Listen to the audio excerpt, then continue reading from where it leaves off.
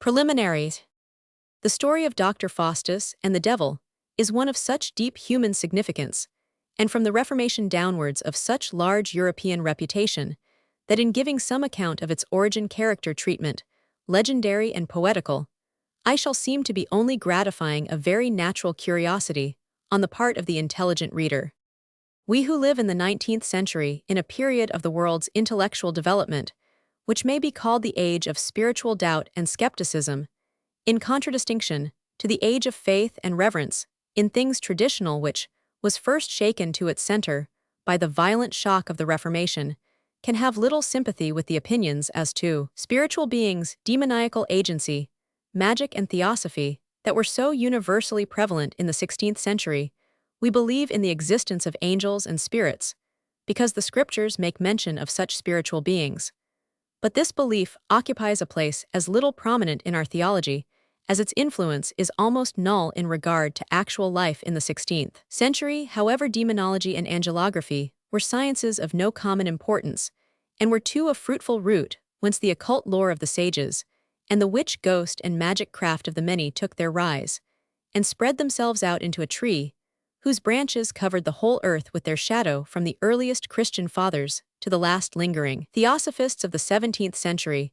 We can trace a regular and unshaken system of belief in the existence of infinite demons and angels in immediate connection with this lower world, with whom it was not only possible, but a very frequent occurrence for men to have familiar intercourse. Seleuci, one the prince of philosophers, does not disdain to enter into a detailed account of the nature and influence of demons, and seems to give full faith to the very rankest old wives' fables of demons, incubi et succubi afterwards, so well known in the trials for witchcraft, which disgraced the history of criminal law not more than 2 centuries ago. Giordano Bruno, the poet, the philosopher, and free thinker of his day, to whom the traditionary doctrines of the Church were as chaff before the wind, was by no means free from the belief in magic, the fixed idea of the age in which he lived. O quanta virtus, says he in all the ebullition of his vivid fancy, O quanta virtus est intersectionibus circulorum, et quam sensibus hominum occulta, cum caput draconis in Sagittario extiterit diacedio, lapide posito in aqua. Naturaliter spiritus, ad dandum responsa venienti tu,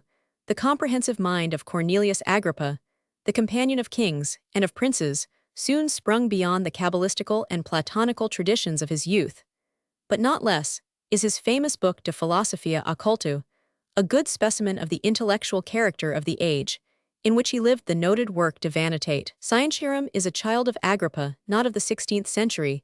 The names of Cardan Campanella, Reuchlin Trithime Pomponadius Dardi Murangula, and many others might be added as characteristic children of the same spirit-stirring era, all more or less uniting a strange belief in the most baseless superstitions, with deep profundity of thought and comprehensive grasp of erudition. To understand fully the state of belief in which the intellect of the 16th century stood in regard to magic, astrology, theosophy, etc., it will be necessary to cast an eye back to the early history of Christianity and philosophy. There can in the first place be no doubt that the genius of the Christian religion is completely adverse to that exaggerated and superstitious belief in the power of the devil and evil spirits, which was so prevalent in the first ages of the Church, and increased to such a fearful extent in the Middle Ages.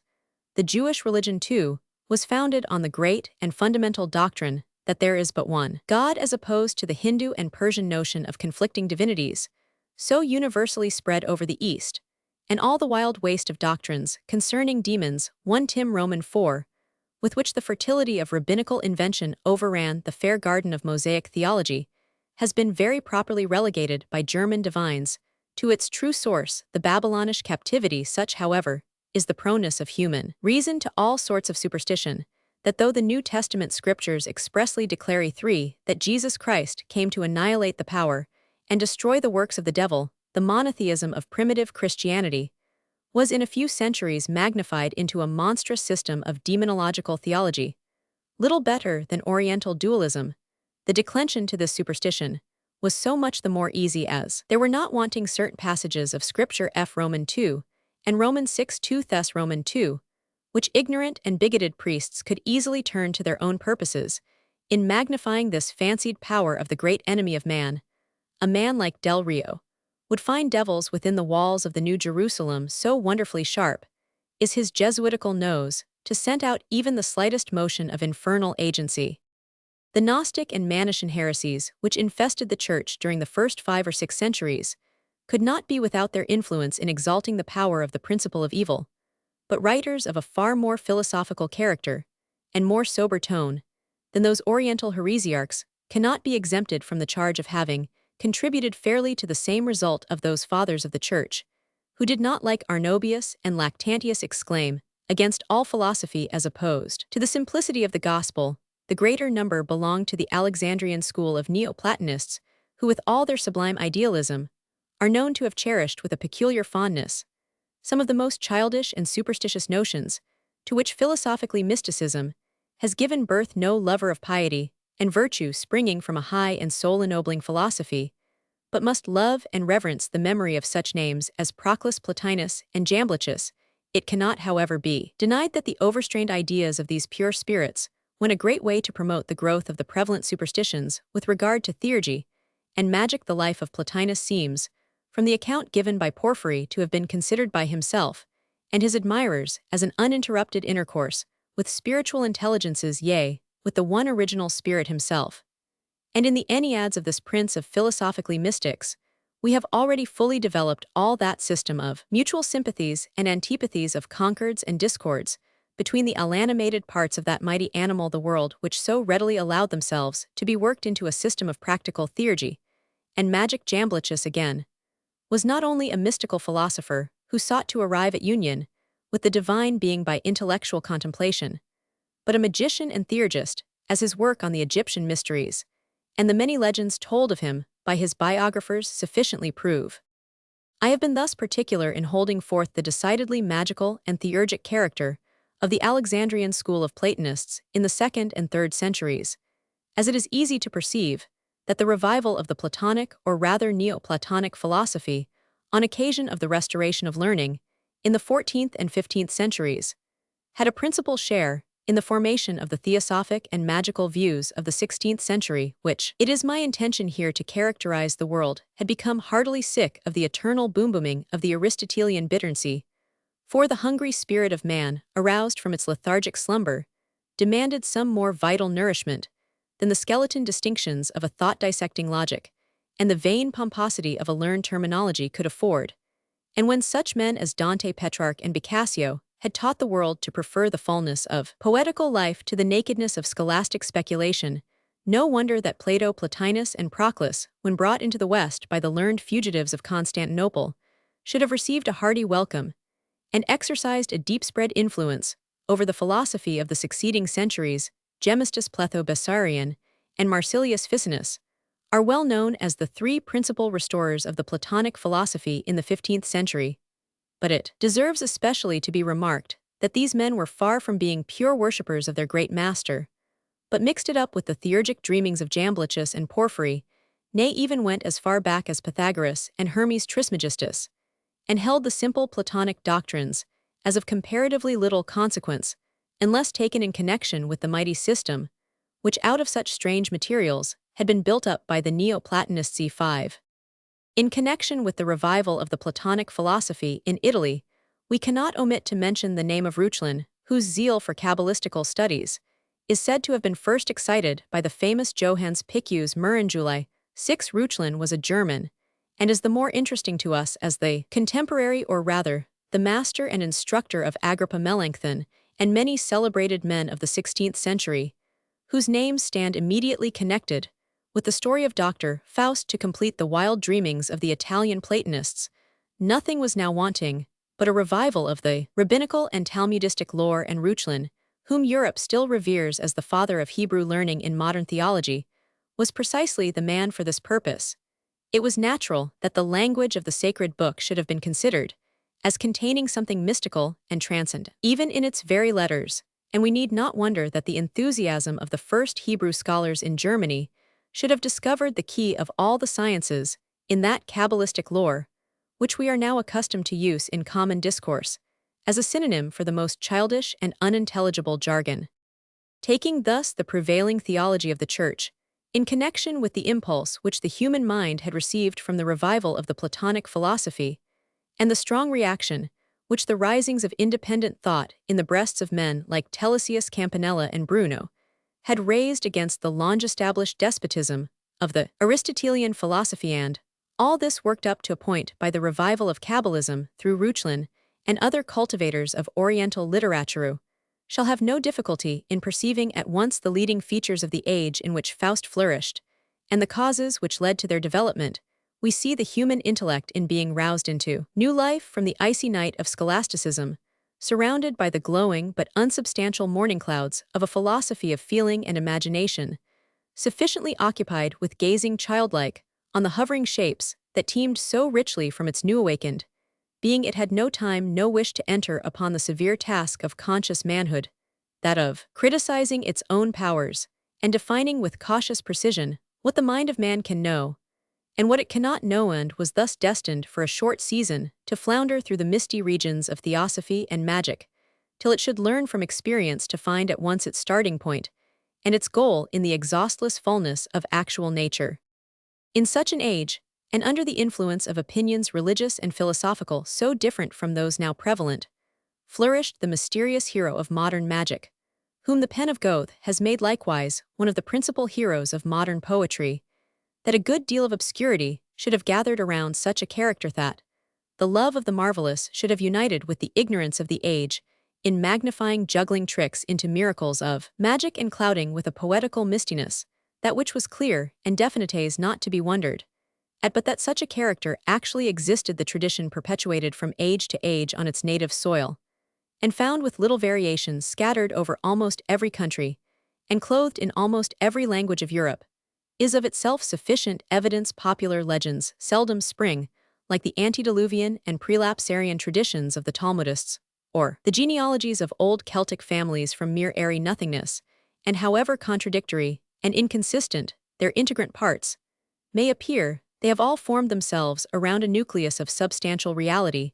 Nevertheless, as there is nothing so absurd which has not been asserted by some one of the philosophers, so there have not been wanting men of learning and investigation who have seriously set themselves to the task of proving away the personality of the renowned Dr. Faust. 7, but to detect a few chronological inaccuracies in the common popular legend, and to hold out to merited contempt the silliness, and even the impossibility of many things contained in it, may afford an opportunity for the display of a pedantic erudition, but can give no ground for the sweeping conclusion that the person of whom these stories are told did actually never exist. The monks were clever fellows, but with all their ability they would have found it difficult to invent such a story, as Faust generally believe it out of mere nothing. The skeptics themselves are sensible of this, and accordingly the chief of them, while he denies the personality of Faust the magician, endeavors to give a probable reason for the prevalence of the story by throwing the whole burden upon the back of Faust, the printer, father-in-law of Peter Schoeffer, and fellow workers both of Gutenberg, the famous trio among whom the honor of the invention of printing is divided. The envy of the monks, acting on the ignorance of the age, here comes most opportunely into play to explain how the inventor of such a novel art of multiplying books should have been generally accounted a magician. There can indeed be little doubt that he was so accounted by many ignorant people, and as this idea is sufficiently poetical, Klingemann has taken advantage of it. In his tragedy of Dr. Faust. 8, the main objection, however, on the face of this theory, is that all the legends of Faust agree in placing the hero of magic fully half a century later than Faust the printer, who flourished about 1440. It is true indeed that some of the Volksbücher vidi der ut supra ascribe to the Emperor Maximilian what is generally told of Charles Roman 5, viz., that Dr. Faust conjured up before him the apparitions of Alexander the Great and his queen, but the other tricks which were played before Cardinal Campeggio and Pope Adrian agree better with the age of Charles Roman 5 than with that of Maximilian. It is quite possible, however, that Faust may have exhibited his magical skill before both these emperors, whose reigns occupied the space from 1492 to 1558. Maximilian, dying in 1519, for even the date of Maximilian will never bring us back to the era when Faust the printer was in his glory. The personality of Faust, however, is not left to rest upon the mere traditionary evidence of the vulgar legend. The diligence of German antiquaries, even before Goethe's Faust, gave importance to the theme, had collected many trustworthy historical testimonies in confirmation of the common belief Dur's letter on this subject is dated 1676, and not 7 years afterwards appeared Newman's historical disquisition de Fausto, Prestigiator. This essay I have not seen at full length, but from the epitome given of it by Haber Bibliotheca Magica, Vol. Roman 2 p. 706, I fear that there may be but too much cause for the remark of Humani 9 that it smacks too much of the young graduate. It was certainly a very pious motive that induced Newman, a student of Wittenberg, to attempt removing from his alma mater the shame of having given birth, or even education, to such a notorious character as Dr. Faust. But truth often forces us to admit what fondest prejudice would fain deny. The next critical essay on Faust is that of Human, just quoted in Haber's Library of Magic, and it contains the most important of these historical testimonies to the truth of the Faustish legend, which have since been so comprehensively exhibited in one work by Dr. Stieglitzy. As all the traditions agree in representing Faust as having studied at Wittenberg, and there too exhibited a number of magical tricks to his good friends, the students, it was natural to suspect that Luther or Melanchthon should somewhere or other make mention of such a notorious character, and accordingly Stieglitz follows Horst Zauber Bibliothek Roman 6, in asserting that Melanchthon actually does make mention of Dr. Faust in one of his epistles, but as neither of these writers cites the passage or mentions in what particular part of Melanchthon's work it is to be found, I barely mention this circumstance on their authority. There is, however, very great probability that the testimony of Johannes Manlius in his Collectanea, the principal one relied on both by Human and Stieglitz, is in reality to be considered as a testimony of Melanchthon. Manlius himself says of his Collectanea labor, hic noster collectus, ex or Roman 500 Philippi Melanchthonus alias Clarissimus Virus, and might on this account, as Human remarks, have fitly been named Melanchthoniana, or Melanchthon's Table Talk. But be this as it may, Manlius' testimony is most decided, and runs as follows. I was acquainted with a certain person called Faust of Kundling, a small town in Württemberg. He was a Cracovian scholasticus, and read lectures on magic in the university. There, he was a great rambler, vagabander passim, and possessed many secrets at Venice. Wishing to amuse the populace, he boasted that he would fly up to heaven. The devil accordingly wafted him up a certain height, but dashed him down again, in such a plight that he lay half dead on the ground. A few years ago, the same John Faust, on the last day of his life, was found sitting in the common inn of a certain village in the Duchy of Wittenberg. He was indeed a most vile blackguard, turpissimus nebulo, of a most filthy life, so much so indeed that he once and again almost lost his life on account of his excesses. The landlord of the inn asked him why he sat there so sad. Contrary to his wont, be not terrified if you shall hear anything on this night, was his short answer. And at midnight the house was shaken. Next morning, near midday, as Faust did not make his appearance, the landlord entered into his chamber, and found him lying beside his bed, with his face on the ground, having been so slain by the devil.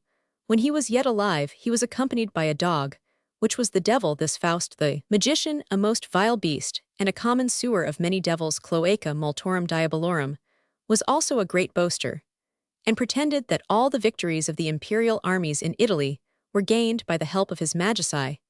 With this account agrees exactly that given by Weary, the disciple and confidant of the celebrated Cornelius Agrippa von Nettesheim del Rioi, who wrote at the end of the 16th century, introduces him, along with the same Agrippa, playing tricks on the poor landlords with whom they sojourned in their vagabond excursions, by paying them with money, which turned into crumbs and chaff, whenever the magicians were out of sight. But his connection with such a philosopher as Agrippa is much to be doubted, as Weir has not even hinted at it in the passage where he treats expressly of the doctor. The only other contemporary writer from whom I shall quote at length is Bigardii, whose book Zager der Gesundheit was published in 1539, and contains the following interesting testimony to the age and character of Faust, which I give here from the German, as it stands in Dr. Stieglitz's essay. There is yet a celebrated character, whom I would rather not have named, but since I must mention him, I will tell what I know of him in a few words. Some years ago, this man passed through almost all lands, princedoms, and kingdoms, making his name known to everybody, and making great show of his skill, not in medicine only but in chiromancy, necromancy, physiognomy, visions in crystals, and such like. And in these things he not only acquired great notoriety, but also obtained the name of a famous and experienced master, he did not conceal his name, but called himself Faust, and used to subscribe himself Philosophus Philosophorum, but of those who were cheated by him, and complained of the same to me, there is a great multitude. His promise was great like that of Thessalus in Galen's days, as also his fame like that of Theophrastus, but his deeds, as I have heard, were almost always found to be very petty and deceitful, though he was to speak plainly not slow at giving and especially taking money, as many a worthy person had cause to know.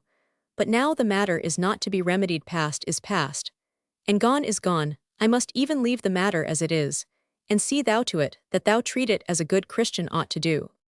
Thus far Bigardi in his honest, naive language human cites, further a long passage from Trithime's Epistle Familiaresi, describing a character altogether similar to that above described by Manlius and Bigardi, with this remarkable difference, that he is not called Dr. John Faust as he is by Manlius, and in all the vulgar traditions, but Magister Georgius Faustus Sabelicus Faustus Jr.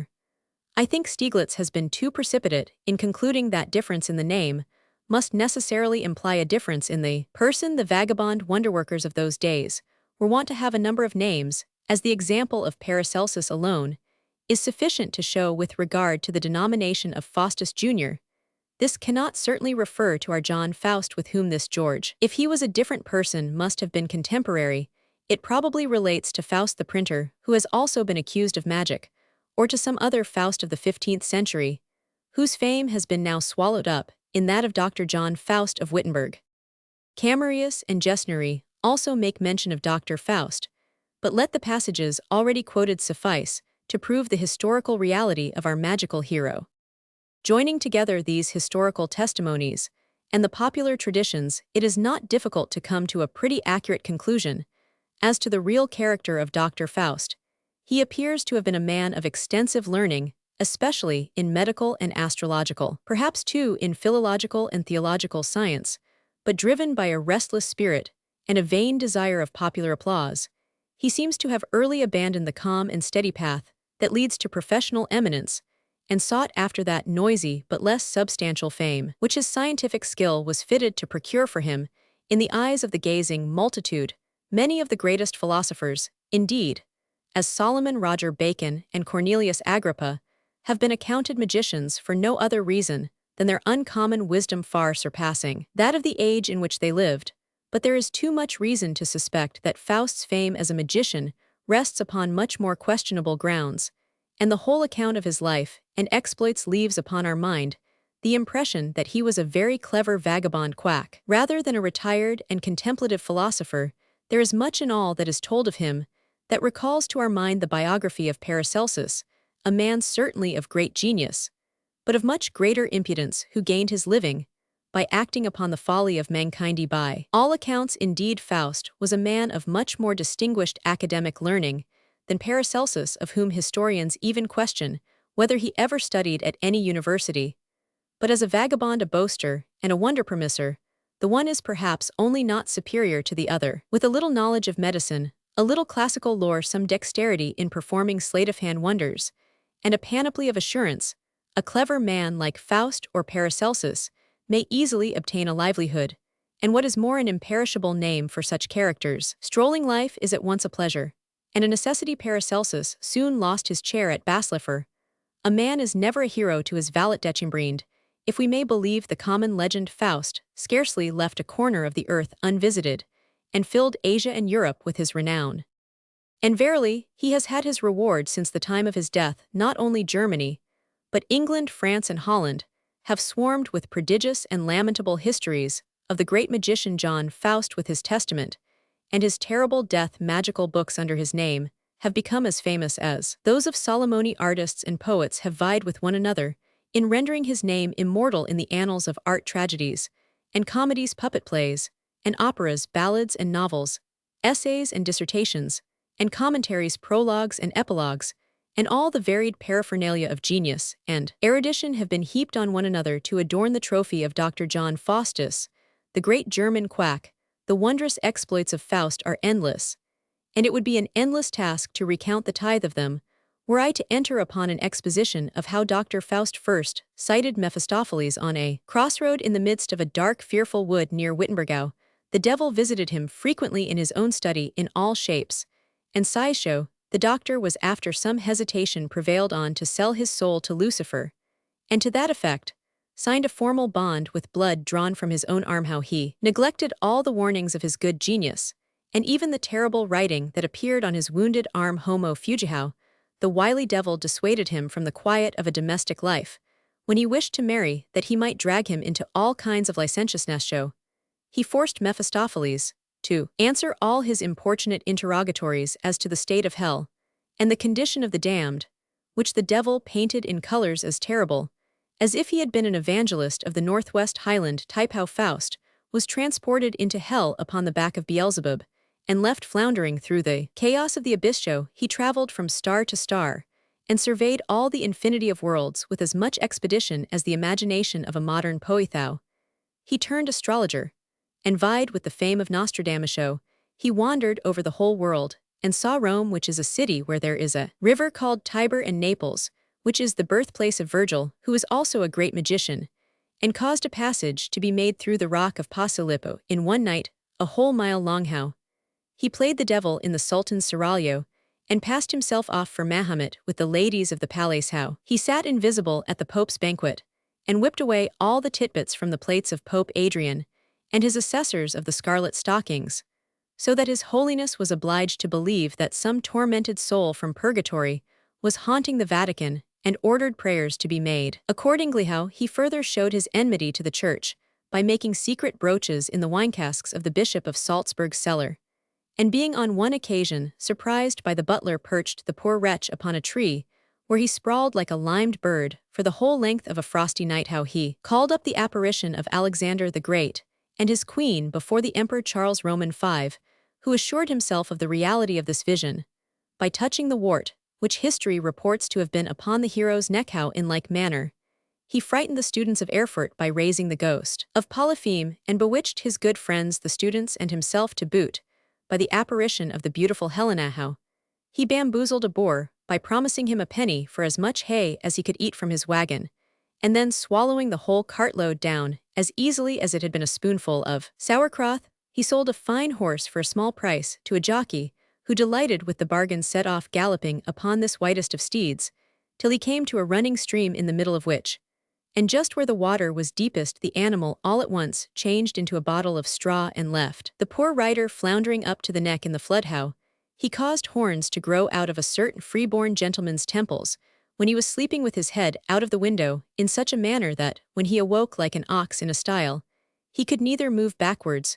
nor forward. Sand. How finally he at last met with the death which his shameful life merited, and was torn in pieces by the devil with such violence that the whole house was shaken, as by an earthquake. To narrate all or one tithe of these wonderful events would require more pages than the circulating libraries would tolerate, and far exceed the limits of these introductory remarks. I, however, the less regret that I am unable to enter at length upon this theme, as the task has been already performed partly by Kit Marlowe, and partly by Mr. Roscoe, in a collection of German tales, which I may presume to be accessible to most of my readers.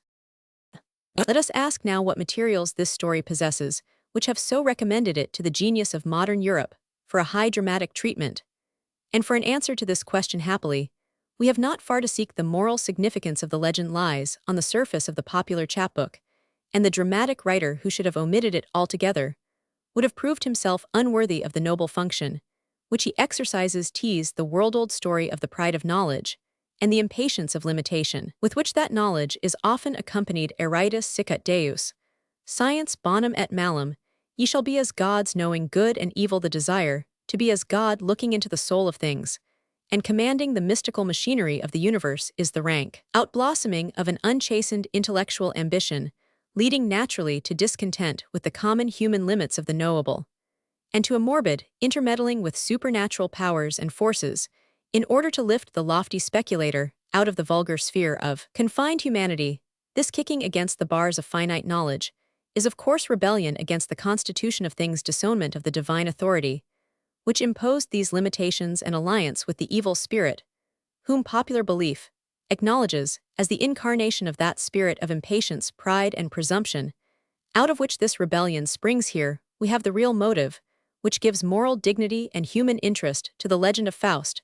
The compact of the Wittenberg doctor with Mephistopheles is only a striking instance of what is constantly taking place in the thinking world before us, especially in these days of curious microscopic prying into the seeds of things and pretentious parading of all sorts of dogmatic and negative philosophies, ambitiously engaged in the insane attempt to explain the existence of a reasonable world independent of a reasonable cause. Knowledge puffeth up, but charity edifieth. It is the greed of knowledge where knowledge is not possible, and the lack of love and reverence, indispensable conditions of moral sanity, that in ages of dreamy speculation lead to the practice of magic and necromancy, and in days of nice scientific measurement to a hollow and heartless atheism, clothing itself in the philosopher's mantle and accepted as wisdom by the unthinking. This aspect of the Faust legend, accordingly, did not escape the notice of Marlowe, who has set it forth prominently, if not profoundly, in the opening scene of his drama, a scene which bears indeed a striking likeness to the opening scene in Goethe's poem, in the fashion that a rough-hewn Highland hut is the same sort of thing as a neat English cottage, only in a more rude and unscientific style. A secondary element, contained in the Faust legend, arises out of the reaction which in certain natures is apt to plunge disappointed intellectual ambition into a course of sensual indulgence. The key to the invisible world being denied us, let us make what we can of the visible. If we cannot be as gods in our knowledge, at least let us be men in our enjoyments, as largely and as deeply as to our sensuous nature is allowed. And to attain this, let us overlook all bounds of vulgar morality and petty propriety, for to acknowledge these would be only to substitute one kind of cribbing limitation for another, and limitation of any kind is what the proud heart of the intellectually ambitious will not accept. But to scorn all limit and regulation in the exercise of our social instincts is to practice systematic selfishness, in other words, to call in the aid of the author of evil, to enable us to gratify our sensual passions in the grandest style, which of course leads in the end to the ruin of all parties concerned, and of some who are only accidentally connected with the direct offender. This is the tragedy of Faust as handled by the great German poet, and handled in a style which bids fair to keep it prominently in the general European eye, as long as Dante's Divine Comedy and Shakespeare's Hamlet. But there is another element in the popular legend which both Marlowe and Goethe have used, and which stands to the moral kernel of the story pretty much as the witch atmosphere in which Macbeth moves to Macbeth's personal career. Faust is a magician as well as a thinker, and his alliance with the powers of evil implied not merely that all sources of sensual gratification should be placed at his disposal, but specially that a power over nature should be granted him in virtue of which, by asserting his superiority over the vulgar conditions of space and time, by which humanity is bound, his vanity might be flattered, and his person raised to a platform of public estimation with which neither Pope nor Kaiser, nor any earthly dignity might contend. Faust, therefore, must appear as an exhibitor of magical tricks, and as this is the vulgar and shallow element of the legend, it naturally plays the principal part both in the common chapbook and in the dramatic adaptation of Marlowe, whose handling of the legend altogether is commonplace, and except in some of the lighter parts of sharp repartee, certainly not worthy of his reputation as one of the heralds of Shakespeare in the early history of the great English drama. Goethe, on the other hand, has wisely given these juggling tricks a very subordinate place in his treatment of the legend, the scene in Auerbach's cellar being, I think, the only thing of the kind directly taken from the chapbook, and brought in also with great wisdom, in order to make it plain that Faust, with all his strongly sensual tendencies, was essentially an intellectual creature who could not be seduced even by the devil into any sympathetic fellowship with the pot companions of a public beer-seller. He felt, however, strongly at the same time that, as in the case of Macbeth, with which he was well acquainted, some wild and grotesque atmosphere was necessary for the magic doctor to figure in when he was not occupied directly with his love adventure.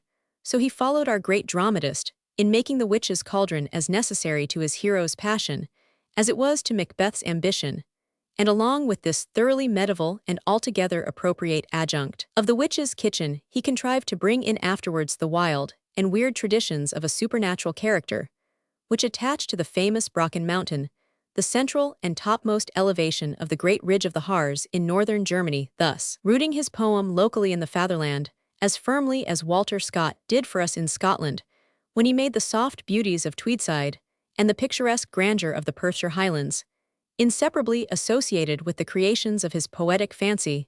And this brings me to a fourth element in the legend, with which Marlowe did not require to concern himself particularly, but which from a great poet of Goethe's character, and with Goethe's position, could not receive a perfunctory treatment if the native home of the whole legend is in all its parts essentially German. Most especially German is its connection with Wittenberg, and through it with the German university system, not only the general speculative tendency, so characteristic of our trans-Rhenane brethren, but the special, academic and scholastic hue of their learning is vividly portrayed in this national drama.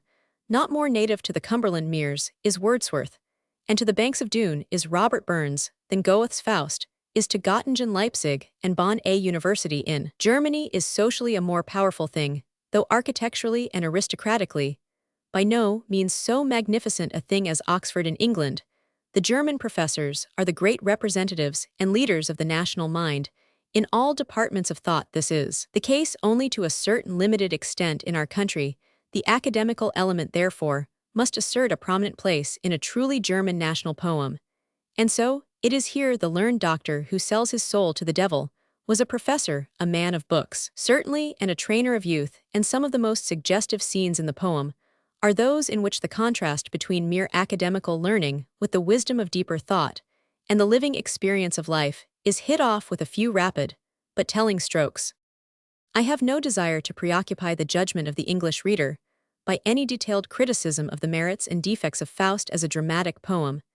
As a tale of human interest, it will always be largely appreciated, even beyond the circle of strictly poetical readers, and readers of a more specially cultivated taste will not allow any small faults that might readily be pointed out, whether in the structure of the poem or in the treatment of the characters, to interfere with their enjoyment of so rare a combination of profound thought, wise observation, and deep pathos, as this famous production exhibits. I will take the liberty, however, of suggesting to the students of the poem a careful comparison with Lord Byron's Manfred, and our great dramatist's Hamlet as particularly fruitful in valuable conclusions. All Byron's characters, as the offspring of pride and unchastened ambition, are in a certain sense Faust's, but Manfred in a particular degree, and though the idea that Byron's tragedy was borrowed from Goethe's could proceed only from a superficial knowledge of his lordship's character, and from an ignorance of the circumstances which gave rise to the composition of that poem, it is not the less certain that there is a great resemblance between the character of Manfred and that of Faust. From what this resemblance proceeds, Lord Byron has himself most satisfactorily told us it was the Steinbock and the Jungfrau, and something else much more than Fausti, that produced the gigantic Titan-like apparition of Manfred. That something else here mentioned was Lord Byron himself, who, had he lived in the 16th century, would probably enough have been a magician, at all events a Giordano Bruno, and might have been immortalized by some modern poet as the great English Dr. Faust. How then does Manfred stand as compared with Faust? Exactly in the same way we must assume as Byron stands, when contrasted with Goethe. Byron is more sublime, Goethe more human. Byron has more wing, Goethe the better use of his wing. Byron is more intense, more impetuous, and more forcible, Goethe more rich, more various, more mellow, and more ripe. But the chief difference is this, that in all his poetry Goethe is wise, Byron never. Accordingly, we may say that with all its grandeur Manfred is essentially a mad poem. It overleaps the bounds of all sane thinking with no apparent purpose, and certainly with little apparent effect, but the glorification of monstrous pride. Still, there is a moral lesson at the root of the story, if the reader will take the trouble to think it out. The man who could find no pleasure in existence, except in the gratification of an unnatural passion, could end only as Manfred ended, and die communing with his own proud soul and the evoked spirits of earth and air amid the frost-bound ridges of the Alps. But in order to attain this solitary titanic sublimity, the poet has sacrificed all human probability and all human interest. It is a sublime poem, Manfred, but it is the sublime of monstrosity. The sublime of the Prometheus of Hylas is a very different thing. It is the sublime in the first place not of an unnatural man, but of a god, and in the second place it is the sublime of a soul inspired by ill-regulated philanthropy, not by unchastened passion. I presume there are few things finer in the English language than that midnight soliloquy in the third act of Manfred when the Count, looking forth from his lonely tower on the stars, and the snow-shining mountains recalls a night spent amid the ruins of the Colosseum, and the palace of the Caesars in Romeo soliloquy, which certainly will lose nothing by a detailed comparison with the strikingly similar monologue in the fourth act of Goethe's great poem. But the misfortune is when admiration has been spent on particular passages, one can take no general impression away from the work, except this, that the poet wrote under the influence of some sad disease of morbid sublimity, and his heroes were made in titanic proportions, after his own likeness, in every view, therefore, except in regard to the power of one or two individual passages. The study of Manfred can only tend to raise in the mind of the reader a most profound admiration for the more healthy tone, the more ripe wisdom, the more rich material, and the more skillful treatment of the German writer. With Shakespeare's great work, it is quite otherwise. Hamlet, unquestionably, has many striking points of similarity, with Faust the same moody melancholy and tendency to contemplation of suicide, the same lofty discontent with his environment and misanthropic contempt for the humanity with which he stood in direct relationship, the same communion with the unseen world, though in a different form, the same feebleness and indecision of character in the hero, with occasional blind plunges into strokes that hurry himself and others into ruin in his morbid state of mind.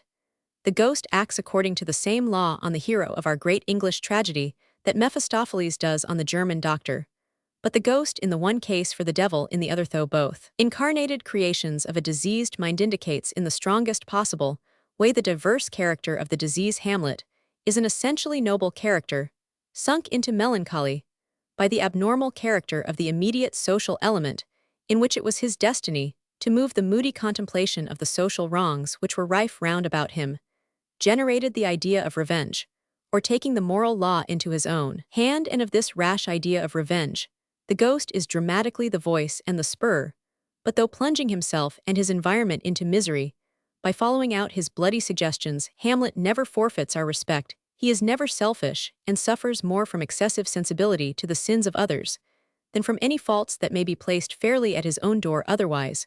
With Faust he is at bottom a compound sentimentalist and a sensualist, and though the metaphysical perplexities in which at the outset of his career he is found entangled excite in the reader some emotion of pity, yet the feebleness and irresolution of his conduct, afterwards the ease with which he allows himself to be dragged by his fiendish guide through all kinds of selfish indulgence and moral meanness, cannot fail to inoculate the reader with a strong feeling of contempt. This no doubt was meant by the poet, and very properly so, as a noble character never could have fallen into the sensual trap so cunningly laid for him by the tempter. Still, it is a misfortune to the piece, and imperatively demands the large compensation which it receives from the profound tragic interest with which the consummate art of the dramatist has contrived to invest the closing scenes with poor Margaret. It is well known to the literary public that the author of Faust, as generally read by foreigners, always looked upon this production as only the first part of the great Divina Commedia, to use the language of Dante's time, with which he was to enrich the literature of his century. The incomplete character of the first part, indeed, is distinctly indicated in the introductory scene called the prologue to heaven, which contains the following lines. Though now he serve me stumblingly, the hour is nigh when I shall lead him into light. When the tree buds, the gardener knows that flower, and fruit will make the coming season brighty. To a divine comedy, indeed in the large style, which should contain a vindication of the ways of God to man, a second part of Faust was as necessary as Dante's Paradiso was to his Inferno, or the Prometheus Unbound of Hylas to the Prometheus Bound, or the last 4 chapters of the Book of Job to the rest of the poem. And when Goethe wrote this prologue in Havana piece, by no means necessary to Faust, as an acting play, it is impossible to imagine that he had not then distinctly purposed and dimly planned the singular poem now known as the second part of Faust, for the sake therefore of those readers of the great German tragedy, within the scope of whose vision the second part of Faust is for various reasons never likely to come. I will set down here a somewhat detailed panoramic view of that remarkable production. A few remarks, then, will enable any person of common intelligence to understand the exact relation which exists between the two works. The first act opens with a pleasing landscape scene, in the midst of which Faust is discovered reclining upon a flowery turf, weary, restless, And seeking repose the hour is twilight, and round the weary one Ariel, and other quaint and pleasant spirits are hovering in airy circles entertaining his fancy with lovely shows, and lulling him with sweet sounds quite a piece of nature's most voluptuous and luxuriant beauty, such as Goethe's soul delighted to bathe in. As the spirits continue their song, accompanying the watches of the night, the dawn approaches. To the ear of mortal men calmly and gently, but to the sense of spirits, the march of the hours is heard as a storm. The gigantic rock gates of the East Creek fearfully bus rolls his chariot wheels in thunder, and eye and ear are startled at the strong coming of the day. Faust then wakens and gratefully welcomes the fresh tide of a renewed existence, which after the soothing influences of the magic sleep seems to stream in upon him. A resolution is strongly stirred in his breast to strive after the highest perfection of which human nature is capable. The second scene brings us from the fairy into the court atmosphere. The emperor sits on his throne, surrounded by all sorts of courtiers, ministers, and other appendages of majesty, the astrologer, and the fool significantly for those times, for we must suppose the end of the 15th or the beginning of the 16th century, occupying not the least conspicuous place. Forthwith begins a somewhat prolix discourse between the imperial majesty and his principal ministers, chancellor, treasurer, master of the household, etc., the burden of which is a very common one with great people, and people in office, that they have no money, and are at their wits' end how to get it. The fool into whose shoes Mephistopheles has cunningly shuffled himself is applied to for the aid of his sage counsels, and is not slow with the common resource of German devils and necromancers' hidden treasures. But before the spade and the mattock can be brought into play to unearth this hidden heap, as it happens to be carnival, there must be a masquerade. The emperor, too, has just come from Rome, whither he had gone according to the laudable old custom of the Heinrichs and Ottos and Friedrichs, to get himself dubbed Holy Roman Emperor, and with his crown on his head, he has brought also the fool's cap. Scene third accordingly exhibits a rich show of foolery and masquerading of all sorts: flower girls and gardeners, mothers and daughters, fishers, fowlers and foresters, pulcinolos, parasites, and drunkards, poets and critics, the three graces, Aglaia, Hegemon, and Euphrosyne, the three fates, Atropos, Clotho, and Lachesis, the three furies, Electo, Megra, and Tisiphone, fear, hope, and Providence, leading in victory, who stands on the top parapet of a tower wall. This moves in motley operatic splendor before the eyes of the spectator, and the various personages, as they pass, festoon themselves, so to speak, with short speeches and moral reflections, in the style of the masks of our old English dramatists' points, prettily enough curled and frizzled, and agreeable enough doubtless to hear with music in an opera, but rather wearisome to read in a long sequence, as part of a written play. Then that Dr. Faust may have something to do in his own peculiar province of magic, for the command of which, as we know, he has sold his soul to the devil.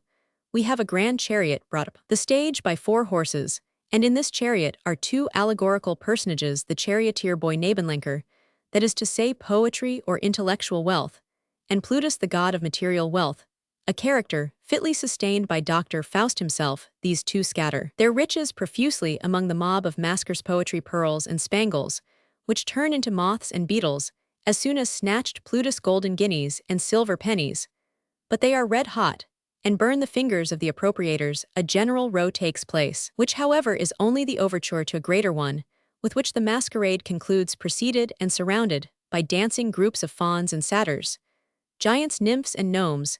The emperor appears in the character of the great Pan, the all of the world Plutus. Roman 1 E. Faustus is now ready to close the scene with a fire trick like to that which on the first start of his magical career he played off upon Brander Siebel Frosch, and the other worthies of Auerbach's cellar. The little dwarfish gnomes take the mighty Pan by the hand and lead him to a hole in the rock, whence a fountain of fire wells out with many a freakish spurt of subterranean flame.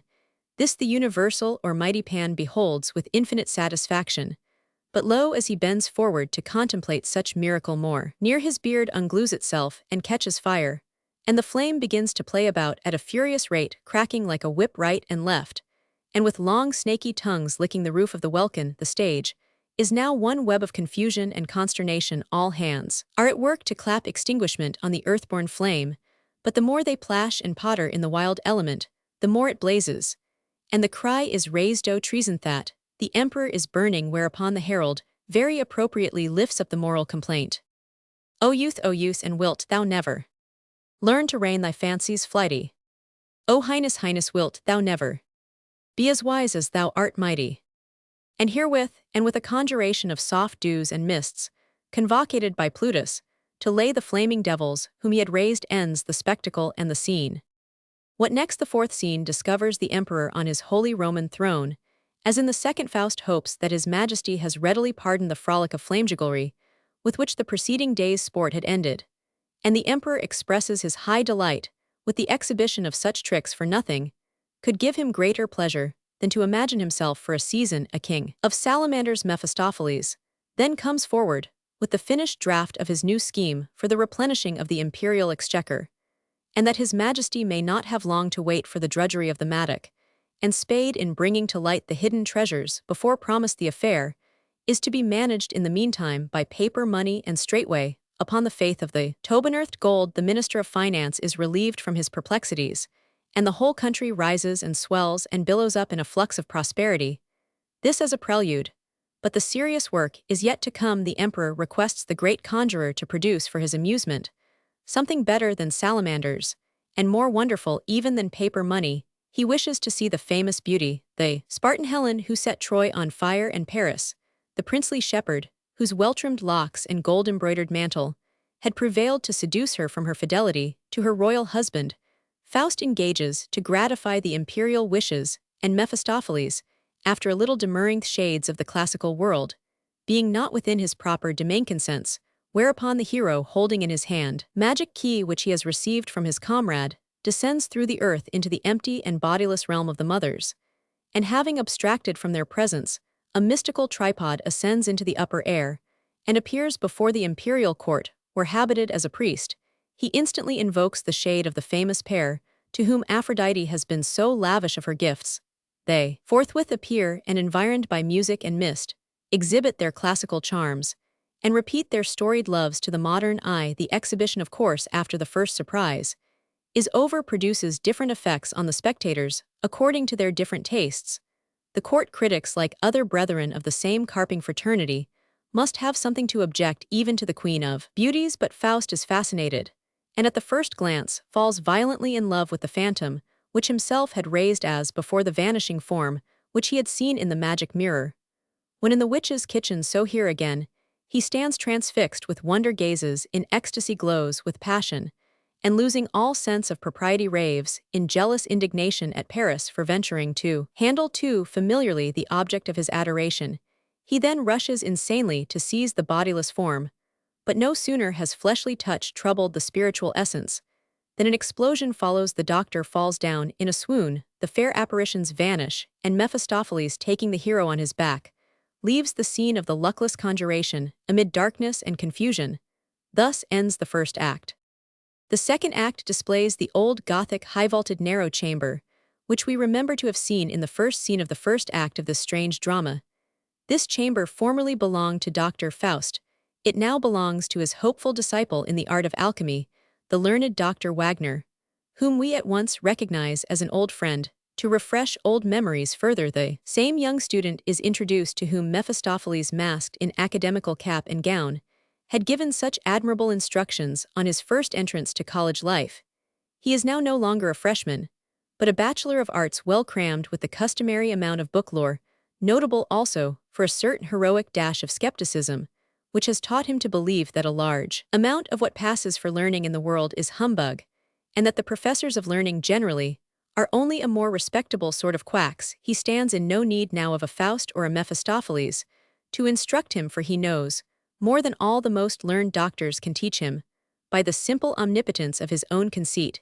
He has studied theology under some neologic doctor of the age, is a decided disbeliever in the personality of the devil, and boasts with the most confident faith in the infallibility of his own ego. Unless I will, no devil may exist, but the principal character in this scene is the learned Dr. Wagner himself, who is exhibited in his laboratory bending and blowing over the hot coals of his furnace, in the act of making a man, and anon not so much by the chimic wit of Wagner, of course, as by the magic of Mephistopheles' homunculus, does actually come forth, all glowing and eager, enclosed within a glass phial, a brisk little fellow brimful of elastic energy, and fired with the heroic resolve to be developed into the fullness of the freedom of the perfect man.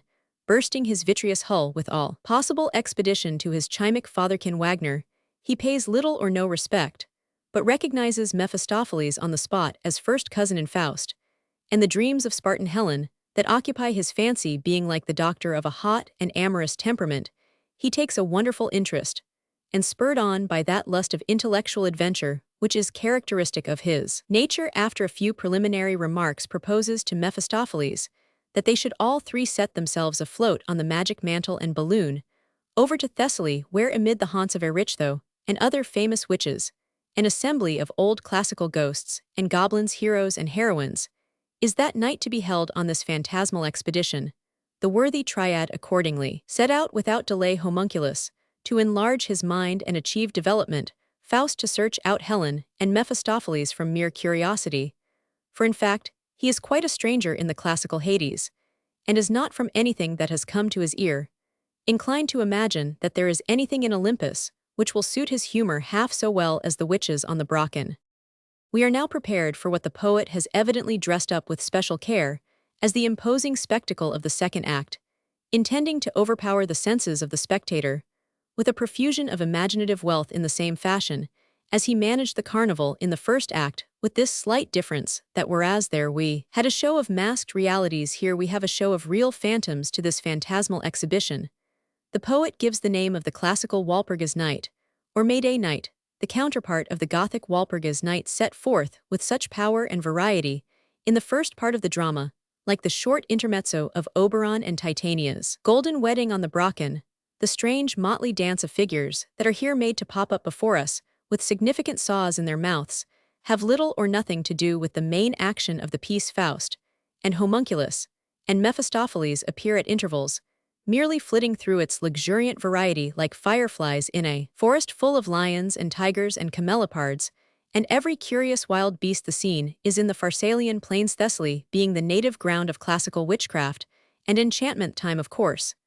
Midnight. The prologue is spoken by Erychtho Lucan's famous witch, in iambic trimeters, which the poet handles with the fine rhythmical tact so prominent in all his productions. Immediately after her monologue, the three magical aeronauts appear, then colossal ants gathering gold grains with them, gigantic griffins, keepers of the gold, and Arimaspe, fighting with the griffins for its possession, then sphinxes and sirens and stymphalides, and various to the classical ear familiar monsters of the bird genus who hold much talk, but not of much significance with Faust and his conductor. Suddenly, the scene changes to the banks of the Peneus, where the god of the classical flood sits crowned with reeds, surrounded by gracefully sportive groups of nymphs and majestically sailing swans. Thereafter a hollow tramp of horses' hoofs announces the arrival of the centaur Chiron, wise pedagogue of Achilles, and other renowned classical heroes. Him Faust accosts, and requests a clue to the haunt of the fair Helen, the possession of whom still burns in his inordinate desire, as the only thing capable of making him happy. To this request, the wise biform demigod is not able from his own resources to accede, but he takes the doctor on his back, and off they tramp together to the temple cave of Mantoth, famous prophet daughter of Sculapius. With her Faust enters the subterranean regions, the realm of Persephone, and the possession of Helen, as we shall see in the third act, is the reward of his intrepidity. But though Faust seems now amply provided for, the phantasmal hubbub goes on. The sirens and the sphinxes again come to the front, singing and soliloquizing, as before, likewise the ants and the griffins, and to them presently are associated seismos, earthquake, the pygmies or Lilliputians, and the Iden dactyls or tom thumbs of antiquity, with theme in honor of Schiller, we may supposeth cranes of Ibycus, then Impusa, the foul as-footed blood-sucking hag, and troops of hideous lamias, to captivate the Gothic taste of Mephistopheles. But even these are not ugly enough for him, so he wanders on through the fair, till he encounters the three daughters of Phorcys, who had only one eye and one tooth among them, and from one of these he borrows her hideous mask that he may perform juggleries behind it in a future part of the play. Meanwhile Homunculus, in prosecution of his eager desire to be developed, has hunted out two philosophers, Anaxagoras and Thales, and under the guidance of the latter he proceeds through the peopled air to the adjacent bays of the Aegean Sea, where the marine gods and demigods are holding their revels to this water festival. The scene finally changes, and forthwith a new swarm of vocal apparitions, begins to buzz around us, among whom besides the sirens, whom we had before Nereus and Proteus, the Telchans of Rhodes, the Cabiri of Samothrace with troops of shell-blowing tritons and nereids riding on dolphins and hippocamps, are the most remarkable with these fair apparitions, and the pleasant aquatic sports, in which they are engaged homunculus, under the appropriate teaching of Thales, the water philosopher seems vastly delighted, and mounting on the dolphin back of Proteus careers about from creek to creek, seeking anxiously for a just occasion of being fully developed, this desired consummation, accordingly, happens sooner perhaps than the little man had fancied, and in an unexpected fashion for, as he bounds along from wave to wave gallantly on the back of the multiform sea-god, the lovely Galatea, the fairest of the daughters of Doris, suddenly presents herself to his view all radiant with marine beauty, like a sea Venus drawn in a shell-car. To stand unmoved at such a spectacle was not possible, as we may remember, even to ponderous Polypheme in the Ovidian ballad, much less to a nimble and highly excitable homunculus. A commotion is immediately observed in the waters close to Galatea's car. The silver foam becomes red, and glowing the spark of homunculus dilates itself into a blaze, a breaking of glass, and a plashing of water is heard, and a bright illumination spreads itself widely over the festal waves. Hereupon breaks, in full and symphonious, the song of the sirens. Hail to ocean's silver plashing! Hail to fire around it flashing! Hail to pure air's breezy pinions! Hail to deep earth's dark dominions! Blithely to the elements four festal notes symphonious pour. And with this erotic explosion, the classical Walpurgis night ends, and the third act of the drama commences. This third act is entirely made up of another fanciful piece, exhibiting the phantasmal loves of Faust and Helen.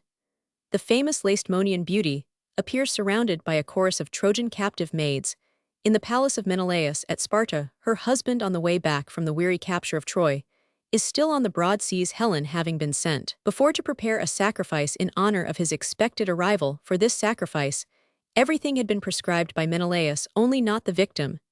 And while Helen is wondering with herself what might be the cause of this omission, Mephistopheles suddenly appears in the mask of one of the Phorcyiads, and giving himself out for the old housekeeper of the palace succeeds in filling the mind of Helen with no unreasonable fears that she is in fact herself the victim destined by her death to atone for the decennial toils and troubles of the Greeks before Ilium from the imminent danger thus impending. There is no safety for the fair, but to throw herself under the guidance of Mephistopheles into the arms of Faust, who by his accustomed magical machinery has established himself in a grand Gothic castle hard by among the ridges of Taygetus. No sooner is this resolution taken than the scene suddenly changes from classical palace 1,000 years before Christ to a Gothic castle 1,000 years after Christ, where in the midst of knights and squires, courtiers, cavaliers, and other appropriate supernumeraries, marshaled plentifully around the thaumaturgic doctor, appears as a German prince of the Middle Ages,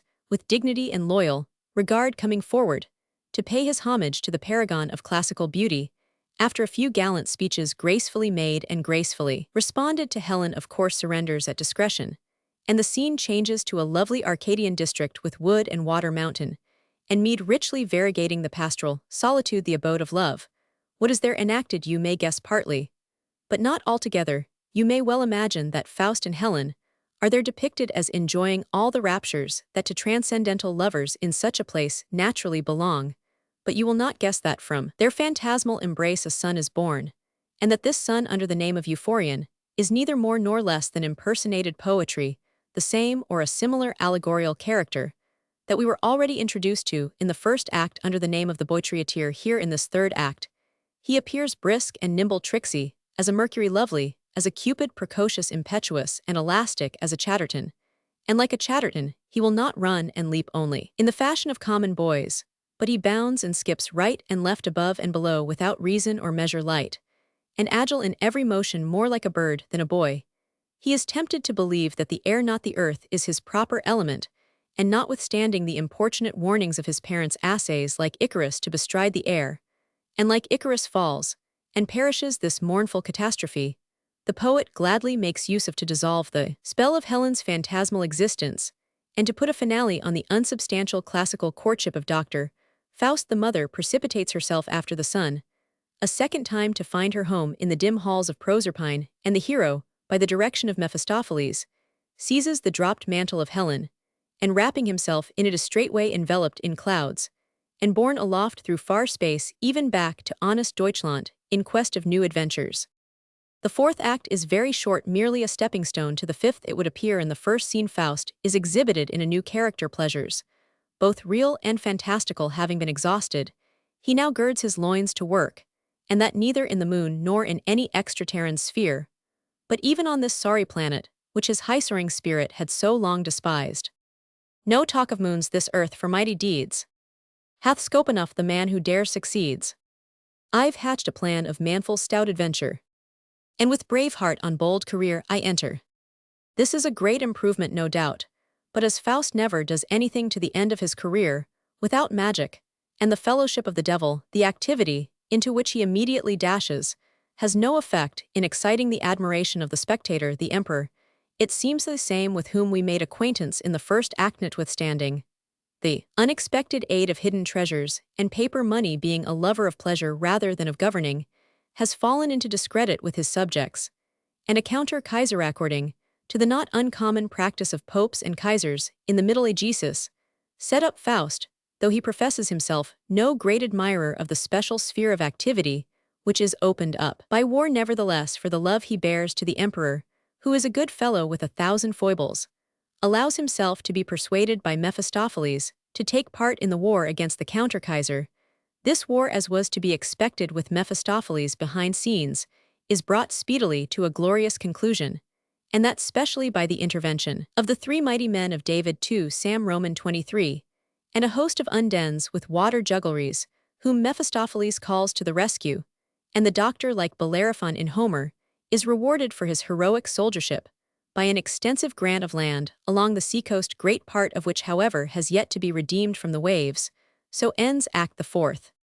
Act Fifth exhibits our hero now in extreme old age, exactly 100 years.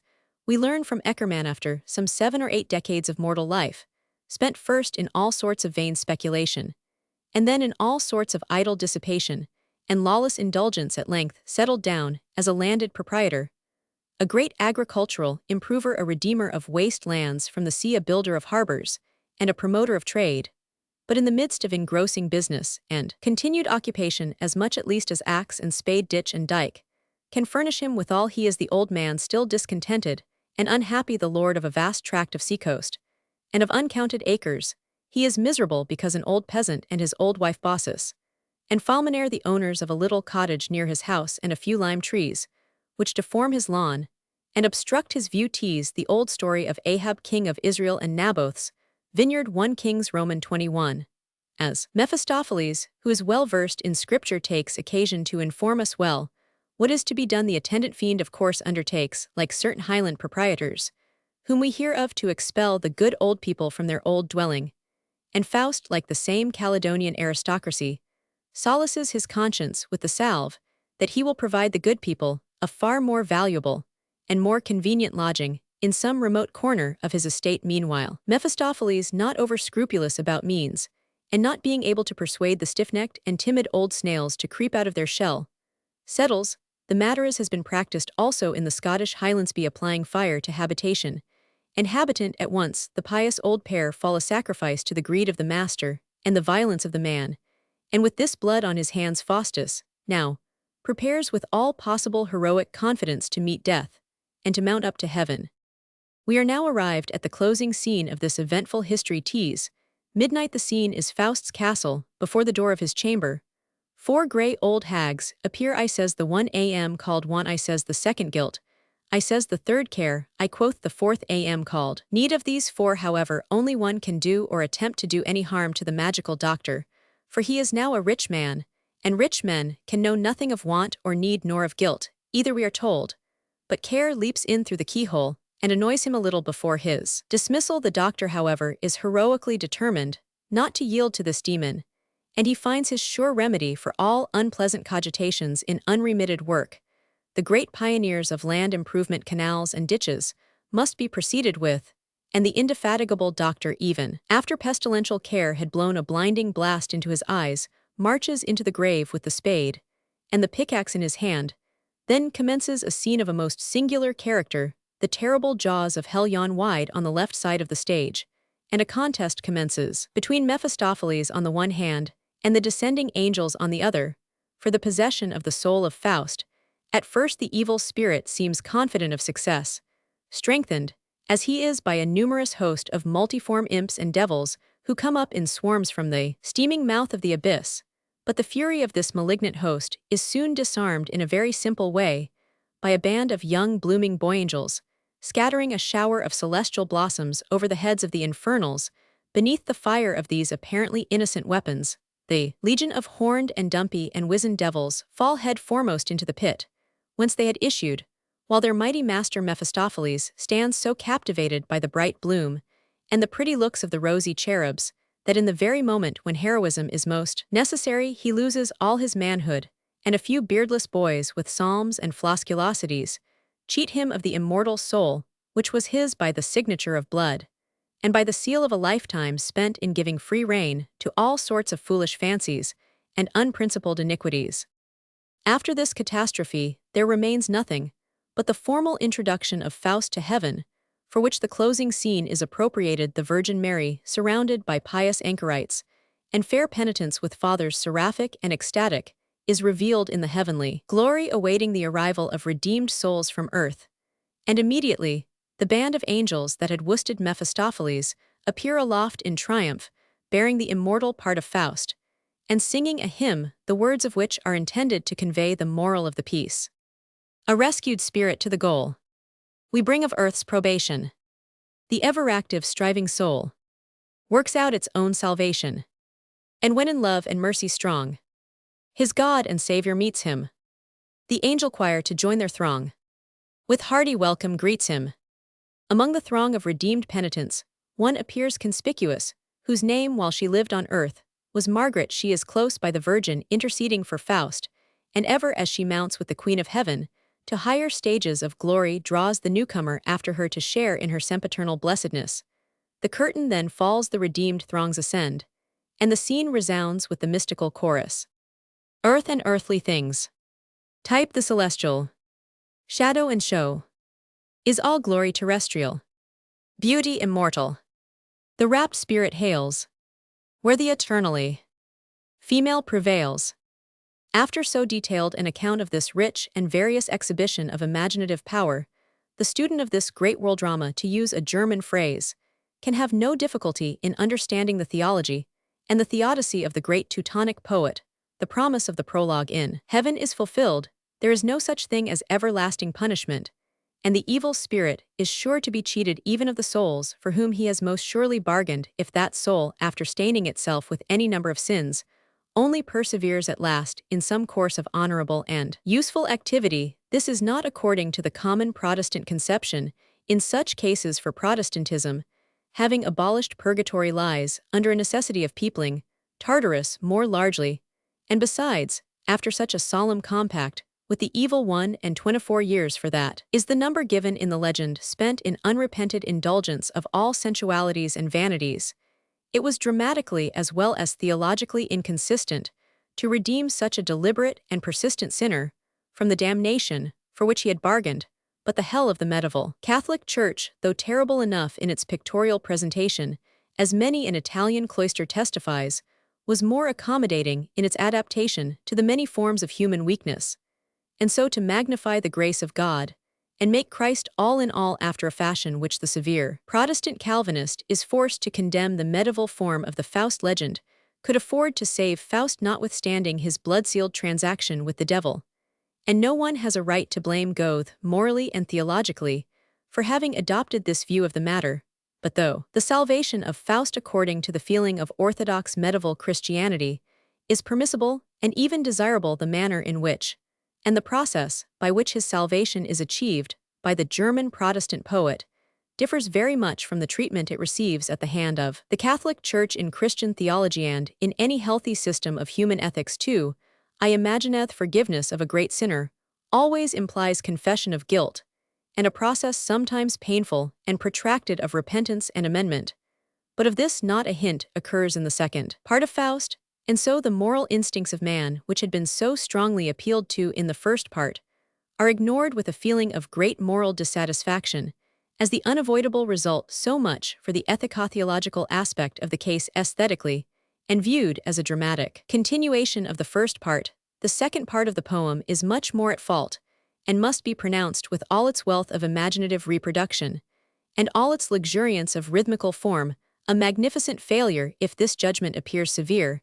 It must be remembered that the very excellence of the first part, considered morally and dramatically, rendered a satisfactory continuation of it, even to the genius of a Goethe both impolitic and impossible, who would ever dream of a continuation of Hamlet, had it pleased our great dramatic master to keep Hamlet alive amid the general catastrophe of the play, as he might lightly have done the future fate of his hero, would only have been a matter of historical curiosity. For dramatic purposes, his course was finished. So with Faust, though he remains on the stage in the pathetic closing scene, dramatically his part is played out. The hither to me of his fiendish companion is quite enough for the satisfaction of the moral feeling which the catastrophe has excited all beyond. This is a matter no doubt for metaphysical speculation and theological solution, but with which the dramatist has nothing to do. But even if there were any feeling in the breast of the spectator, causing him to look for some terrestrial continuation of the sad story which he has been witnessing by the manner in which he has conducted this continuation, the poet has altogether cut himself off from the moral sympathy which so spontaneously flowed as a tribute to his art.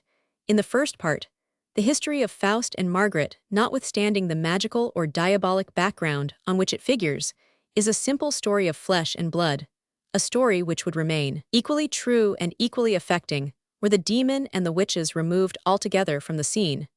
But now in this second part, we are charmed by the wand of the fiendish harlequin into a region of mere fancy and phantasmagoria, into a swarming fair, so to speak, of multitudinous phantasmal figures through the midst of which the real actors flit to and fro like a few idle civilians amid the ordered files and motley groups of some gigantic host.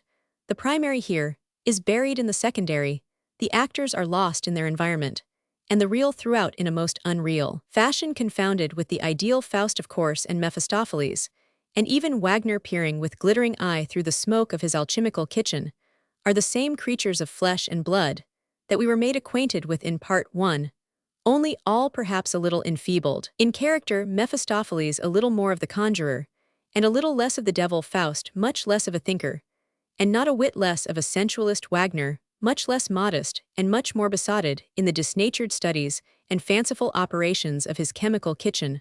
All this is real, but this real Faust becomes enamored of a phantom Helen, and of this monstrous embrace an ideal poetic child incarnating, we presume, the contrary beauties of the classical and the romantic schools, is the product of such a strange jumble. We may say truly, as Geoffrey said falsely of Wordsworth's Excursion, this will never do. Such a violation of all the principles of common sense and of good taste cannot be pardoned even to Goethe. The faults of men of genius, it has been said, are the consolation of the dunces. But whether the dunces choose to console themselves in this way or not, the fact is certain that on the stern battlefield of public life, and no less in the flowery realms of imaginative construction, a great genius is precisely the man to make occasionally a great blunder. There may be some few great things, and some wonderful things, and not a few wise things, as who could expect otherwise from Goethe in the second part of Faust. But it is certainly neither a great drama, nor the just sequence of a great drama. I am inclined to compare it with the rich fanciful work familiar to the students of art in the so-called loggie or galleries of Raphael in the Vatican. In the first part of Faust, Goethe is a great dramatist. In the second part, he is an arabesque painter. It is no small matter to compose poetical arabesques, as our poet has done so luxuriantly in the classical Walpurgis Night and other parts of this piece, and a very natural affair, too. One may remark, in the circumstances of the present composition, it is rare, perhaps impossible, in the history of literary manifestation, that a poet should commence a great poem in the fervor of youth, continue it through the firmness of middle life, and finish it in the serenity of an advanced old age with a homogeneousness of inspiration and a perfectly consistent handling throughout. Goethe, in particular, was a man who grew, as he advanced, into many new shapes, and of course grew out of the old ones. And, though he was to the end a consummate artist, and there was no question of decayed powers, much less of dotage, in the grand old octogenarian, it was an artistic blunder in him to weave the fantastic tissue of fair forms, which amused his later years into a common web with the tale of strong human passion which had grown into a well-rounded dramatic shape. Under the influence of his most fervid youthful inspirations, the error lay in the name, and the connection perhaps more than in the matter. A classical Walpurgis Night, or a love adventure with a resuscitated Hell of Troy might have formed a very pleasing exhibition as a masque or show for an academical celebration as at Oxford, for instance in commemoration, season while, as a second part of Faust, it falls flat. Let it contain as many allegories as the wise old poet-philosopher may have meant to smuggle into it, and as many mysteries as the mystery-loving race of German commentators may have strained themselves to draw out of it as it stands, and where it stands, and with the claims which it necessarily makes it remains a brilliant blunder and a magnificent mistake, and with this we must be content. Those whose organ of reverence is stronger than their love of truth will of course think otherwise, and this is no doubt the most suitable excuse for any nonsense that may have been thought or written on the subject. But if it be a part of the wisdom of life to learn to look calmly on plain facts, even when most disagreeable, it belongs no less to an educated literary judgment to admit honestly the special shortcomings of a great genius without prejudice to his general merits. An ignorant worship is a poor substitute for a just appreciation. Dramati's person. Dr. Henry Faust, a scholar. Wagner, Faust's servant. Mephistopheles, a devil. Margaret, Faust's love, also called Gretchen. Martha, Margaret's neighbor. Eliza, an acquaintance of Margaret's. Valentin, Margaret's brother. Altmere, Brander, Frosch, Siebel, patrons of Auerbach's wine cellar. Students, spirits, women, angels, servants, beggars, soldiers, peasants, catapes, witches, director of the theater, leader of the orchestra, idealist, realist, skeptic, etc. Dedication. Prefix to the later editions of Faust. Ye hover nigh dim floating shapes again, that erst the misty eye of fancy knew. Shall I once more your shadowy flight detain, and the fond dreamings of my youth pursue? Ye press around, resume your ancient reign. As from the hazy past ye rise to view, the magic breath that wafts your airy train stirs in my breast long slumbering chords again.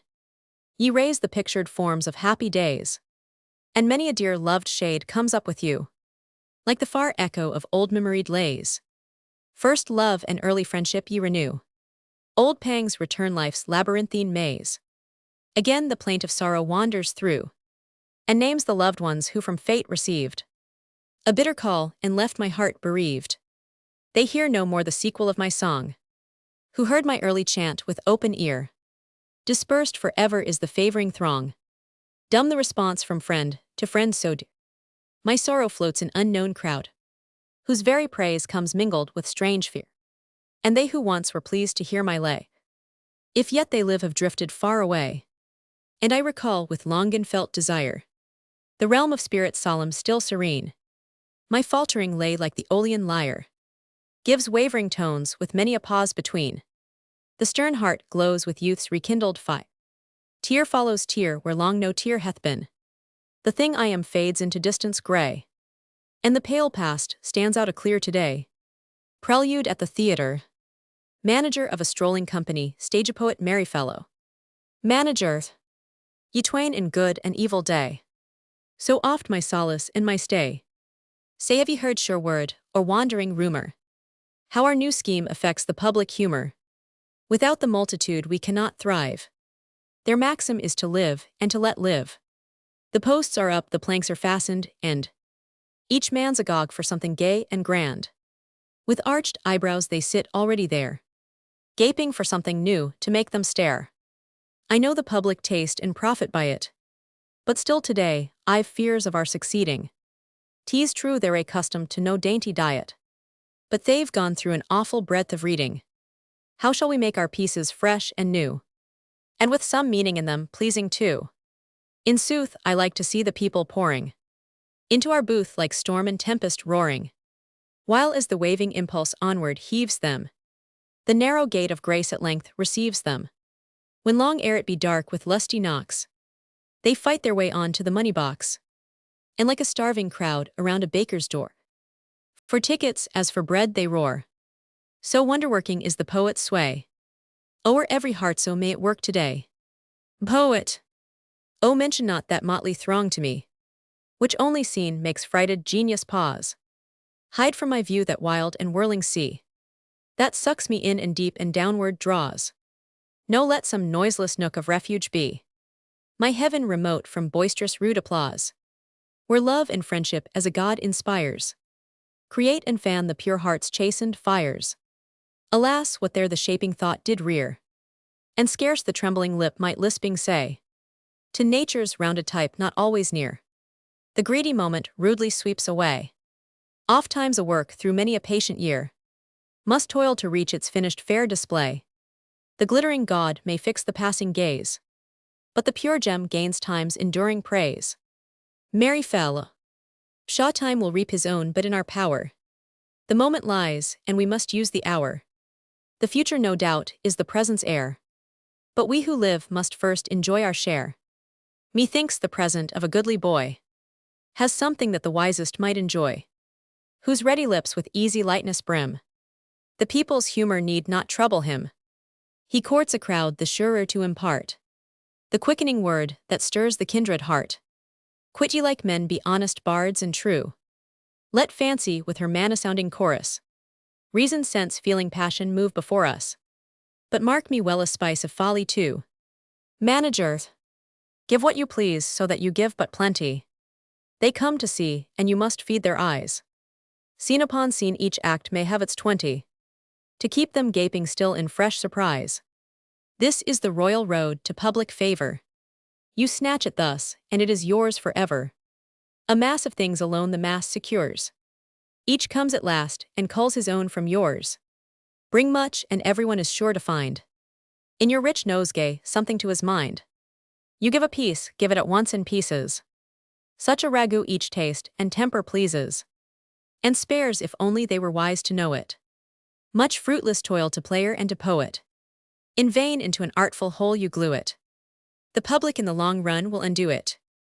Poet! What feel you not the vileness of this trade? How much the genuine artist ye degrade? The bungling practice of our hasty school you raise into a maxim and a rule. Manage earth. All very well, but when a man has forged a scheme and sketched a plan, he must have sense to use the tool, the best that for the job is fit. Consider what soft wood you have to split, and who the people are for whom you write. One comes to kill a few hours o' the night, another with his drowsy wits oppressed, an oversated banquet to digest, and not a few whom least of all we choose come to the play from reading the reviews. They drift to us as to a masquerade. Mere curiosity wings their paces. The ladies show themselves, and show their silks and laces, and play their parts well, though they are not paid. What dream you of on your poetic height? A crowded house, forsooth, gives you delight. Look at your patrons as you should. Y'all find them one half cold and one half crude. One leaves the play to spend the night upon a wench's breast in wild delight. Another sets him down to cards or calls, for rattling dice or clicking billiard balls. For such like hearers, and for ends like these, why should a bard the gentle muses tease? I tell you, give them more and evermore, and still a little more if you would prove your skill. And since they can't discern the finer quality, confound them with broad sweep of triviality. But what's the matter, pain or ravishment? Poet! If such your service, you must be content with other servants who will take your pay. Shall then the bard his noblest right betray, the right of man which nature's gift imparts, for brainless plaudits basely jest away? What gives him power to move all hearts, each stubborn element to sway?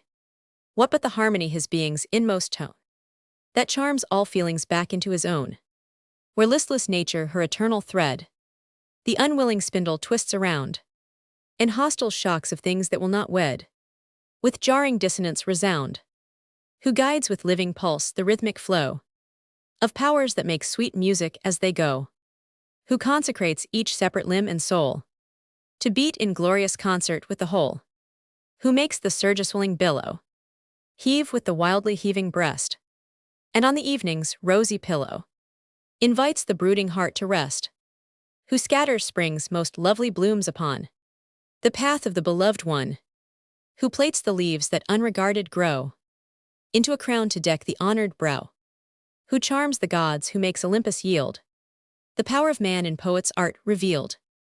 Merry fell, then learn such subtle powers to wield, and on the poet's business enter.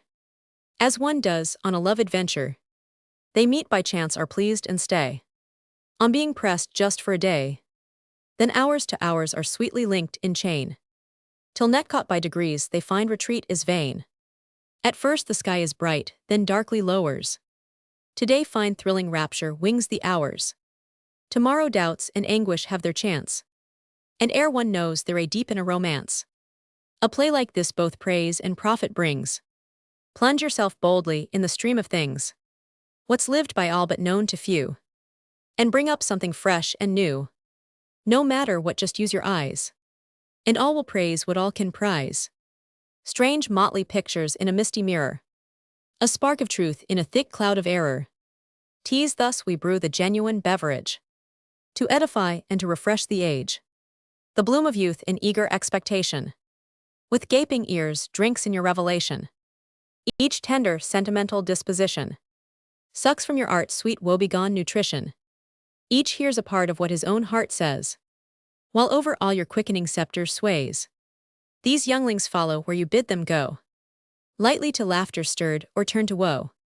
They love the show, and with an easy swing, follow the lordly wafture of your wing. Your made-up man looks cold on everything, but growing minds take in what makes them poet. Then give me back the years again, when mine own spirit too was growing, when my whole being was a vein of thronging songs within me flowing. Then slept the world in misty blue, each bud the nascent wonder cherished, and all for me the flowerets grew, that on each meadow richly flourished. Though I had nothing then, I had a treasure, the thirst for truth and an illusion pleasure. Give me the free unshackled pinion, the height of joy, the depth of pain, strong hate and stronger love's dominion. Oh, give me back my youth again. Merry fell, the fire of youth, good friend you need of course, into the hostile ranks to break, or when the loveliest damsels hang by force, with amorous clinging from your neck, when swift your winged steps advance, to where the racer's prize invites you, or after hours of wheeling dance, the nightly deep carouse invites you, but to awake the well-known lyre, with graceful touch that tempers fire, and to a self-appointed goal, with tuneful rambling on to roll. Such are your duties, aged sirs, nor we less honor pay for this nor stint your fee. Old age not childish makes the old, but they are genuine children of a mellower day. Manager, enough of words, 'tis time that we're come to deeds while you are spinning. Fine airy phrases fancifree. We might have made some good beginning. What stuff you talk of being in the vein? A lazy man is never in the vein. If once your names are on the poet's roll, the muses should be under your control. You know our want a good stiff liquor, to make their creeping blood flow quicker. Then brew the bruised without delay. What was not done today tomorrow will leave undone for greater sorrow. Don't stand and stare and block the way, but with a firm set purpose lay hold of your bright thoughts as they rise to view, and bid them stay. Once caught they will not lightly run away, till they have done what in them lies to do. Among the sons of German play, each tries his hand at what he may. Therefore be brilliant in your scenery, and spare no cost on your machinery. Let sun and moon be at your call, and scatter stars on stars around. Let water, fire, and rocky wall, and bird and beast and fish abound. Thus in your narrow booth meet forth the wide creation's flaming girth, and wing your progress pondered well, from heaven to earth, from earth to hell. Prologue in heaven, the Lord the heavenly hosts, afterwards Mephistopheles. Raphael, the sun doth chime his ancient music, mid brothered spheres contending song, and on his fore-appointed journey, with pace of thunder rolls along. Strength drink the angels from his glory, though none may throughly search his way. God's works rehearse their wondrous story, as bright as on creation's day. Gabriel's, and swift beyond conceiving, the pomp of earth is wheeled around, alternating Elysian brightness with awful gloom of night profound. Up foams the sea, a surging river, and smites the steep rock's echoing base. And rock and sea unwearied ever spin their eternal circling race. Michaels. And storm meets storm with rival greeting. From sea to land, from land to sea. While from their war a virtue floweth, that thrills with life all things that be. The lightning darts his fury blazing before the thunder's sounding way. But still thy servants, Lord, are praising the gentle going of thy day. All the threes strength drink the angels from thy glory, though none may search thy wondrous way. Thy works repeat their radiant story, as bright as on creation's day. Mephistopheles. Sith thou, O Lord, approachest near, and how we fare wouldst fain have information. And thou of old wert glad to see me here. I stand today amid the courtly nation. Pardon no words of fine address, nor could though all should hoot me down with sneers. My pathos would move laughter and not tears. Wert thou not weaned from laughter long ago? Of suns and worlds I've naught to say. I only see how men must fret their lives. The little god, oh, the world jogs and jogs on the same. As when from ruddy clay he took his name. And sooth to say remains a riddle just, as much as when you shaped him from the dust. Perhaps a little better he had thriven, had he not got the show of glimmering light from heaven. He calls it reason, and it makes him free to be more brutish than a brute can be. He is, methinks, with reverence of your grace, like one of the long-legged race of grasshoppers that leap in the air and spring, and straightway in the grass the same old song they sing. 'Twere well that from the grass he never rose. On every stubble he must break his nose. The Lord. Hast thou then nothing more to say? And art thou here again today, to vent thy grudge in peevish spite against the earth, still finding nothing right? Mephistopheles. True, Lord, I find things there no better than before. I must confess I do deplore man's hopeless case, and scarce have heart myself to torture the poor miserable elf. The Lord. Dost thou know Faust? Mephistopheles. The doctors. The Lord. I my servant. Mephistopheles. Indeed, and of his masters well observant. In fashion quite peculiar to himself. His food and drink are of no earthly taste. A restless fever drives him to the waste. Himself half seems to understand how his poor wits have run astrand. From heaven he asks each loveliest star. Earth's chiefest joy must jump to his demand. And all that's near and all that's far soothes not his deep-moved spirit's war. The Lord. Though for a time he blindly grope his way, soon will I lead him into open day. Well knows the gardener when green shoots appear, that bloom and fruit await the ripening year. Mephistopheles. What wager you yet shall lose that soul? Only give me full license, and you'll see how I shall lead him softly to my goal. The Lord. As long as on the earth he lives, thou hast my license full and free. Man still must stumble while he strives. Mephistopheles. My thanks for that the dead for me have little charm my humor seeks, the bloom of lusty life with plump and rosy cheeks. For a vile corpse my tooth is far too nice. I do just as the cat does with the mice. The Lord. So be it meanwhile to tempt him thou art free. Go drag this spirit from his native fount, and lead him on canst thou his will surmount. Into perdition down with thee. But stand ashamed at last when thou shalt see an honest man mid all his strivings dark finds the right way though lit but by a spark. Mephistopheles. Well, well, short time will show into my net. I'll draw the fish, and then I've won my bet. And when I've carried through my measure, loud blast of trump shall blaze my glory. Dust shall he eat, and that with pleasure, like my cousin the snake in the rare old story. The Lord. And thou mayst show thee here in upper sky, unhindered when thou hast a mind. I never hated much thee or thy kind. Of all the spirits that deny, the clever rogue sins least against my mind. For in good sooth the mortal generation, when a soft pillow they may haply find, are far too apt to sink into stagnation. And therefore man for comrade wisely gets a devil who spurs and stimulates and whets. But you ye sons of heaven's own choice, in the one living beautiful rejoice, the self-evolving energy divine. and clasp you round with love's embrace benign. And on the floating forms of earth and sky, stamp the fair type of thought that may not die. Mephistopheles. From time to time, the ancient gentleman I see and keep on the best terms I can. In a great lord tease, surely wondrous civil. So face to hold talk with the devil.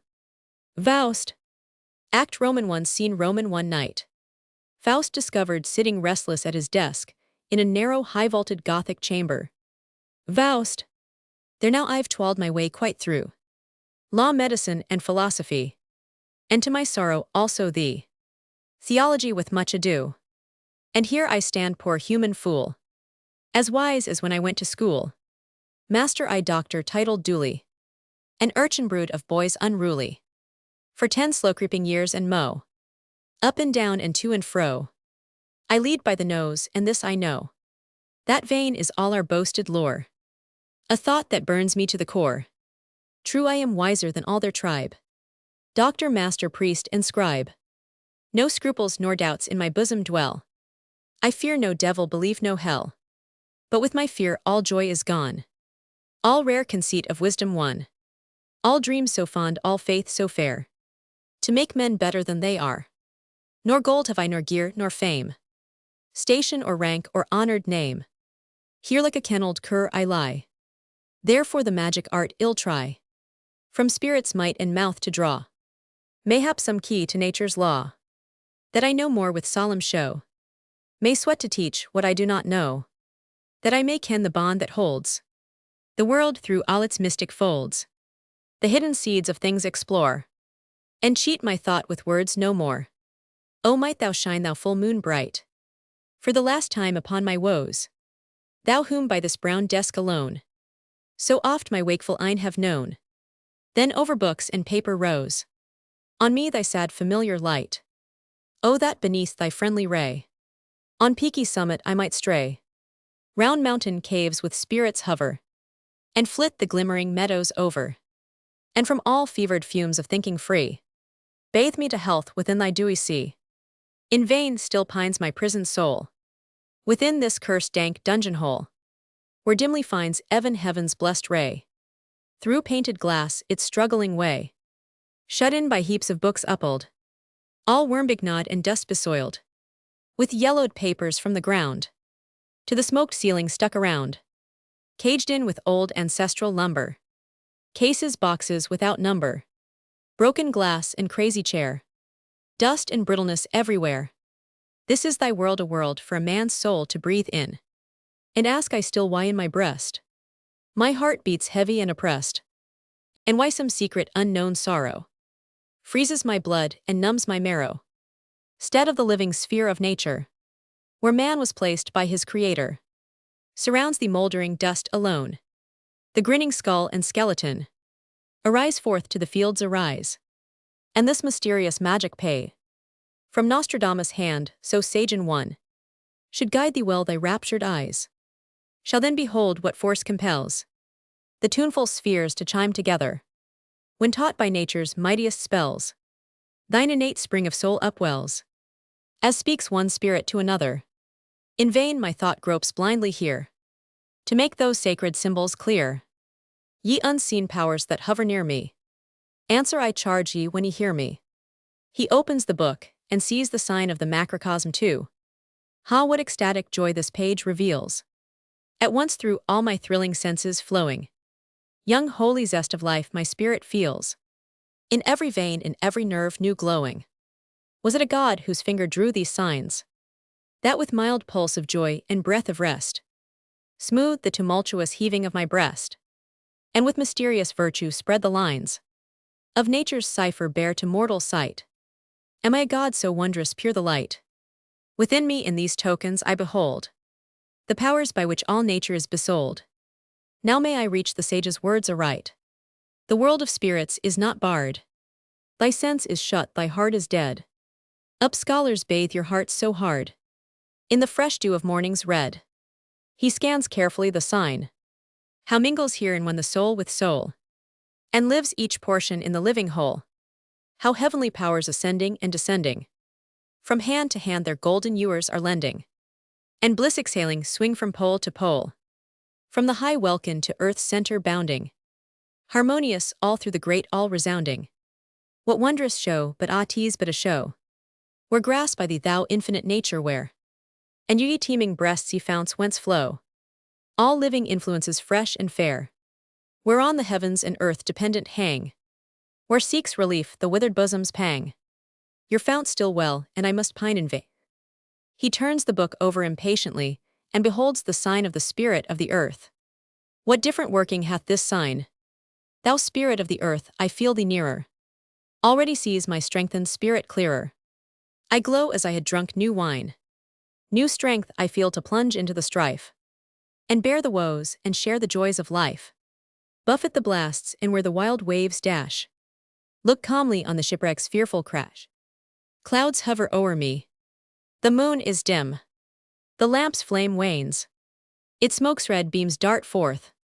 Around my head end, from the vaulted roof, falls a cold shudder down, and grips me I feel. Thou hoverst near me, conjured spirit, now. Reveal thee. Ha, how swells with wild delight my bursting heart, and feelings strange and new at once through all my ravished senses dart. I feel my inmost soul made thrall to thee. Thou must, and were my life the fee.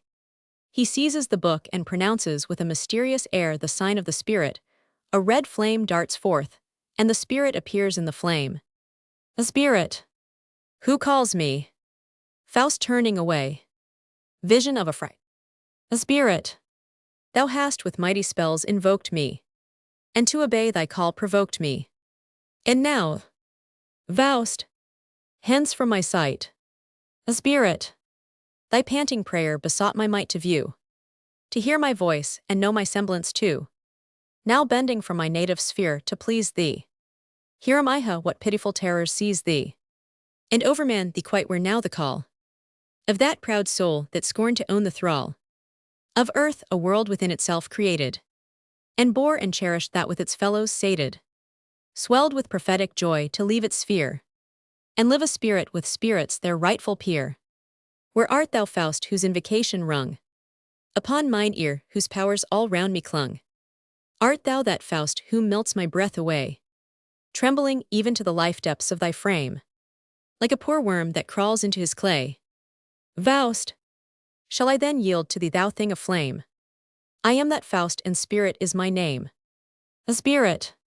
Where life's floods flow, and its tempests rave, up and down I wave, flit I to and fro, birth and the grave, life's hidden glow, a shifting motion, a boundless ocean, whose waters heave eternally. Thus on the sounding loom of time I weave the living mantle of the deity. Faust, thou who round the wide world wendest, thou busy spirit, how near I feel to thee. A spirit! Thou art like the spirit whom thou comprehendest. Not me vanishes. Faust! Not these. Whom then's?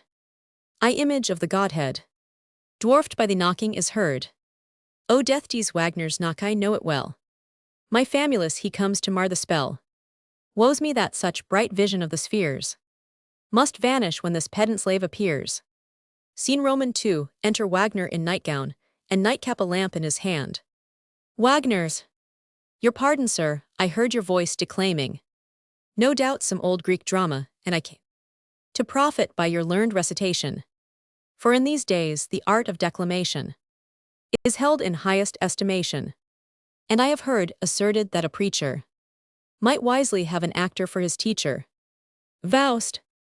Yes, when our parsons preach to make grimaces, as here and there a not uncommon case is. Wagner's!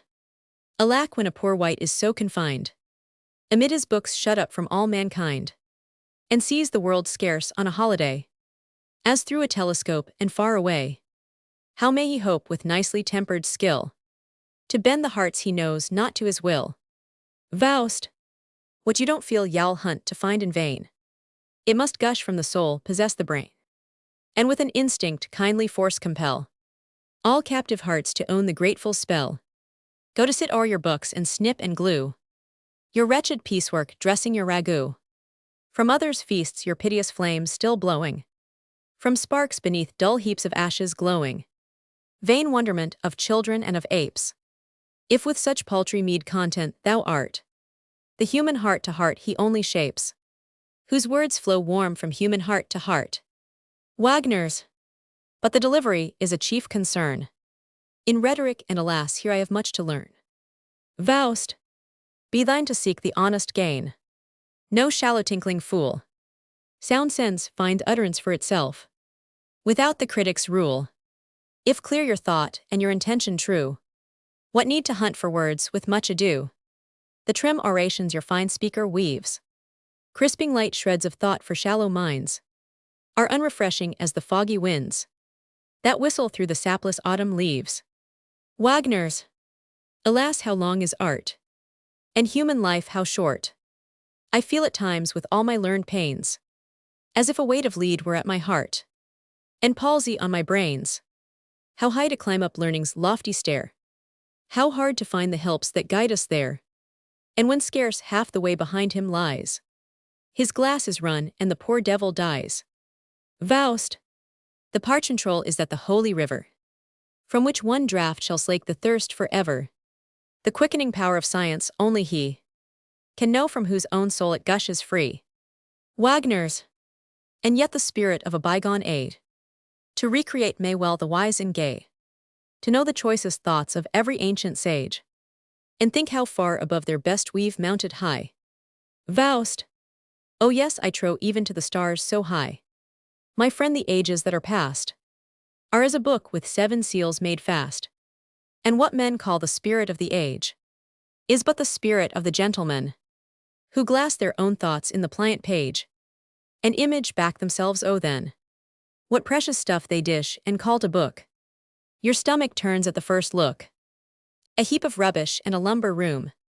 At best some great state farce with proclamations, pragmatic maxims, protocols, orations, such as from puppet myths do fitly come. Wagner's. But then the world, the human heart and mind, somewhat of this to know are all inclined. Faust. Yes, as such knowledge goes, but what man dares to call the child by the true name it bears? The noble few that something better knew, and to the gross reach of the general view, their finer feelings bared and insight true, from oldest times were burnt and crucified. I do beseech thee, frienties, getting late, 'twere wise to put an end to our debate. Wagner's. Such learned talk to draw through all the night, with Dr. Faust were my supreme delight. But on the morrow being Easter, I your patience with some questions more may try. With zeal I've followed learning's lofty call. Much I have learned, but fain would master all. Exit. Scene Roman 3. Faust alone. Strange how his pate alone hope never leaves, who still to shallow husks of learning cleaves, with greedy hand who digs for hidden treasure, and when he finds a grub rejoiceth above measure. Durst such a mortal voice usurp mine ear, when all the spirit world was floating near? Yet for this once my thanks are free. Thou meanest of earth's sons, to thee thy presence drew me back from sheer despair, and shock too keen for mortal nerve to bear. Alas, so giant great the vision came, that I might feel me dwarf, even as I am. I God's own image that already seemed to gaze where truth's eternal mirror gleamed, and clean divested of this cumbering clay, basked in the bliss of heaven's vivific ray. I more than cherub with fresh pulses glowing, who well nigh seemed through nature's deep veins flowing, like a pure God creative virtue knowing. What sharp reproof my hot presumption found! One word of thunder smote me to the ground. Alas, 'tis true not I with thee and thine may dare to cope, the strength indeed was mine, to make thee own my call, but not to chain thee to the charmed spot. When that blessed rapture thrilled my frame, I felt myself so small, so great, but thou didst spur me back with shame into this crazy human state. Where find I aid, what follow, what eschew? Shall I that impulse of my soul obey? Alas, alas, but I must feel it true. The pains we suffer and the deeds we do are clogs alike in the free spirit's way. The godlike essence of our heaven-born powers must yield to strange and still more strange intrusion. Soon as the good things of this world are ours, we deem our nobler self a vain illusion, and heaven-born instincts-free life of life, are strangled in the low terrestrial strife. Young fancy that once soared with flight sublime, on venturous vans even to eternal's throne, now schools her down a little space to own, when in the dark engulfing stream of time, our fair-faced pleasures perish one by one. Care nestles deep in every heart, and cradling there the secret smart, rocks to and fro and peace and joy are gone. What though new masks she still may wear, wealth house and hall with acres rich and rare, as wife or child appear she water flame, dagger or poison she is still the same, and still we fear the ill which happens never, and what we lose not are bewailing ever. Alas, alas, too deep teas felt too deep, with gods may vie no son of mortal clay. More am I like to worms that crawl and creep, and dig through earth their lightless way, which while they feed on dust in narrow room, find from the wanderer's foot their deathblow and their tomb. Is it not dust that this old wall, from all its musty benches shows me, and dust the trifling trumperies all, that in this world of moths enclose me? Here is it that I hope to find, wherewith to sate my craving mind. Need I spell out page after page, to know that men in every age, and every clime have spurred in vain, the jaded muscle and the tortured brain, and here and there with centuries between, one happy man belike hath been. Thou grinning skull, what wouldst thou say? Save that thy brain in chase of truth like mine, with patient toil pursued its floundering way, by glimmering lights that through dim twilight shine. Ye instruments in sooth now laugh at me, with wheel and cogwheel ring and cylinder. At nature's door I stood, ye should have been the key. But though your ward be good the bolt ye cannot stir. Mysterious nature may not choose to unveil her secrets to the stare of day, and what from the mind's eye she stores away, thou canst not force from her with levers and with screws. Thou antique gear, why dost thou cumber my chamber with thy useless lumber? My father housed thee on this spot, and I must keep thee though I need thee not. Thou parchment roll that hast been smoked upon, long as around this desk the sorry lamplight shone, much better had I spent my than with this little to sit mouldering here. Why should a man possess ancestral treasures, but by possession to enlarge his pleasures? The thing we use not a dead burden lies, but what the moment brings the wise man knows to prize. But what is this there in the corner? Why does that flask play the magnet to mine eye? And why within me does this strange light shine, as the soft nightly moon through groves of somber pine? I greet thee, matchless phial, and with devotion I take thee down, and in thy mellow potion I reverence human wit and human skill, fine essence of the opiate dew of sleep, dear extract of all subtle powers that kill. Be mine the first fruits of thy strength to reap. I look on thee, and soothed is my heart's pain. I grasp thee straight is lulled my racking brain, and wave by wave my soul's flood ebbs away. I see wide oceans swell invite my wistful eyes, and at my feet her sparkling mirror lies. To brighter shores invites a brighter day. A car of fire comes hovering o'er my head.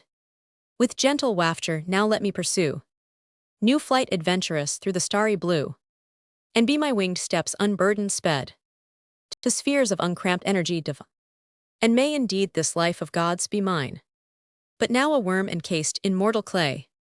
Yes, only let strong will high thought obey, to turn thy back on the blessed light of day, and open burst the portals which by most, with fear that fain would pass them by, are crossed. Now is the time by deeds not words to prove, that earthborn man yields not to gods above. Before that gloomy cavern not to tremble, where all those spectral shapes of dread assemble, which fancy slave of every child bids to the torment of herself appear, forward to strive unto that passage dire, whose narrow mouth seems fenced with hell's collected fire. With glad resolve this leap to make, even though that thing we call our soul should into nothing flow. Now come thou forth, thou crystal goblet clear, from out thy worshipful old case, where thou hast lain unused this many a year. In days of yore, right gaily didst thou grace the festive meetings of my graybeard sires, when passed from hand to hand the draught that glee inspires. Thy goodly round the figures there, pictured with skill so quaint and rare, each lusty drinker's duty to declare, in ready rhyme, what meaning they might bear. and at one draught to drain the brimming cup. All this recalls full many a youthful night. Now to no comrade shall I yield thee up, nor whet my wit upon thy pictures bright. Here as a juice intoxicates the soul, quickly with dark brown flood it crowns the bowl.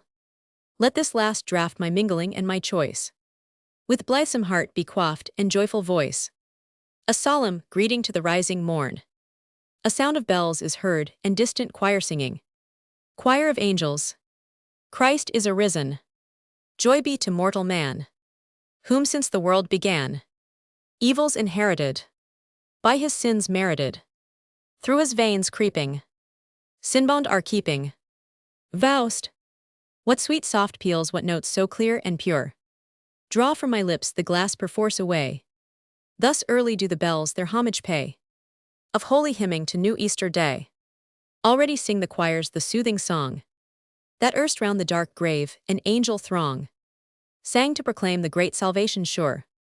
Choir of women, with spices and balsams, all sweetly we bathed him, with cloths of fine linen, all cleanly we swathed him, in the tomb of the rock where his body was lain. We come and we seek our loved Master in vain. Choir of angels, Christ is arisen.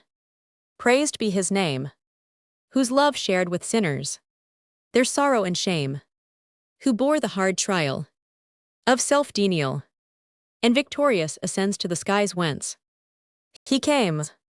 Faust, what seek ye here, ye gentle swaying tones? Sweet seraph music mid immortals' groans. Soft-natured men may own that soothing chaunt. I hear the message, but the faith I want.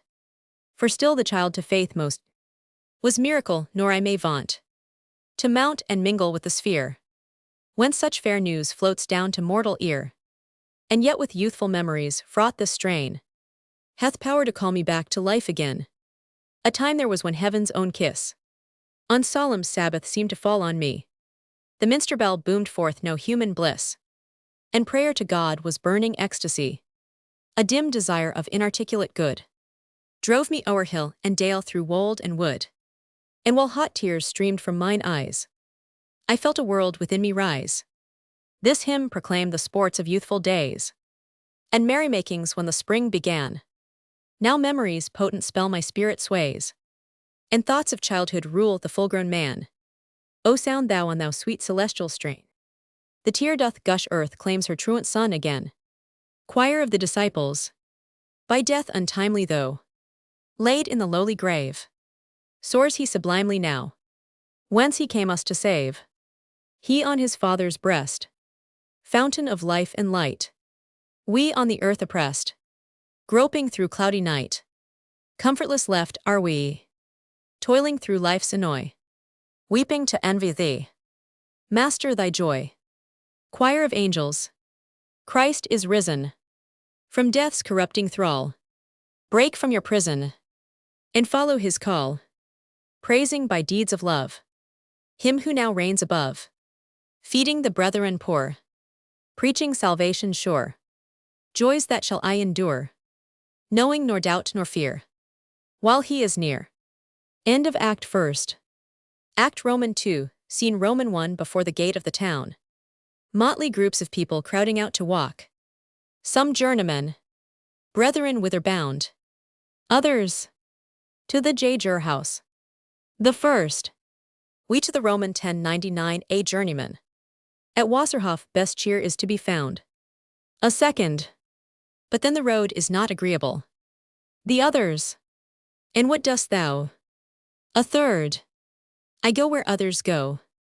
A fourth, let's go to Bergdorf, there y'all find I know the best of beer and maidens to your mind, and roaring frolics too if that's your kind.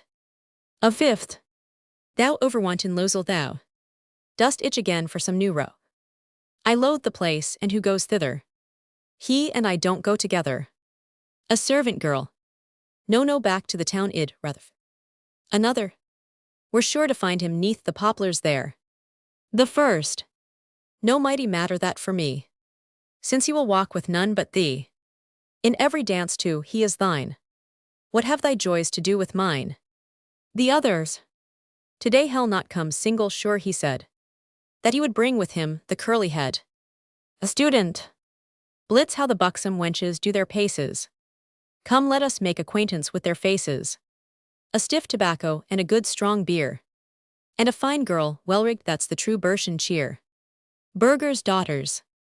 Look only at those spruce young fellows there. In sooth 'tis more than one can bear. The best society have they if they please. And run after such low-bred queens as these. Second student to the first. Not quite so fast, there comes a pair behind. So smug and trim, so blithe and debonair. And one is my fair neighbor, I declare. She is a girl quite to my mind. They pass along so proper and so shy. And yet they'll take us with them by and by.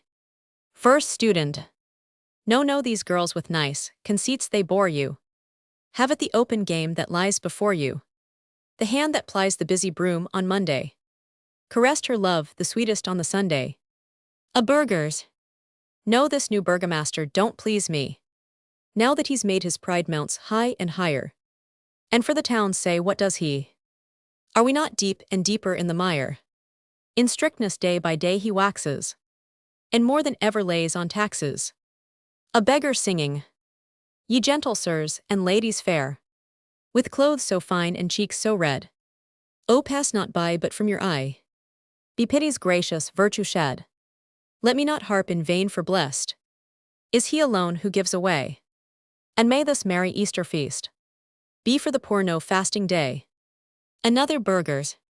Upon a Sunday or a holiday. No better talk I know than war and warlike rumors. When in Turkey far away, the nations fight out their ill humors.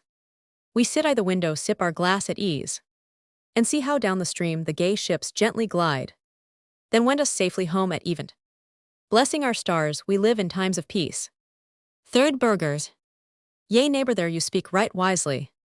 Even so do I opine precisely. They may split their skulls, they may, and turn the world upside down. So long as we in our good town keep jogging in the good old way. Old woman to the burghers' daughters. Heyday, how fine these be of gentle stuff. The eyes that would not look on you are blind. Only not quite so high, 'tis well enough. And what you wish, I think I know to find. First burgher's daughter. Agatha, come, I choose not to be seen with such old hags upon the public green. Though on St. Andrew's night she let me see my future lover bodily. Second burgher's daughter. Mine too, bold soldier-like she made to pass with his wild mates before me in a glass. I hunt him out from place to place, but nowhere yet he shows his face. Soldiers. Castles with turrets. And battlements high. Maids with proud spirits. And looks that defy. From the red throat of deaths. With the spear and the glaive. We pluck the ripe glory. That blooms for the brave. The trumpet invites him. With soul-stirring call. To where joy delights him. Nor terrors appall. On storming maintains he. Triumphant the field. Strong fortresses gains he. Proud maidens must yield. Thus carries the soldier the prize of the day. And merrily dashes away. Scene Roman II. Enter Faust and Wagner. Faust. The ice is now melted from stream and brook. By the spring's genial life-giving look. Forth smiles young hope in the greening vale. And ancient winter, feeble and frail, creeps cowering back to the mountains gray. And thence he sends, as he hies him away, fitfulest brushes of icy hail, sweeping the plain in his harmless flight. But the sun may brook no white. Everywhere stirs he the vegetative strife, flushing the fields with the glow of life. But since few flowers yet deck the mead, he takes him gay-dressed folk in their stead. Now from these heights I turn me back, to view the city's busy track. Through the dark deep-throated gate, they are pouring and spreading in motley array. All sun themselves so blithe today. The Lord's resurrection they celebrate.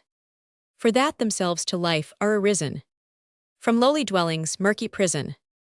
From labor and business fetters tight. From the press of gables and roofs that meet. Over the squeezing narrow street. From the church's solemn night. Have they all been brought to the light. Lo, how nimbly the multitude through the fields and the gardens hurry. How in its breadth and length the flood wafts onward many a gleesome wherry, and this last skiff moves from the brink, so laden that it seems to sink. Even from the far hills' winding way, I the sunshine glitter their garments gay. I hear the hamlet's noisy mirth. Here is the people's heaven on earth, and great and small rejoice today. Here may I be a man, here dare the joys of men with men to share. Wagner's. With you, Herr Doctor, one is proud to walk, sharing your fame, improving by your talk. But for myself, I shun the multitude, being a foe to everything that's rude. I may not brook their senseless howling, their fiddling, screaming, ninepin bowling. Like men possessed they rave along, and call it joy and call it song. Seen Roman 3 peasants beneath a limy tree. The shepherd for the dance was dressed with ribbon wreath and spotted vest. Right sprucely he did show, and round the linden tree all danced as mad could be. Judge hesa hisa he. So went the fiddle bow. Then with a jerk he wheeled him by, and on a maiden that stood nigh he with his elbow came. Quick turn the wench, and sir, quoth she, such game is rather rough for me. Judge hesa hisa he. For shame, I say, for shame. Yet merrily went it round, and right and left they swept the ground, and coat and kirtle flew, and they grew red and they grew warm, and panting rested arm in arm. Judge hesa hisa he. And hips on elbows too. And softly quoth the queen, how many a bride hath cheated been by men as fair as you. But he spoke a word in her ear aside, and from the tree it shouted wide. Judge hesa hisa he. With fife and fiddle too. An old peasant, Herr Doctor, 'tis most kind in you, and all here prize the boon, I am sure, that one so learned should condescend to share the pastimes of the poor. Here take this pitcher filled even now with cooling water from the spring. May God with grace to slake your thirst bless the libation that we bring. Be every drop a day to increase your years in happiness and peace. Faust. Your welcome offering I receive the draught.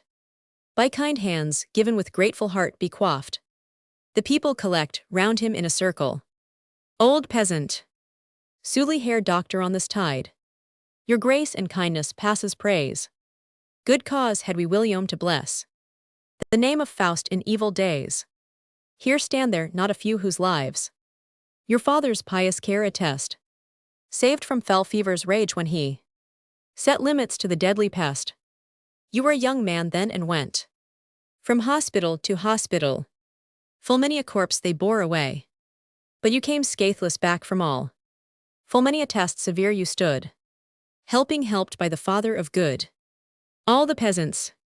Long may the man who saved us live his aid in future need to give. Faust. Give thanks to him above who made the hand that helped you strong to aid. He goes on farther with Wagner. Wagner's. How proud must thou not feel, most learned man, to hear the praises of this multitude. Thrice happy he who from his talents can reap such fair harvest of untainted good. The Father shows you to his Son, and all in crowds to see you run. The dancers cease their giddy round. The fiddle stops its gleesome sound.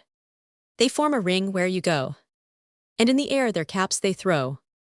A little more, and they would bend the knee, as if the Holy Host came by in thee. Faust. Yet a few paces, till we reach yon stone, and there our wearied strength we may repair. Here oft I sat in moody thought alone, and vexed my soul with fasting and with prayer. Rich then in hope and faith, then strong, with tears and sobs my hands I wrung, and weaned the end of that dire pest from heaven's high-counselled Lord to rest. Now their applause with mockery flouts mine ear. O couldst thou ope my heart and read it here, how little sire and son for such huge meed of thanks have done. My father was a grave old gentleman, who o'er the holy secrets of creation, sincere but after his peculiar plan, brooded with whimsied speculation, who with adepts in painful gropings spent his days within the smoky kitchen pent, and after recipes unnumbered made, the unnatural mixtures of his trade. The tender lily and the lion red. A suitor bold and tepid bath were wed. With open fiery flame well baked together, and squeezed from one bride chamber to another. Then when the glass the queen discovered, arrayed in youthful glistening pride, here was the medicine and the patient died. But no one questioned who recovered.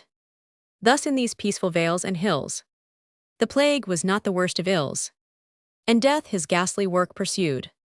The better for the hellish breast we brewed. Myself to thousands the cursed juice supplied. They pined away, and I must live to hear the praise of mercy in the murderer's ear. Wagner's. How can you with such whims be grieved? Surely a good man does his part, with scrupulous care to use the art, which from his father he received. When we in youth place on our sire reliance, he opes to us his stores of information. When we as men extend the bounds of science, our sons build higher upon our foundation. Faust. O happy he who yet hath hope to float above this sea of crude distempered thought. What we know not is what we need to know, and what we know we might as well let go. But cease cheat not the moment of its right, by curious care and envious repining. Behold how fair in evening's mellow light the green embossomed cottages are shining. The sun slants down the day hath lived his date, but on he hies to tend another sphere. Oh that no wing upon my wish may wait, to follow still and still in his career, upborne on evening's quenchless beams to greet the noiseless world illumined at my feet. Each peaceful vale, each crimson flaming peak, each silver rill whose tinkling waters seek the golden flood that feeds the fruitful plain. Then savage crags and gorges dark would reign my proud careering course in vain. Even now the sea spreads out its shimmering bays, and charms the sense with ecstasy of gaze. Yet seems the god at length to sink. But borne by this new impulse of my mind, I hasten on his quenchless ray to drink. The day before me and the night behind, the heavens above me, under me the sea. A lovely dream meanwhile the god is gone. Alas, the soul in winged fancy free seeks for a corporal wing and findeth none. Yet in each breast he is deeply graven, upward and onward still to pant. When over us lost in the blue of heaven, her quavering song the lark doth chaunt. When over piny peaks sublime, the eagle soars with easy strain, and over lands and seas the crane steers homeward to a sunnier clime. Wagner's. I too have had my hours of whim, but feeling here runs over reasons. Forest and field soon tire the eye to scan, and eagle's wings were never made for man. How otherwise the mind and its delights? From book to book, from page to page we go. Thus sweeten we the dreary winter nights, till every limb with new life is aglow. And chance we but unroll some rare old parchment scroll, all heaven stoops down and finds a lodgment in the soul. Faust. Thou know'st but the one impulse, it is well. Tempt not the yearning that divides the heart. Two souls, alas, within my bosom. This strives from that with adverse strain to part. The one bound fast by stubborn might of love, to this low earth with grappling organs clings. The other spurns the clod and soars on wings, to join a nobler ancestry. Oh, be there spirits in the air, twixt earth and heaven that float with potent sway. Drop from your sphere of golden glowing day, and waft me hence new varied life to share. Might I but own a mantle's fold enchanted, to climes remote to bear me on its wing. More than the costliest raiment I should vaunt it, more than the purple robe that clothes a king. Wagner's. Invoke not rash the well-known spirit throng, that stream unseen the atmosphere along, and dangers thousandfold prepare. Weak men from every quarter to ensnare. From the keen north in troops they float, with sharpest teeth and arrow-pointed tongues. From the harsh east they bring a blasting drought, and feed with wasting greed upon thy lungs. When from the arid south their sultry powers, they send hot fires upheaping on thy crown. The west brings forth his swarms with cooling showers, to end in floods that sweep thy harvests down. Quick-eared are they, on wanton mischief bent, and work our will with surer bait to ply us. They show as fair as heaven's own couriers sent, and lisp like angels when they most belie us. But let us hence, the air is chill. The cold grey mists are creeping down the hill. Now is the time to seek the bright fireside. Why standest thou with strange eyes opened wide? What twilight spectre may thy fancy trouble? Faust! Seest thou that swarthy dog sweeping through corn and stubble? Wagner's! I saw him long agonot strange, he seemed to me. Faust! Look at him, well what should the creature be? Wagner's! He seems a poodle who employs his snout. Now here now there to snuff his master out. Faust! Dost thou not see how nigher still and nigher? His spiral circles round us wind. And I not he leaves behind. His track a train of sparkling fire. Wagner's! A small black poodle is all I see. Surely some strange delusion blinds thee. Faust! Methinks soft magic circles winds he. About a snare for thee and me. Wagner's! I see him only doubtful springing round, having two strangers for his master found. Faust! He draws him closer no, he comes quite near. Wagner's! A dog be sure, and not a ghost is here. He growls and looks about in fear, and crouches down and looks to you, and wags his tail what any dog will do. Faust! Come hither, poodles. Wagner's! 'Tis a drollish brute. When you stand still, then stands he mute. But when you speak, he springs, as he would speak to you. He will bring back what you let fall, and fetch your stick out of the water. Faust! You are quite right, there's no such matter. No trace of ghosted dog, well trained, that's all. Wagner's! A well-trained dog may well engage the favor of a man most sage. This poodle well deserves your recognition. Few students learn so much from good tuition. Exeunt going in through the gate of the city. Scene Roman for Faust's study. Faust entering with the poodle. Now field and meadow lie behind me, hushed neath the veil of deepest night, and thoughts of solemn seeming find me too holy for the garish light. Calm now the blood that wildly ran, asleep the hand of lawless strife. Now wakes to life the love of man. The love of God now wakes to life. Cease poodle, why snuff'st and snifflest thou so? Running restless to and fro. Behind the stove there lie at rest, and take for bed my cushion the best. And as without, on our mountain ramble, we joyed to see thy freakish gambol, so here my hospitable care, a quiet guest and welcome share. When in our narrow cell confined, the friendly lamp begins to burn. Then clearer sees the thoughtful mind, with searching looks that inward turn. Bright hope again within us beams, and reason's voice again is strong. We thirst for life's untroubled streams, for the pure fount of life we long. Quiet thee, poodle, it seems not well to break with thy growling the holy spell of my soul's music that refuses all fellowship with bestial uses. Full well we know that the human brood what they don't understand condemn, and murmur in their peevish mood at things too fair and good for them. Belike the cur as curs are they. Thus growls and snarls his bliss away. But alas, already I feel it well. No more may peace within this bosom dwell. Why must the stream so soon dry up? And I lie panting for the cup that mocks my lips so often. Why drink pleasure's shallow fount when scarce yet tasted dry? Yet is this evil not without remade. We long for heavenly food to feed our heaven-born spirit, and the heart now bent on things divine to revelation turns, which nowhere worthier or purer burns than here in our New Testament. I feel strange impulse in my soul, the sacred volume to unroll, with honest purpose once for all, the holy Greek original into my honest German to translate.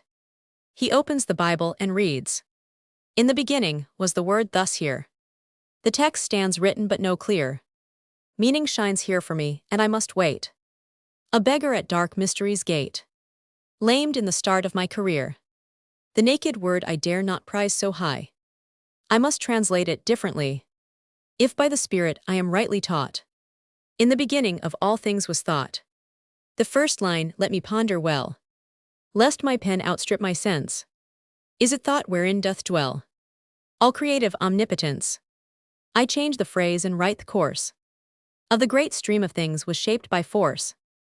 But even here, before I lift my pen, a voice of warning bids me try again. At length, the Spirit helps my need. I write in the beginning was the deed. Wilt thou keep thy dainty birth? Poodle, use a gentler mirth. Cease thy whimpering and howling, and keep for other place thy growling. Such a noisy inmate may not my studious leisure cumber. You or I without delay. Restless cur must leave the chamber. Not willingly from thee I take the right of hospitality. But if thou wilt my quiet break, seek other quarters, thou hast exit free. But what must I see? What vision strained beyond the powers of nature's range? Am I awake or bound with a spell? How wondrously the brute doth swell! Long and broad uprises he, in a form that no form of a dog may be. What spectre brought I into the house? He stands already with glaring eyes, and teeth in grinning ranks that rise, large as a hippopotamus. Oh, I have thee now, for such half-brood of hell as thou. The key of Solomon the wise is sure a spell to exercise in 3 spirits in the passage without. Brother spirits, have a care. One within is prisoned there. Follow him none, for he doth quail like a fox trap caught by the tail. But let us watch. Hover here, hover there, up and down amid the air. For soon this sly old lynx of hell will tear him free, and all be well. If we can by foul or fair, we will free him from the snare, and repay good service thus done by him oft times for us. Faust. First let the charm of the elements for the nature of the brute explore. Let the salamander glow, Undine twine her crested wave, sylph into ether flow, and kobold vex him, drudging slave and for whoso knows not the elements for their qualities and hidden powers. In the magic art hath he no part, spiring in flames glow. Salamander, rushing in waves flow. Undine, shine forth in meteor beauty. Sylph, work thy domestic duty. Incubus, incubus, step forth and finish the spell. None of the force in the brute doth dwell.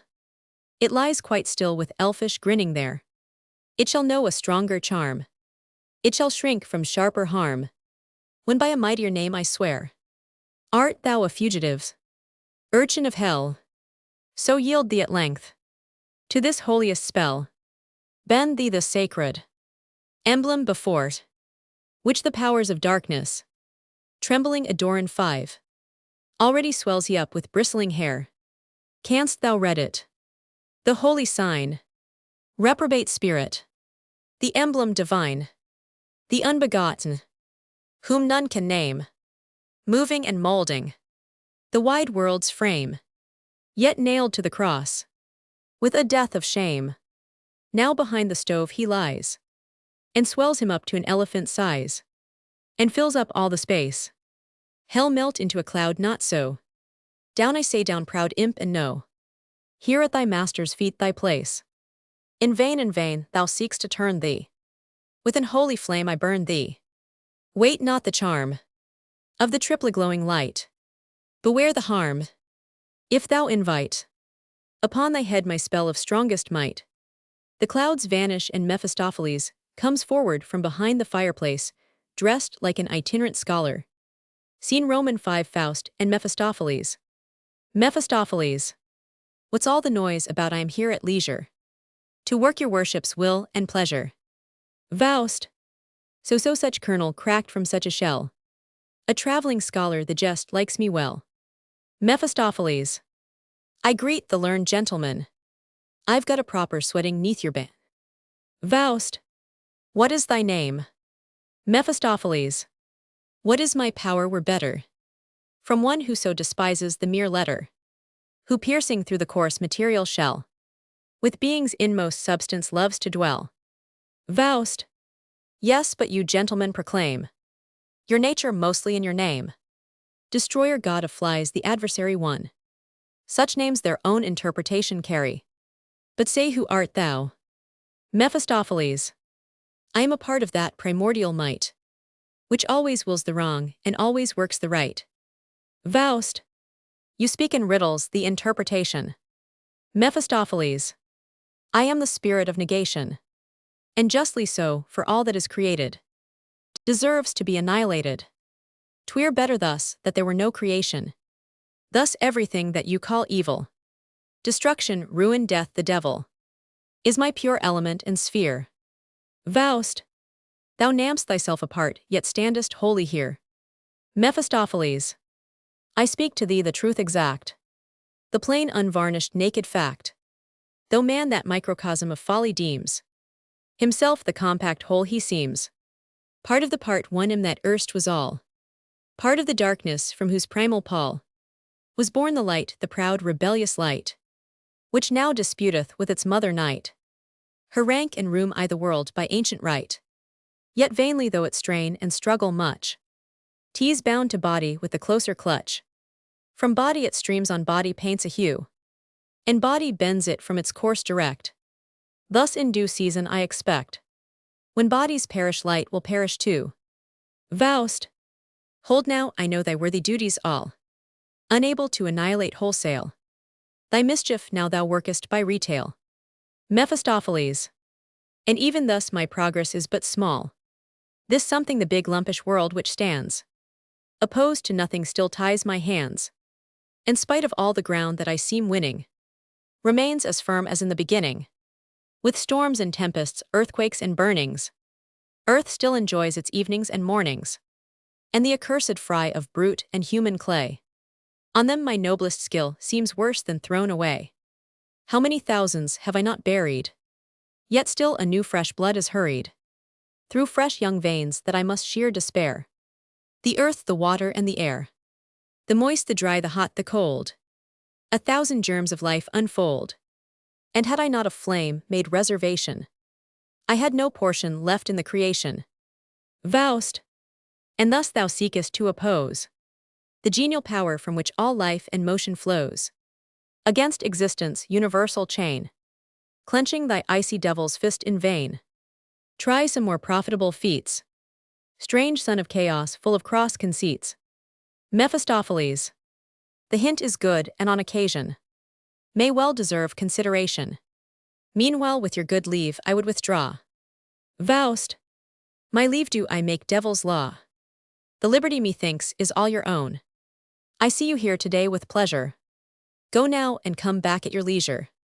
Here is the door, there is the window, and a chimney, if you choose it is at hand. Mephistopheles. Let me speak plain, there is a small affair that without your assistance bars my way. The goblin foot upon the threshold there. Faust. The pentagram stands in your wane 6. Ha, tell me then, thou imp of sin, if this be such a potent spell to bar thy going out, how camp'st thou in? What could have cheated such a son of hell? Mephistopheles. Look at it well, the drawing is not true. One angle that towards the door you see left a small opening for me. Faust. So for once Dame Fortune has been kind, and I have made a prisoner of you. Chance is not always blind. Mephistopheles. The curse sprang in before it looked about, but now the thing puts on a serious air. The devil is in the house and can't get out. Faust. You have the window, why not jump out there? Mephistopheles. It is a law which binds all ghosts and sprites. Wherever they creep in there too, they must creep out. I came in at the door, by the door I must go out. Faust. So then hell too has its laws and rights. Thus might one profit by the powers of evil, and make an honest bargain with the devil. Mephistopheles. The devil, sir, makes no undue exaction, and pays what he has promised to a fraction. But this affair requires consideration. Well, leave it for some future conversation. For this time I beseech your grace, let me be gone, I've work to do. Faust. Stay but 1 minute, I've scarce seen your face. Speak, you should know the newest of the new. Mephistopheles. I'll answer thee at length some other day. At present I beseech thee let me loose. Faust. I laid no trap to snare thee in the way. Thyself didst thrust thy head into the noose. Whoso hath caught the devil, hold him fast. Such lucky chance returns not soon again. Mephistopheles. If 'tis your pleasure, so I will remain. but on condition that the time be past, in worthy wise, and you consent to see some cunning sleights of spirit craft from me. Faust, thy fancy jumps with mine thou mayst commence, so that thy dainty tricks but please the sense. Mephistopheles, thou shalt in this 1 hour, my friend, more for thy noblest senses gain, than in the year's dull formal train, from stale beginning to stale end. The songs the gentle spirits sing thee, the lovely visions that they bring thee, are not an empty juggling show. On thine ear sweet sounds shall fall, odorous breezes round thee blow, taste and touch and senses all, with delicious tingling glow. No lengthened prelude need we hear, sing spiritimps that hover near. Spirits, vanish ye murky, old arches away, through the cloud curtain that blinds heaven's ray. Mild and serenely, look forth the queenly eye of the days. Star now and starlet, beam more benign, and purer suns now, softlier shine, in beauty ethereal. A swift-moving throng of spirits aerial are waving along, and the soul follows, on wings of desire. The fluttering garlands that deck their attire cover the meadows, cover the bowers, where lovers with lovers breathe rapturous hours. Bower on bower, the shoots of the vine, with the leaves of the fig tree, their tendrils entwine. Clusters of ripe grapes, bright blushing all, into the winepress heavily fall. From fountains divine, bright rivers of wine come foaming and swirling o'er gems of the purest, sparkling and purling. They flow and they broaden in bright vista seen to deep-bossomed lakes, lightly fringed with the green, where leafy woods nod in their tremulous sheen. On light-soaring pinions, the birds cut the gale through the breezy dominions.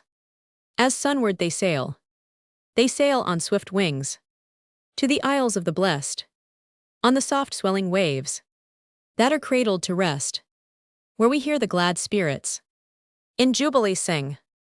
As o'er the green meadows, fleet-bounding they spring, with light airy footing, a numberless throng, like meteors shooting the mountains along. Some there are flinging their breasts to the seas, others are swinging in undulant ease, lovingly twining life's tissue divine, where pure stars are shining in beauty benign. Mephistopheles, he sleeps well done, ye airy urchins. I remain your debtor for this lullaby, by which so bravely ye have sung asleep. This restless spirit, who with all his wit is not yet quite the man with cunning cast to hook the devil and hold him fast. Around him let your shapes fantastic flit, and in a sea of dreams his senses steep. But now this threshold's charm to disenchant the tooth of a rat is all I want, nor need I make a lengthened conjuration. I hear one scraping there in preparation, the lord of the rats and of the mice, of the flies and frogs and bugs and lice, commands you with your teeth's good saw the threshold of this door to gnaw. Forth come and there begin to file, where he lets fall this drop of oil. Ha, there he jumps that angle there. With thy sharp teeth I bid thee tear, which jutting forward sad disaster, unwilling prisoner keeps thy master. Briskly let the work go on. One bite more and it is done. Exit. Faust awakening from his trance. Once more the juggler pleasure cheats my lip. Gone the bright spirit dream and left no trace that I spake with the devil face to face, and that a poodle dog gave me the slip. Scene Roman 6 Faust's study as before. Faust Mephistopheles. Faust, who's there to break my peace once more come in? Mephistopheles. 'Tis I. Faust. Come in. Mephistopheles. Thou must repeat it thrice. Faust. Come in. Mephistopheles. Thus with good omen we begin. I come to give you good advice, and hope well understand each other. The idle fancies to expel, that in your brain make such a pother. At your service behold me here, of noble blood a cavalier. A gallant youth rigged out with grace, in scarlet coat with golden lace, a short silk mantle and a bonnet, with a gay cock's feather on it, and at my side a long sharp sword. Now listen to a well-meet word. Do thou the like and follow me, all unembarrassed thus and free, to mingle in the busy scenes of life and know what living means. Faust. Still must I suffer, clothe me as you may, this narrow, earthly life's encumbrancy. Too old I am to be content with play, too young from every longing to be free. What can the world hold forth for me to gain? Abstain it saith, and still it saith abstain. This is the burden of the song, that in our ears eternal rings. Life's dreary litany lean and long, that each dull moment hoarsely sings. With terror wake I in the morn from sleep, and bitter tears might often, to see the day when its dull course is run, that brings to fruit not one small wish, not one, that with capricious criticizing, each taste of joy within my bosom rising, ere it be born destroys and in my breast chokes every thought that gives existence zest, with thousand soulless trifles of an hour. And when the dark night shadows lower, I seek to ease my aching brain upon a weary couch in vain, with throngs of feverish dreams possessed. Even in the home of sleep I find no rest. The God that in my bosom dwells can stir my being's inmost wells, but he who sways supreme our finer stuff moves not the outward world hard, obdurate, and tough. Thus my existence is a load of woes, death my best friend and life my worst of foes. Mephistopheles. And yet methinks this friend you call your best is seldom when he comes a welcome guest. Faust. O happy he to whom in victory's glance death round his brow the bloody laurel wins, whom mid the circling hurry of the dance locked in a maiden's close embrace he finds. O would to God that I had sunk that night in tranceful death before the spirit's might. Mephistopheles. Yet on a certain night a certain man was slow to drink a certain brown potation out. Faust. It seems 'tis your delight to play the scout. Mephistopheles. Omniscient am I not, but many things I know. Faust. If in that moment's wild confusion a well-known tone of blithesome youth had power by memory's dear delusion to cheat me with the guise of truth, then curse I all whate'er the soul with luring juggleries entwines, and in this gloomy dungeon hole with dazzling flatteries confines, cursed before all the high opinion the soul has of its own dominion, cursed all the show of shallow seeming through gates of sense fallacious streaming, cursed be the hollow dreams of fame, of honor, glory, and a name, cursed be the flattering goods of earth, wife, child, and servant, house, and hearth. Accursed be mammon when with treasures to riskful venture he invites us, cursed when the slaves of passive pleasures on soft spread cushions he delights us. Cursed be the balsam juice, o the grape, accursed be love's deceitful thrall, accursed be hope, accursed be faith, accursed be patience above all. Chorus of spirits invisible. Woe, woes! Thou hast destroyed it, the beautiful world, with mightiest hand. A demigod in ruin has hurled. We weep and bear its wrecked beauty away, whence it may never return to the day.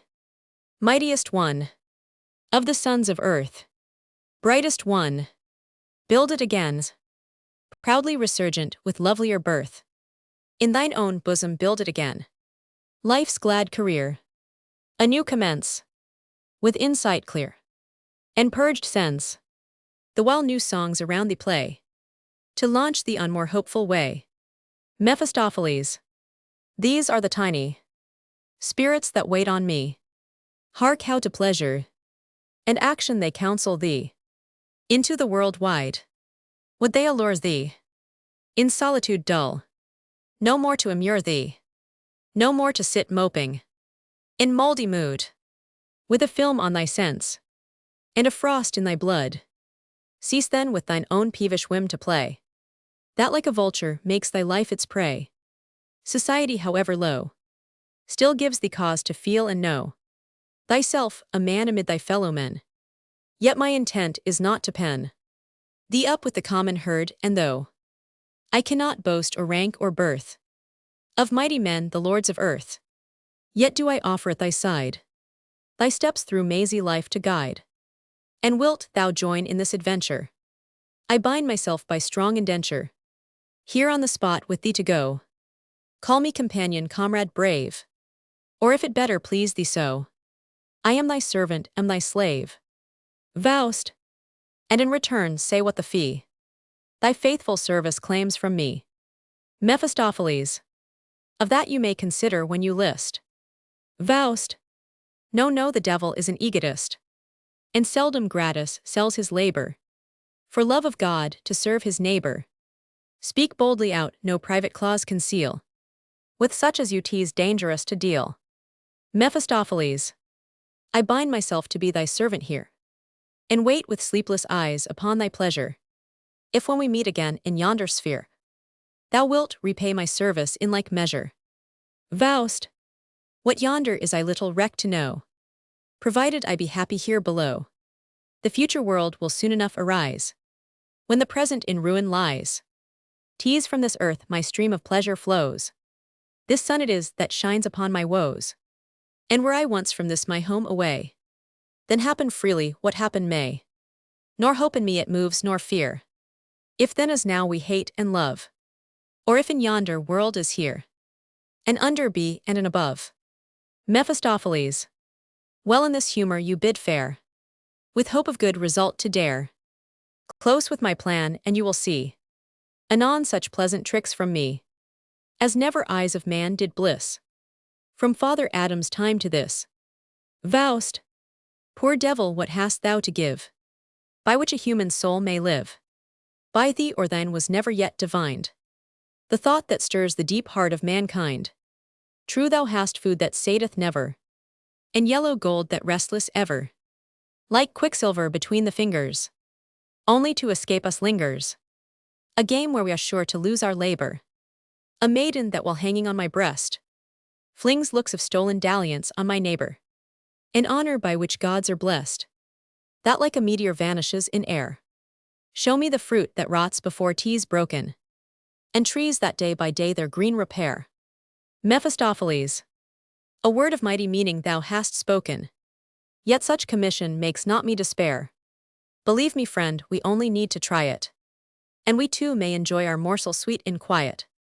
Faust, if ever on a couch of soft repose, my soul shall rock at ease, if thou canst teach with sweet delusive shows, myself to please. If thou canst trick me with a toy, to say sincerely, I enjoy, then may my latest sand be run. A wager on it. Mephistopheles. Duns. Faust. And duns. When to the moment I shall say, stay, thou art so lovely, stay. Then with thy fetters bind me round. Then perish I with cheerful glee. Then may the knell of death resound. Then from thy service art thou free.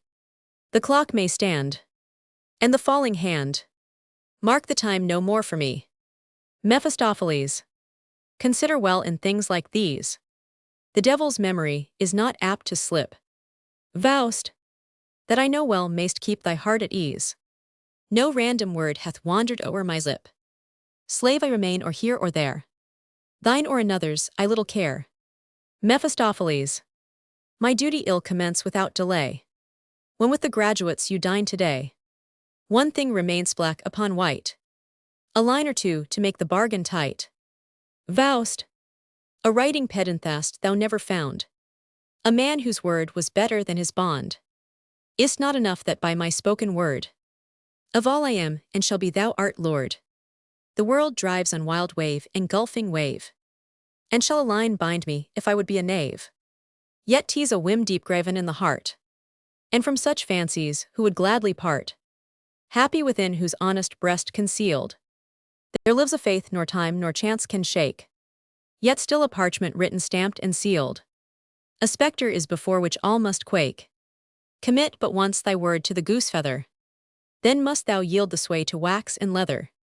Say devil, paper, parchment, stone or brass, with me this coin or that will pass.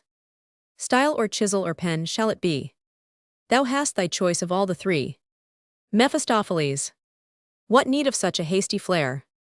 Of words about so paltry an affair? Paper or parchment, any scrap will do.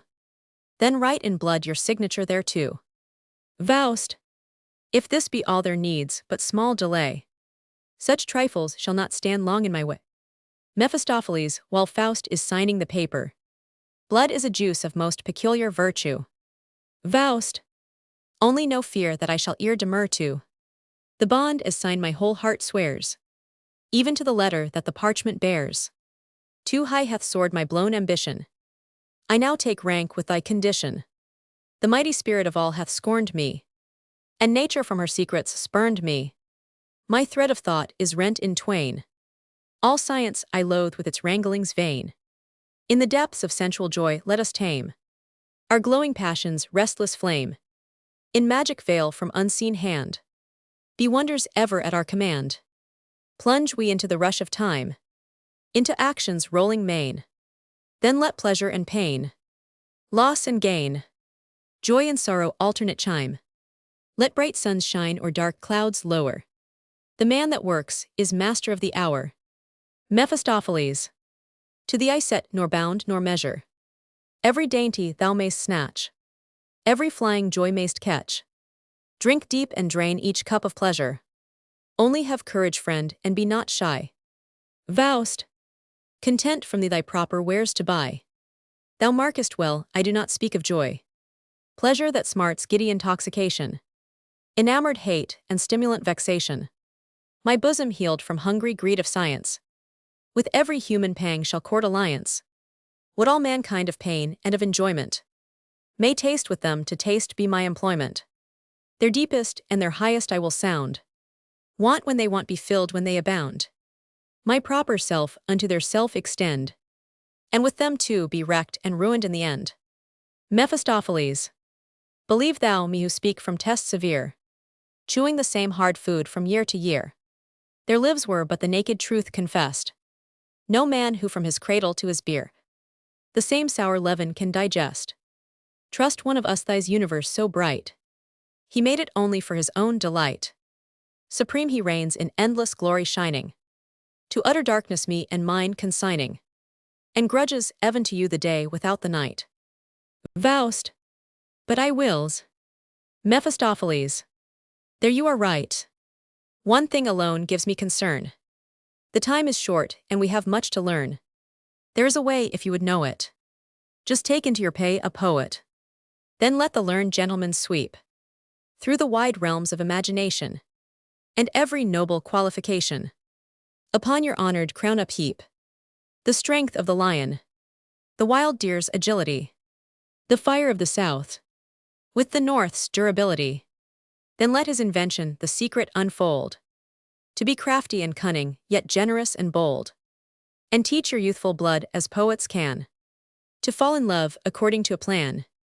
Myself have a shrewd notion where we might enlist a cunning craftsman of this nature, and Mr. Microcosmos he is height. Faust. What am I then, if still I strive in vain to reach the crown of manhood's perfect stature, the goal for which with all my life of life I strain? Mephistopheles. Thou art do what thou wilt, just what thou art. Heap wigs on wigs by millions on thy head, and upon yard-high buskins tread. Still thou remainest simply what thou art. Faust. I feel it well in vain have I uphoarded all treasures that the mind of man afforded, and when I sit me down I feel no more a well of life within me than before. Not even one hairbreadth greater is my height, not 1 inch nearer to the infinite. Mephistopheles. My worthy friend, these things you view just as they appear to you. Some wiser method we must shape us, ere the joys of life escape us.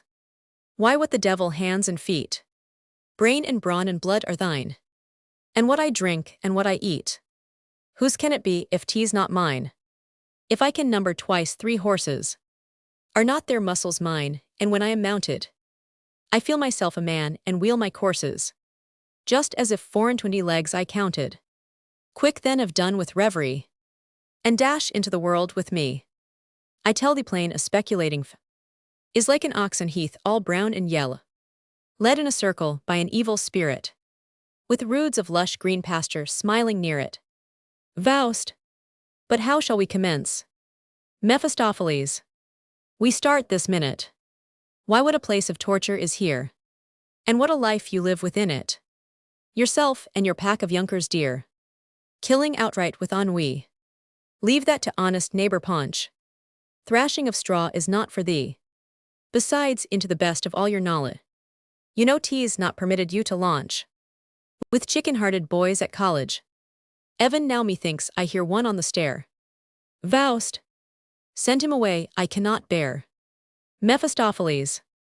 Poor boy, he's waited long nor must depart without some friendly word for head and heart. Come, let me slip into your gown, the mask will suit me well as for the teaching task. He puts on Faust's scholastic robes. Leave that to me, I only ask. A quarter of an hour and you make speed, and have all ready for our journey's need exit. Mephistopheles solus. Continue thus to hold it not. Man's highest power his power of thought. Thus let the father of all lies with shows of magic blind thine eyes. And thou art mine a certain prize. To him hath fate a spirit given, with reinless impulse ever forwards driven, whose hasty striving overskips the joys that flow from mortal lips. Him drag I on through life's wild chase, through flat unmeaning emptiness. He shall cling and cleave to me, like a sprawling child in agony. And food and drink, elusive hovering nigh, shall shun his parched lips and cheat his longing eye. He shall pine and pant and strain for the thing he may not gain. And though he near had sold him to do evil, he would have damned himself without help from the devil. Scene Romans 7, enter a student. A student. I am but fresh arrived today, and come my best respects to pay to one whose name from Boer to Kaiser none without veneration mention. Mephistopheles. I feel obliged by your attention. You see a man than other men, no wiser. Have you made inquiry elsewhere? A student. Beseech you, sir, be my adviser. I come with money to spend and spare, with fresh young blood and a merry heart, on my college career to start. My mother sent me not without it, to get some needful schooling here. Mephistopheles. A better place you could not find. A student. To speak the truth, 'tis not much to my mind. Within these narrow cloister walls, these antiquated Gothic halls, I feel myself but ill at ease. No spot of green I see, no trees. And mid your formal rows of benches, I almost seem to lose my senses. Mephistopheles. That all depends on custom, don't you see? How a young babe at first is slow to know its mother's breast, but soon with joy it strains the milky boon.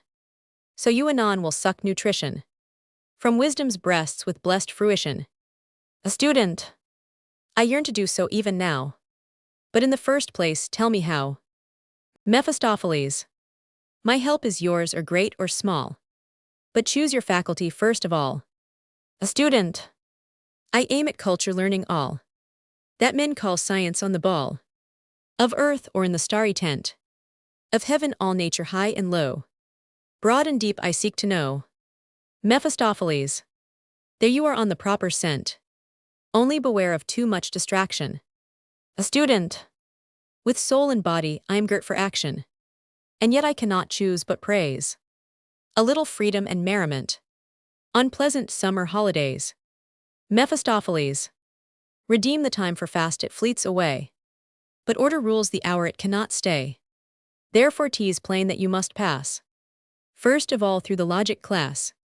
There will your mind be postured rightly, laced up in Spanish buskins tightly, that with caution and care as wisdom ought, it may creep along the path of thought, and not with fitful flickering glow will owe the wispit to and fro. There too, if you hear the gentleman through the term to every lecture true, y'all learn that a stroke of human thinking, which you had practiced once as free and natural as eating and drinking, cannot be made without 1, 2, 3. True it should seem that the tissue of thought is like a web by cunning master wrought, where one stroke moves 1,000 threads. The shuttle shoots backwards and forwards between. The slender threads flow together unseen, and one with the other's thousandfold weds. Then steps the philosopher forth to show how of necessity it must be so. If the first be so, the second is so, and therefore the third and the fourth is so. And unless the first and the second before be, the third and the fourth can never more be. So schoolmen teach and scholars believe, but none of them yet ever learn to weave. He who strives to know a thing well must first the spirit within expel. Then can he count the parts in his hand, only without the spiritual band. Encherisis, nater tease clept in chemistry, thus laughing at herself albeit she knows not why. A student! I must confess I can't quite comprehend you. Mephistopheles. In this respect time by and by will mend you, when you have learned the crude mixed masses, to decompose and rank them in their classes. A student! I feel as stupid to all he has said, as a millwheel were whirling round in my head. Mephistopheles. After logic first of all, to the study of metaphysics fall. There strive to know what near was made, to go into a human head. For what is within and without its command, a high-sounding word is always at hand. But chiefly for the first half-year, let order in all your studies appear. 5 lectures a day, that no time be lost, and with the clock be at your post. Come not as some without preparation, but con his paragraphs o'er and o'er, to be able to say, when you hear his oration, that he gives you his book and nothing more. Yet not the less take down his words in writing, as if the Holy Spirit were inditing. A student! I shall not quickly give you cause to repeat so weighty a clause. For what with black on white is written, we carry it home a sure possession. Mephistopheles. But as I said, you must choose a profession. A student! With law I must confess I never was much smitten. Mephistopheles. I should be loath to force your inclination. Myself have some small skill in legislation, for human laws and rights from sire to son, like an hereditary ill flow on, from generation dragged to generation, and creeping slow from place to place. Reason is changed to nonsense, good to evil. Art thou a grandson, woe betide thy case. Of law they prate, most falsely clept the civil. But for that right which from our birth we carry, 'tis not a word found in their dictionary. A student! Your words have much increased my detestation. O happy he to whom such guide points out the way. And now I almost feel an inclination to give theology the sway. Mephistopheles. I have no wish to lead you astray. As to this science, 'tis so hard to eschew the false way and to hit upon the true. And so much hidden poison lurks within, that's scarce distinguished from the medicine. Methinks that here 'twere safest done, that you should listen but to one, and jurare in verba magistri is the best maxim to assist thee.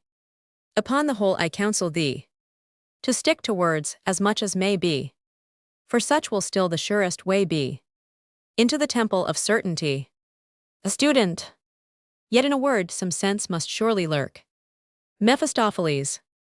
Yes, but one must not go too curiously to work, for just when our ideas fail us, a welkined word may best avail us. Words are best weapons in disputing, in system building and uprooting. To words most men will swear, though mean they near so little.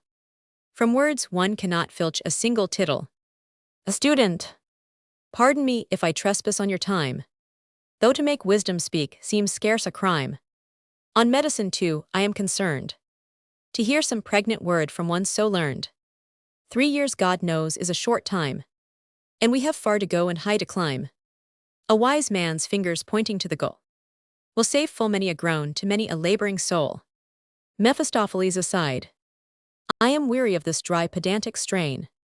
'Tis time to play the genuine devil again.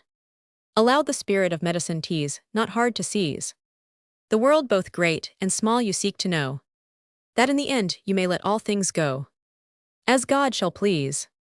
In vain you range around with scientific eyes. Each one at length learns only what he can, but he who knows the passing hour to prize, that is the proper man. A goodly shape and mien you vaunt, and confidence I guess is not your want. Trust but yourself, and without more ado, all other men will straightway trust you too. But chiefly be intent to get a hold Oh, the women's minds their endless oh and ah. So thousandfold. In all its change obeys a single law. And if with half a modest air you come, you have them all beneath your thumb. A title first must purchase their reliance, that you have skill surpassing vulgar science. Thus have you hold at once of all the 7 ends, round which another year of labor spends. Study to press the pulse right tenderly, and with a sly and fiery eye, to hold her freely round the slender waist, that you may see how tightly she is laced. A student. This seems to promise better. Here we see where to apply and how to use the knife. Mephistopheles. Gray, my good friend, is every theory, but green the golden tree of life. A student. I vow I feel as in a dream my brain contains much more than it can comprehend. Some other day may I come back again, to hear your wisdom to the end. Mephistopheles. What I can teach, all men are free to know. A student. One little favor grant me ere it were my boast to take home on this page, presenting a leaf from his album, some sapient maxim from a man so say. Mephistopheles. Right willingly. He writes and gives back the book. Student reads. Eritus sicut Deus science bonum et malum. He closes the book reverently and takes his leave. Mephistopheles. Follow the ancient saw, and my cousin the famous old serpent. Right soon shalt thou have cause at thy godlike knowledge to tremble. Enter Faust. Faust. Now whither bound? Mephistopheles. Where it pleases you. The world both great and small we view. Oh, how it will delight entrance you, the merry reel of life to dance through. Faust. My beard, I am afraid, is rather long, and without easy manners, gentle breeding, I fear there is small chance of my succeeding. I feel so awkward mid the busy throng, so powerless and so insignificant. And what all others have I seem to want. Mephistopheles. Bah, never fear, the simple art of living is just to live right on without misgiving. Faust. But how shall we commence our course? I see nor coach, nor groom, nor horse. Mephistopheles. We only need your mantle to unfold, and it shall waft us on the wind. Who makes with me this journey bold? No bulky bundle busks behind. A single puff of inflammable air, and from the ground we nimbly fare. Lightly we float, I wish the best of cheer to Dr. Faustus on his new career. End of Act 2nd. Act Roman 3, Scene Roman 1, Auerbach's Wine Cellar, Leipzig. A bout of merry fellows. Frosh. Will no one sing, none crack a joke? I'll teach you to make saucy faces. Like old wet straw today you smoke, while bright as flame your wonted blaze is. Branders. The blame lies with yourself, for you have given us today no fun nor frolic to enliven us. Frosh, throwing a glass of wine over his head. There hast thou both. Branders. Double swine. Frosh. You asked a joke, I gave it you in wine. Siebel. Out at the door with all who dare to quarrel. Give all your pipes full play, this is no place to snarl. Up hollow ho. Altmayers. Woe's me, the devil and his crew are here. Some cotton hoe, he makes my eardrum crack. Siebel. Roar on, for when the vault loud echoes back, the deep bass notes come thundering on the ear. Frosh. Right out with each saucy fellow. Atara lara de. Altmayers. Atara lara de. Frosh. Our throats are now quite mellow. Sings the Holy Roman Empire now. How does it hold together? A clumsy song fee, a political song. A scurvy song, thank God, with each tomorrow. The Roman Empire can give you small sorrow. For me, I deem I am wealthier and wiser, for being neither chancellor nor kaiser. Yet even we must have a head to rule us. Let's choose a pope in drinking well to school us. Come well, you know the qualification that lifts a man to consideration. Frosh sings. Mount up, Lady Nightingale. Greet my love 10,000 times. Siebel. No, sir, not once, I'll hear no more of this. Frosh. But you shall hear a greeting and a kiss. He sings, ope the door in silent night. Ope and let me in, I pray. Shut the door, the morn is bright. Shut it, love, I must away. Siebel. Yes, sing and sing belawed her and Burheim. I'll have my laugh at Thatchel in good time. She jilted me right rarely soon. Shall make thee sing to the same tune. Tweer fit a kobold with his love should bless her. On some cross road to cocker and caress her. Or that some old hegoat that tramps away from merry Blocksberg on the 1st of May should greet her passing with a lusty ba. An honest man of genuine flesh and blood is for the wench by far too good. Batter her doors, her windows shiver. That's all the serenade I'd give her. Brander striking the table. Gentlemen here only attend to me. Y'all see that I know how to live. If lovesick people here there be, to honor them I am bound to give a song brimful of the most melting passion. I'll sing a ditty of the newest fashion. Give ear and with full swell sonorous. Let each and all ring forth the chorus. He sings in a pantry hole, there lived a rat. On bacon and on butter. It had a paunch as round and fat as Dr. Martin Luther. The cook placed poison in its way. It felt as straightened all the day, as if it had love in its body. Chorus shouting, as if it had love in its body. Branders. It ran within, it ran without, and sipped in every puddle, and scratched and gnawed but bettered not the fever of its noddle. With many a twinge it tossed and tossed, seemed ready to give up the ghost, as if it had love in its body. Chorus. As if it had love in its body. Branders. It left its hole for very pain, into the kitchen crawling, and snuffling there with might and main. Upon the earth lay sprawling. The cook she laughed when she saw it die. It squeaks, quoth she with its latest thigh. As if it had love in its body. Chorus. As if it had love in its body. Siebel. How the hard-hearted boys rejoice, as if it were a trade so choice, to teach the rats and mice to die. Branders. Rats find great favor in your eyes. Altmayers. The oily paunch, the bald pate, he has eyes of sorrow for the creature, for why he could not fail to see in the swoln rat his own best feature. Scene Roman 2, enter Faust and Mephistopheles. Mephistopheles. First thing of all I bring you here, into a company of jolly cheer, that you may learn how men contrive, without much thought or care to live. These fellows feast their lives away, in a continual holiday, with little wit and much content. Their narrow round of life is spent, as playful kittens oft are found, to chase their own tails round and round. So live they on from day to day, as long as headache keeps away, and by no anxious thought are crossed, while they get credit from the host.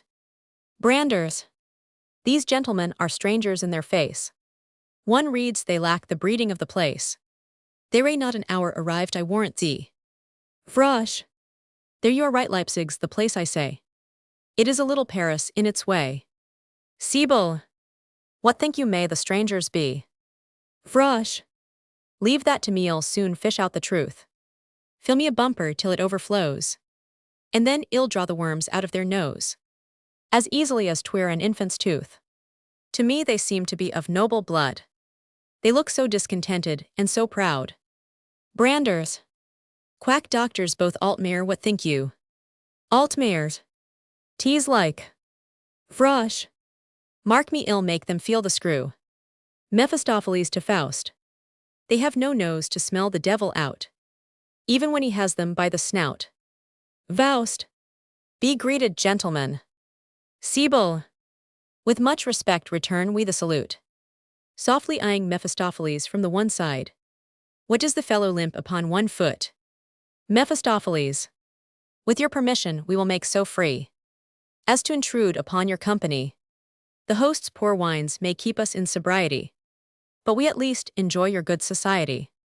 Altmayers. Our wine is good, and for to speak the truth, your mother fed you with too nice a tooth. Frush. When left you ripatch you must have been pressed, for time supped you with squire hands by the wane 7. Mephistopheles. We had no time to stay, but when I last came by I was his guest. He spoke much of his cousins, and he sent to you and all full many a compliment. He makes a bow to Frosh. Altmayer softly. You have him there he understands the jest. Sibyl. He is a knowing one. Frush. I'll sift him through anon. Mephistopheles. As we came in a concert struck my ear. Of skillful voices in a chorus pealing. A gleesome song must sound most nobly here. Reachowed freely from the vaulted ceiling. Frush. Perhaps you have yourself some skill. Mephistopheles. Oh no, had I the power I should not want the will. Altmayers. Give us a song. Mephistopheles. 1,000 willingly. Sibyl. Only brand new I say no threadbare strain. Mephistopheles. We are but just come from a tour in Spain. The lovely land of wine and melody. He sings there was a king in old times. That had a huge big flea. Frush. Ha ha, flea seems a man of taste. A flea I wise is a most dainty guest. Mephistopheles sings again. There was a king in old times. That had a huge big flea. As if it were his own son. He loved it mightily. He sent out for the tailor. To get it a suit of clothes. He made my lord a dress coat. He made him a pair of hose. Branders. Be sure that Monsieur le Tailleur be told. To take his measure most exact and nice. And as upon his head he puts a price. To make the hose without or crease or fold. Mephistopheles. In velvet and in silk clad. He strutted proudly then. And showed his star and garter. With titled gentleman. Prime Minister they made him. With cross and ribbon gay. And then all his relations. At court had much to say. This caused no small vexation. At court I tell you true. The queen and all her ladies. Were bitten black and blue. And yet they durst not catch them. Nor crack them when they might. But we are free to catch them. And crack them when they bite. Chorus shouting. But we are free to catch them. And crack them when they bite. Frush. Bravo, bravo, his voice is quite divine. Sibyl. Such fate may every flea befall. Branders. Point your nails and crack 'em all. Altmayers. A glass to liberty, long live the Mephistopheles. Id drink to liberty with right good will. If we had only better wine to drink. Sibyl. You might have kept that to yourself, I think. Mephistopheles. I only fear our host might take it ill.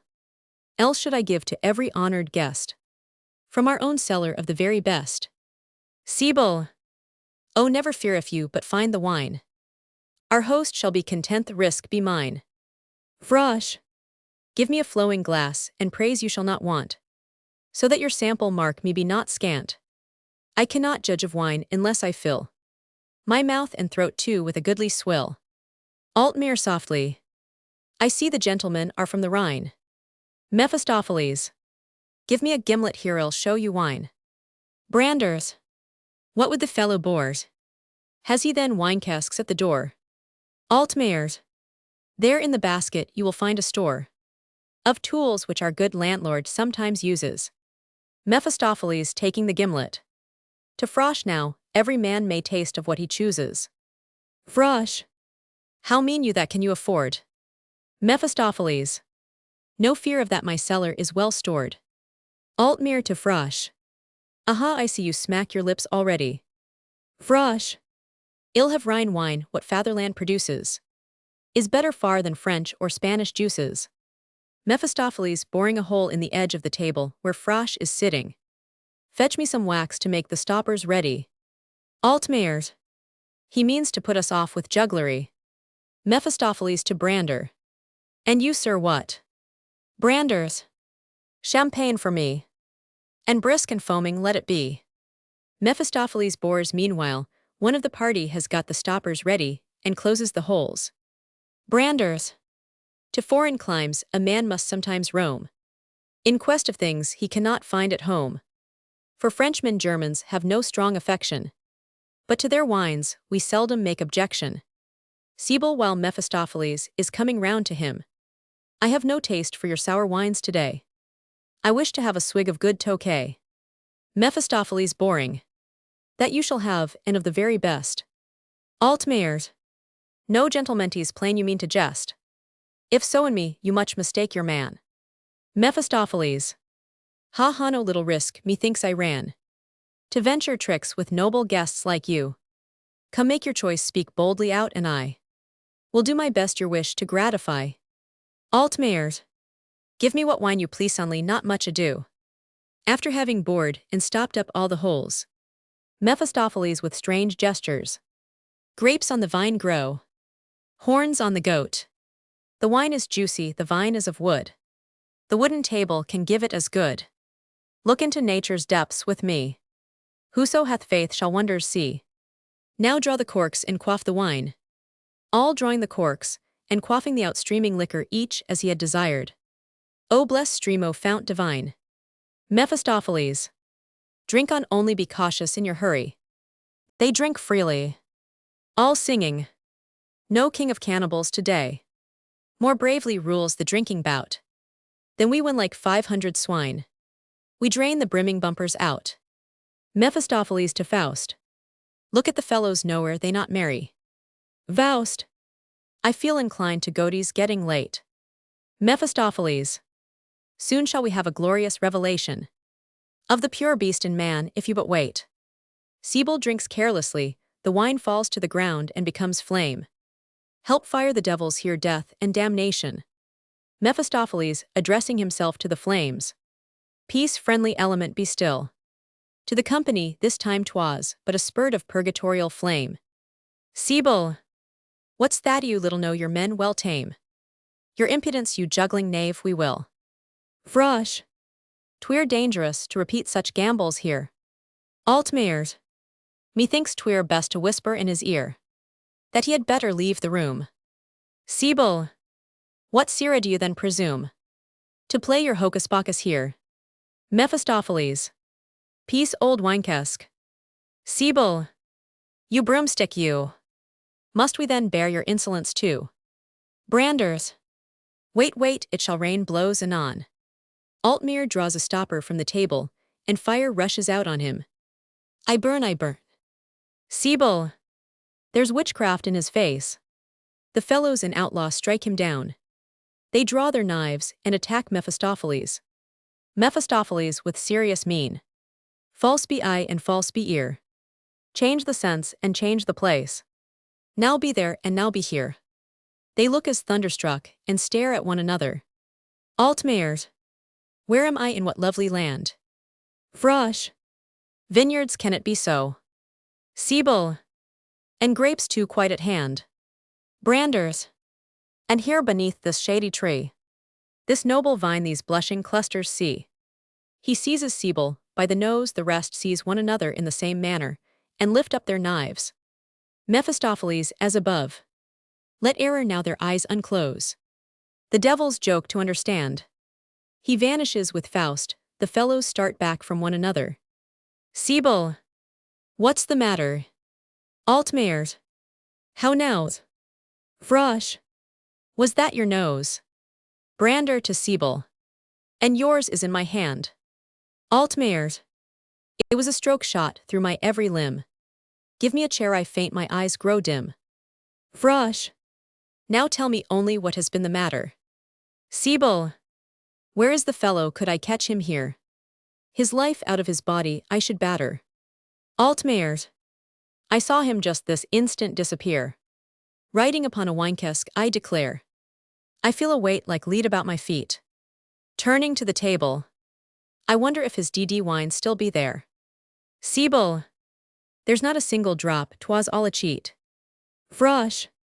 And yet methinks that I was drinking wine. Branders. And I could swear I saw a clustered vine. Altmayers. Let none now say the age of miracles is past. Scene Roman 3 Witch's Kitchen.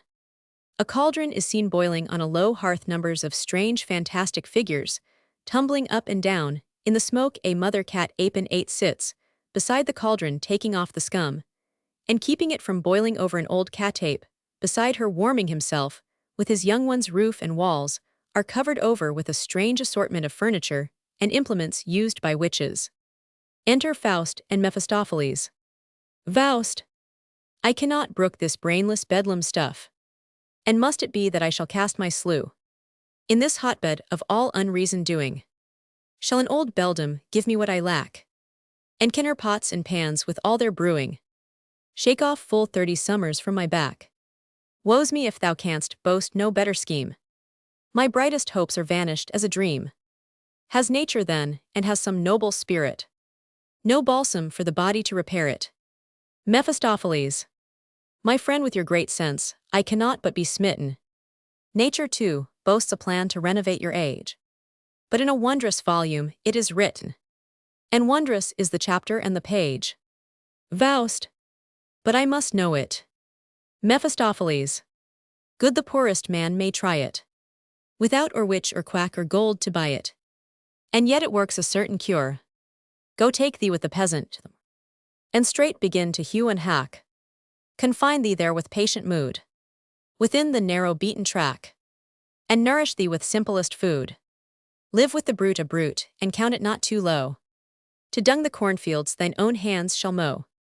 Than this I know on earth no medicine stronger, to make by 80 years both soul and body younger. Faust, I was not trained to this, was never made to labor with the pickaxe and the spade. Such narrow round of life I may not brook. Mephistopheles, then you must look into another book, and be content to take the witch for cook. Faust, but why this self-same ugly Jezebel? Could you not brew the drink yourself as well? Mephistopheles, a precious pastime that indeed meanwhile I had built bridges many a German mile. Not art and science strict are here enough, but patience too and perseverance tough. A thoughtful soul toils on through many a silent year. Time only makes the busy ferment clear. Besides that the ingredients all are passing strange and mystical. 'Tis true the devil taught them how to do it, but not the devil with his own hands can brew it. Looking at the catapes low, what a tiny gay parade. Here's the man and there's the maid. Addressing them, it seems that your good mother has gone out. The catapes, up the chimney. Went she out to a drinking bout? Mephistopheles, is it her wont to gossip long without the animals, as long as we sit here and warm our feet? Mephistopheles to Faust, what think you of the brutes, are they not neat? Faust, I never saw such tasteless wood-bedrolls. Mephistopheles, pooh, I know no greater delectation on earth than such a merry conversation. To the brutes now let us hear, you pretty dolls. What are you stirring there in the pot? The brutes, soup for beggars, hissing and hot. Thin and watery, that's the stew. Mephistopheles, your customers will not be few. The father catape comes up and fawns upon Mephistopheles. Come, rattle the dice. Make me rich in a trice. Come, let me gain. My case is so bad, it scarce could be worse. Were I right in my purse, it'd be right in my brain. Mephistopheles, how happy would the apish creature be to buy a ticket in the lottery? Meanwhile the young catapes have been playing with a large globe and roll it forwards. The father catape, such is the world, so doth it go, up and down, to and fro. Like glass it tinkles, like glass it twinkles, breaks in a minute, has nothing within it. Here it sparkles, there it darkles. I am alive. My dear son, I say, keep out of the way. If you don't strive, you will die, you will die. It is but of clay, and in pieces will fly. Mephistopheles, what make you with the sieve? The father catape, bringing down the sieve. When comes a thief, on the instant we know him. He runs off to the mother catape, and lets her look through the sieve. Look through the sieve. Seest thou the thief, and fearest to show him? Mephistopheles, coming near the fire. And this pot, father catape and his wife, the silly sot. He knows not the pot, and he knows not the kettle, the sot. Mephistopheles, you ill-bred urchin, you. The father catape, come sit thee down. Well, give thee a crown, and a scepter too. He obliges Mephistopheles to sit down, and gives him a long brush for a scepter. Faust, who while Mephistopheles was engaged, with the animals had been standing before a mirror alternately approaching it and retiring from it. What see I here, what heavenly image bright? Within this magic mirror chains my sight. O love, the swiftest of thy pinions lend me, that where she is in rapture I may bend me. Alas, when I would move one step more near, to breathe her balmy atmosphere, she seems to melt and disappear, and cheats my longing eye. Oh, she is fair beyond all type of human. Is't possible can this be simple woman? There lies she on that downy couch reposing, within herself the heaven of heavens enclosing. Can it then be that earth a thing so fair contains? Mephistopheles. Of course, for when a god has vexed his brains for 6 long days, and when his work is done, says bravo to himself, is it a wonder he should make one fair thing without a blunder? For this time give thine eyes their pleasure. I know how to procure you such an one, whence thou mayst drink delight in brimming measure, and bless the man for whom fate shall decide to lead home such a treasure as his bride. Faust continues gazing on the mirror. Mephistopheles stretches himself on the armchair, and playing with the brush goes on as follows. Here from my throne, a monarch I look down. My scepter this, I wait to get my crown. The animals who had in the interval been wheeling about with strange antic gestures bring a crown to Mephistopheles with loud shouts. Oh, be but so good, with sweat and with blood, your crown to glue, as monarchs do. They use the crown, rather roughly, in consequence of which it falls into 2 pieces, with which they jump about. Oh, sorrow and shame! 'Tis broken, no doubt, but well make a name when our poem comes out. Faust gazing on the mirror. Woe's me, her beauty doth my wits confound. Mephistopheles pointing to the brutes. And even my good brain is whirling round and round. The brutes! And if we well speed, as speed well we ought, we are makers indeed. We are moulders of thought. Faust as above. I burn this rapturous glow. Consumes me sheer, come let us go. Mephistopheles as above. One must at least confess that they are honest poets in their way. The kettle which had been neglected by the mother cat ape begins to boil over. A great flame arises, and runs up the chimney. The witch comes through the flame down the chimney with a terrible noise. The witch. Ow, ow, ow, ow. Thou damned brute, thou cursed sow. To leave the kettle and singe the frow. Thou cursed imp, thou. Turning to Faust and Mephistopheles. What's this here now? Who are you, who are you? What's here ado? Ye are scouts, ye are scouts. Out with the louts. A fiery arrow. Consume your marrow. She plunges the ladle into the kettle, and spurts out flame on Faust, Mephistopheles, and the brutes these last wine. Mephistopheles, who in the meantime had turned round the butt end of the brush, now dashes in amongst the pots and glasses. Into and two. There lies the broth, the glass and the kettle. Shiver them both. 'Tis a jest thou must know, thou carrion crow. 'Tis a tune to keep time to thy senseless rhyme. While the witch, foaming with rage and fury, draws back. What know'st me not, thou scrag, thou Jezebel? Thy lord and master thou shouldst know me well. What hinders me in all my strength to come and crush you and your cadamps 'neath my thumb? Know'st not the scarlet doublet, molied mother? Boast not the knee before the famed cock's feather. Use your old eyes behind a mask. Did I conceal my honest face? And when I come here must I ask a special introduction to your grace? The witch. O my liege lord, forgive the rough salute. I did not see the horse's foot. And where to have you left your pair of ravens? Mephistopheles. For this time you may thank the heavens that you have made so cheap an escape. 'Tis some time since I saw your face, and things since then have moved apace. The march of modern cultivation, that licks the whole world into shape, has reached the devil in this wise generation. The northern phantom is no longer seen, and horns and tail and claws have been. And for my hoof, with which I can't dispense, in good society 'twould give great offense. Therefore, like many a smart sprig of nobility, I use false calves to trick out my gentility. The witch dancing. Heyday, it almost turns my brain to see Squire Satan here again. Mephistopheles. Woman, you must not call me by that name. The witch. And wherefore not, I see no cause for shame. Mephistopheles. That name has had its station long assigned. With mother bunch, and yet I cannot see. Men are much better for the want of me. The wicked one is gone, the wicked stay behind. Call me now baron, less than that were rude. I am a cavalier like other cavaliers. My line is noble, and my blood is good. Here is a coat of arms that all the world reveres. He makes an indecent gesture. The witch laughing immoderately.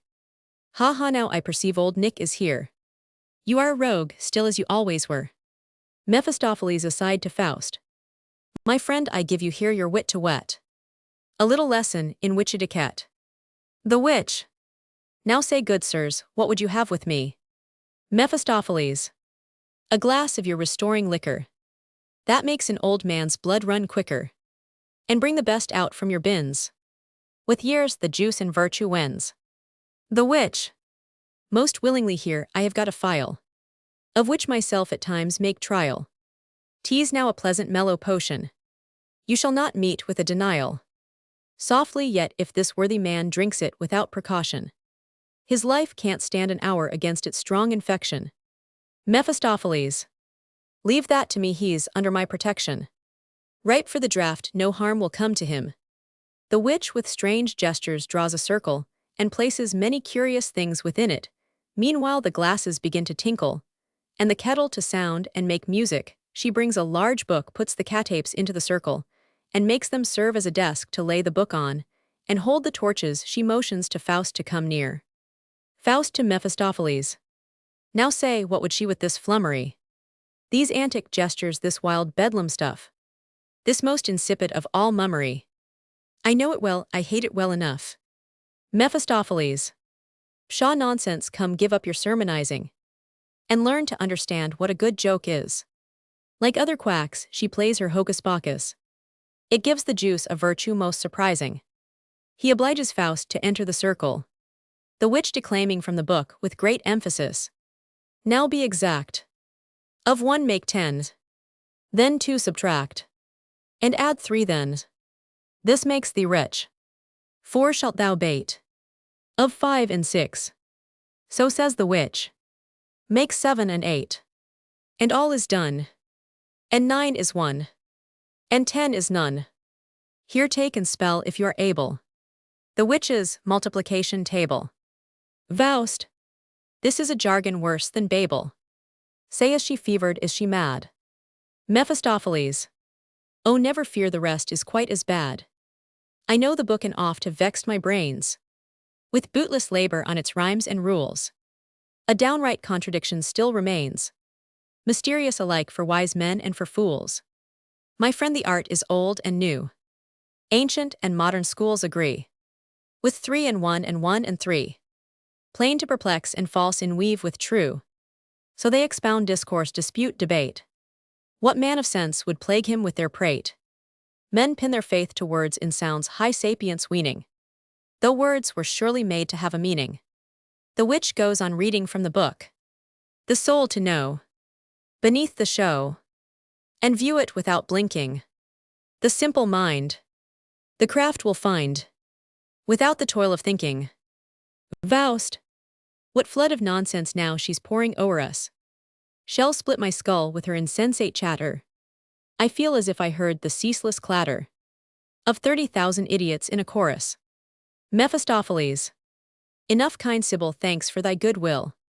Now bring your jug here, and the goblet fill with this prime juice till it be brimming o'er. My friend here is a man of high degrees, and will digest the draught with ease. He has swilled many a goodly glass before. The witch with many ceremonies pours the beverage into a cup, while Faust brings it to his mouth. A light flame arises. Mephistopheles. Come, quaff it boldly without thinking. The draught will make thy heart to burn with love. Art with the devil hand and glove. And from a fire spurt wouldst be shrinking. The witch looses the circle, Faust steps out. Mephistopheles. Come quickly out, you must not rest. The witch. I hope the swig will wonders work on thee. Mephistopheles. And you, if you have aught to beg of me. Upon Walpurgis night make your request. The Witch. Here's a song at times sung you will find. It hath a wondrous working on your mind. Mephistopheles to Faust. Come yield thee now to my desire. Be meek for once and own the bridle.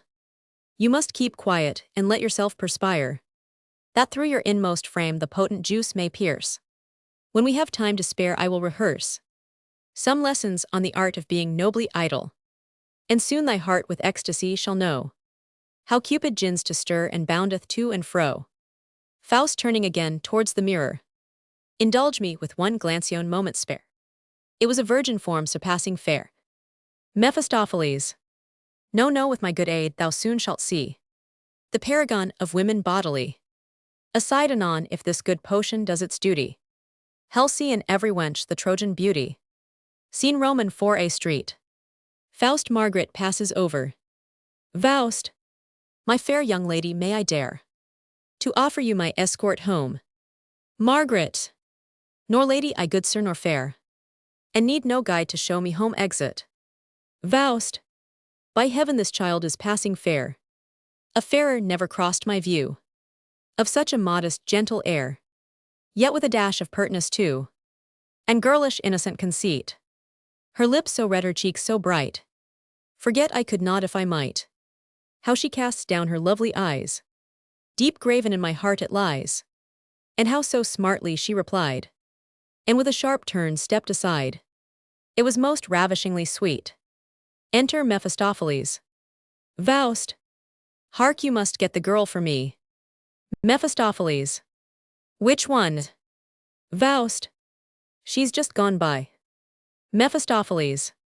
What she? She's only now come from confession, where she received a full remission.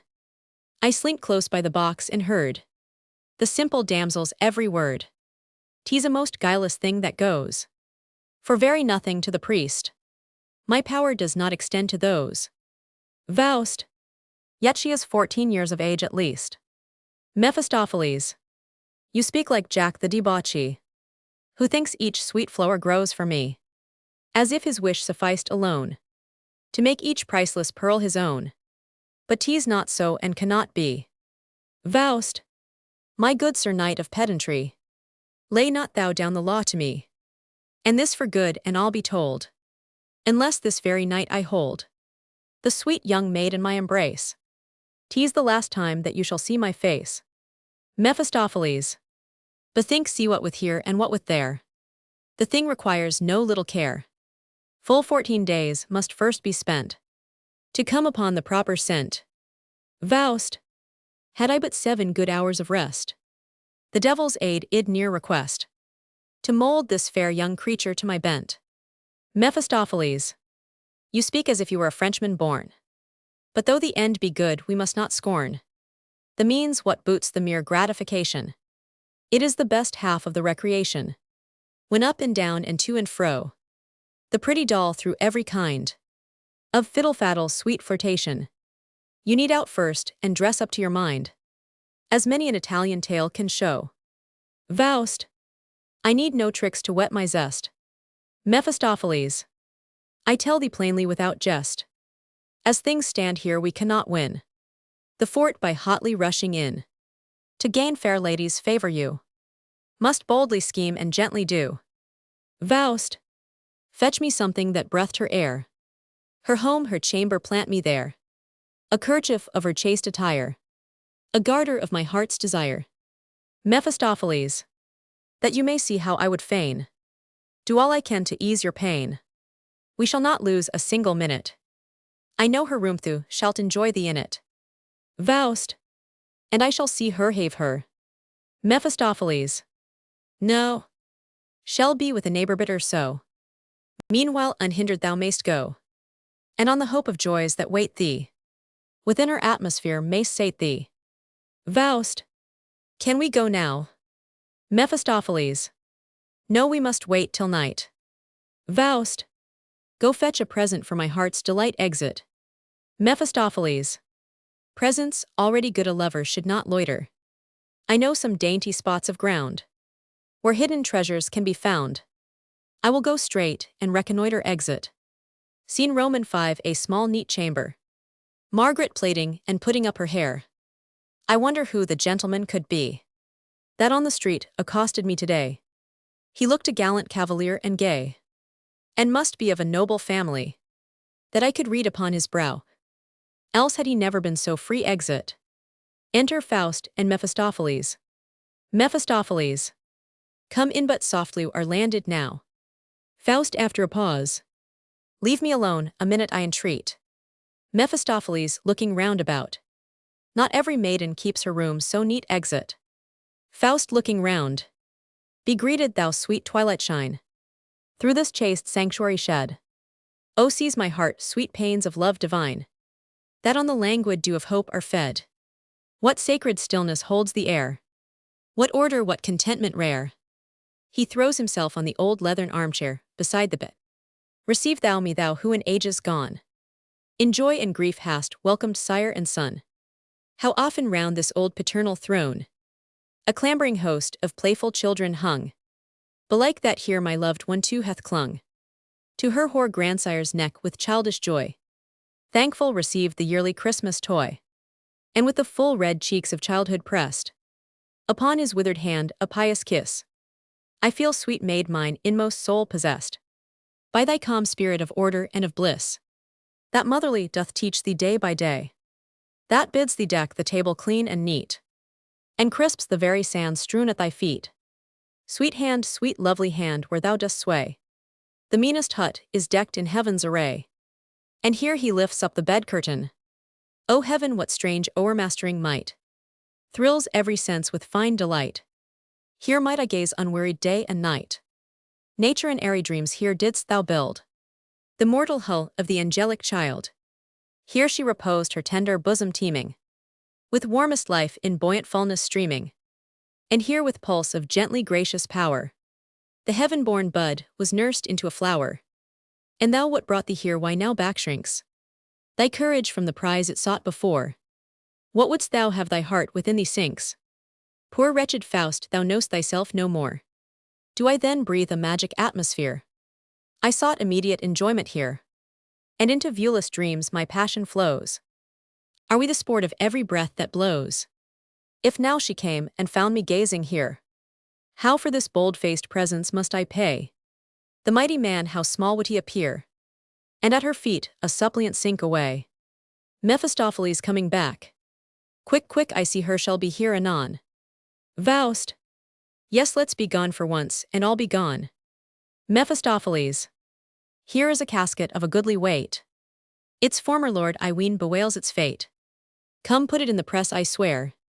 Shall lose her senses when she sees it there. The trinkets that I stowed within it were bait meant for a nobler prey. But child is child and play is play. Faust. I know not, shall I? Mephistopheles. Can you doubt a minute?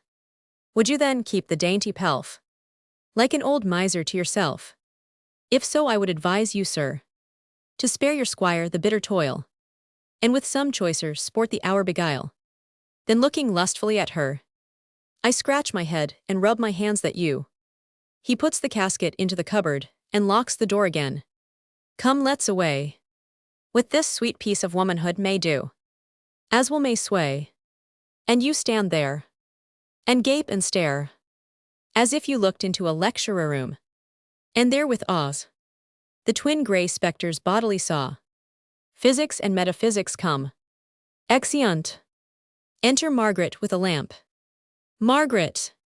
It is so sultry here, so hot, she opens the window, and yet so warm without tease not. I feel I know not how oppressed. Would to God that my mother came. A shivering cold runs o'er my frame. I am but a silly timid girl at best. While taking off her clothes she sings. There was a king in Thule, true-hearted to his grave. To him his dying lady a golden goblet gave. He prized it more than rubies. At every drinking bout, his eyes they swam in glory. When he would drain it out, on his deathbed he counted his cities one by one. Unto his heirs he left them. The bowl he gave to none. He sat amid his barons, and feasted merrily within his father's castle. That beetles o'er the sea. There stood the old carouser, and drank his life's last glow, then flung the goblet over into the sea below. He saw it fall and gurgling sank deep into the sea. His eyes they sank in darkness. No bumper more drank he. She opens the cupboard to put in her clothes, and sees the casket. How came the pretty casket here, no doubt? I locked the press when I went out. 'Tis really strange belike that it was sent. A pledge for money that my mother lent. Here hangs the key, sure there can be no sin in only looking what may be within. What have we here, good heavens, see? What a display of finery! Here is a dress in which a queen might on a gala day be seen. I wonder how the necklace would suit me, who may the lord of all this splendor be. She puts on the necklace and looks at herself in the glass. Were but the earrings mine to wear, it gives one such a different air. What boots the beauty of the poor? 'Tis very beautiful to be sure, but without riches little weighs. They praise you but half pity while they praise. Gold is the pole to which all point the whole big world hangs on gold, alas, we poor. Scene Romans 6a walk. Faust going up and down thoughtfully, then enter Mephistopheles. Mephistopheles. By all the keen pangs of love, by all the hot blasts of hell, by all the fellest of curses, if curse there be any more fell. Faust. How now, Mephisto, what the devil's wrong?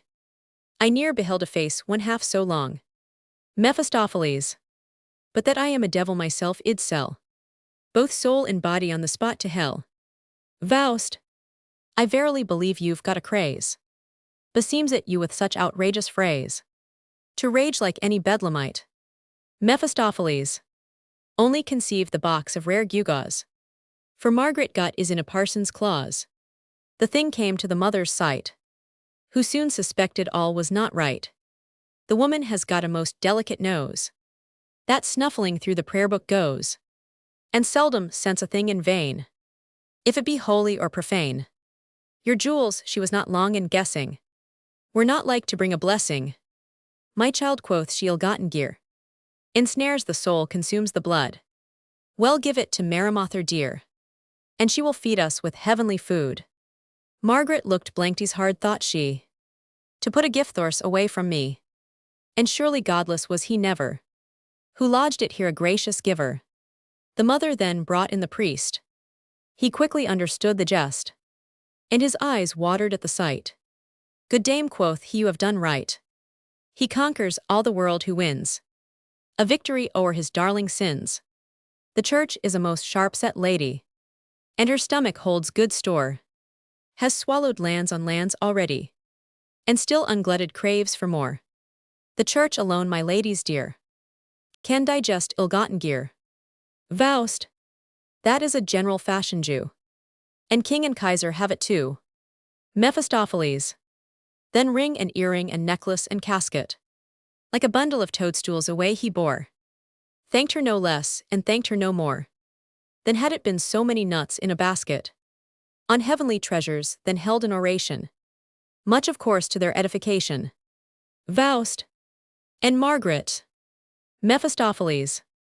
Sits now in restless mood, knows neither what she would nor what she should, broods o'er the trinkets night and day, and on him who sent them more. Faust. Sweet love, her grief doth vex me sore. Mephisto, mark well what I say. Get her another set straightway. The first were not so very fine. Mephistopheles. Oh yes, with you, all things are mere child's play. Faust. Quick hence, and match your will with mine. Throw thee oft in her neighbor's way. Be not a devil of milk and water, and for another gift go cater. Mephistopheles. Yes, gracious sir, most humbly I obey. Exit Faust. Mephistopheles. Such lovesick fools as these would blow sun, moon, and stars like vilest stuff to nothing with a single puff, to make their ladylove a show. Scene Romans 7, Martha's house. Martha alone. In honest truth, it was not nobly done in my good spouse to leave me here alone. May God forgive him while he roams at large. O'er the wide world I live at my own charge. Sure he could have no reason to complain. So good a wife hell not find soon again, she weeps. He may be dead Mekudai but no. Buy a certificate that 'tis really so. Enter Margaret. Margaret. Martha's. Martha's. What wouldst thou, dear? Margaret. My knees can scarcely bear me only here. I found a second box today. Of ebonwood just where the first one lay. Brimful of jewels passing rare. Much finer than the others. Martha's. Have a care. You keep this well masked from your mother. 'Twould fare no better than the other. Margaret. Only come near and see, look here. Martha decking her with the jewels. Thou art a lucky little dear. Margaret. And yet I dare not thus be seen. In church or on the public green. Martha's. Just come across when you've an hour to spare. And put the gods on here with none to see. Then promenade a while before the mirror there. 'Twill be a joy alike to thee and me. Then on a Sunday or a holiday. Our riches by degrees we can display. A necklace first the drops, then in your ear. Your mother sees it not, and should she hear, 'tis easy to invent some fair pretense or other. Margaret. But whence the pretty caskets came I fear. There's something in it not right altogether knocking. Good God, I hear a step, is it my mother? Martha looking through the casement. 'Tis a strange gentleman come in. Enter Mephistopheles. Mephistopheles. I hope the ladies will not think me rude. That uninvited thus I here intrude. Observing Margaret, he draws back respectfully. I have commands for Mistress Martha Schwerdlein. Martha's. For me, what has the gentleman to say? Mephistopheles softly to her. Excuse my freedom, I perceive that you have visitors of rank today. For this time I shall bid adieu. And after dinner do myself the pleasure to wait upon you when you're more at leisure. Martha aloud. Think, child, of all things in the world the last. My Gretchen for a lady should have passed. Margaret. The gentleman is far too good. I am a poor girl, boast neither wealth nor blood. This dress, these jewels are not mine. Mephistopheles. 'Tis not the dress alone that I admire. She has a mien, a gait, a look so fine. That speak the lady more than costliest attire. Martha's. And now your business, sir, I much desire. Mephistopheles. Would God I had a better tale to tell. Small thanks I should receive, I knew it well. Your husband's dead, his last fond words I bear. Martha's. Is dead the good fond soul, oh woe. My man is dead, flow sorrow flow. Margaret. Beseech thee, dearest Martha, don't despair. Mephistopheles. Now hear my mournful story to the end. Margaret. I would not love a man on earth to rend me thus with grief when he might hap to die. Mephistopheles. Joy hath its sorrow, sorrow hath its joy. Twin sisters are they, as the proverb saith. Martha's. Now let me hear the manner of his death. Mephistopheles. Where Padua's sacred turrets rise, above the grave of holy Antony, on consecrated ground thy husband lies, and slumbers for eternity. Martha's. No further message, is this all? Mephistopheles. Yes, one request, and that not small. For his soul's peace your good man wanted 300 masses to be chanted. This is the whole of my commission. Martha's. What, not a jewel, not a coin? No journeyman, however poor, however wild, could make such an omission. But in the bottom of his pouch is sure to keep some small memorial for his wife, and rather beg and rather pine away the remnant of his life. Mephistopheles. Madam, for your hard case I greatly grieve. But your good husband had no gold to leave. His sins and follies he lamented sore. Yes, and bewailed his own mishap much more. Margaret. Alas for all the miseries of mankind. He shall not want my oft-repeated Mephistopheles to Margaret. Thou gentle heart dost well deserve to find a husband worthy of a bride so fair. Margaret. Ah, noffer that it is too soon. Mephistopheles. A lover then might in the meantime do 'tis bounteous heaven's choicest boon to fondle in one's arms so sweet a thing as you. Margaret. Such things are never done with us. Mephistopheles.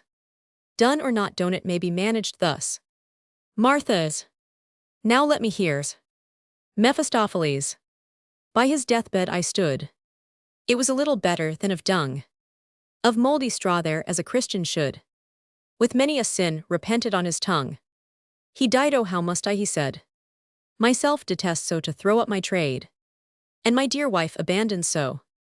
It kills me with the simple memory, oh. Might she but now forgive me ere I'd. Martha weeping. Good soul, I have forgiven him long ago. Mephistopheles, continuing his interrupted narrative. And yet was she, God knows, much more to blame than Roman one Martha. What did he lie on the grave's brink to lie? Mephistopheles. He fabled to the last, be sure. If I am half a connoisseur. In sooth I had no time to gape, he said. First to get children, then to get them bred. To clothe them, and to put them to a trade. From toil and labor I had no release.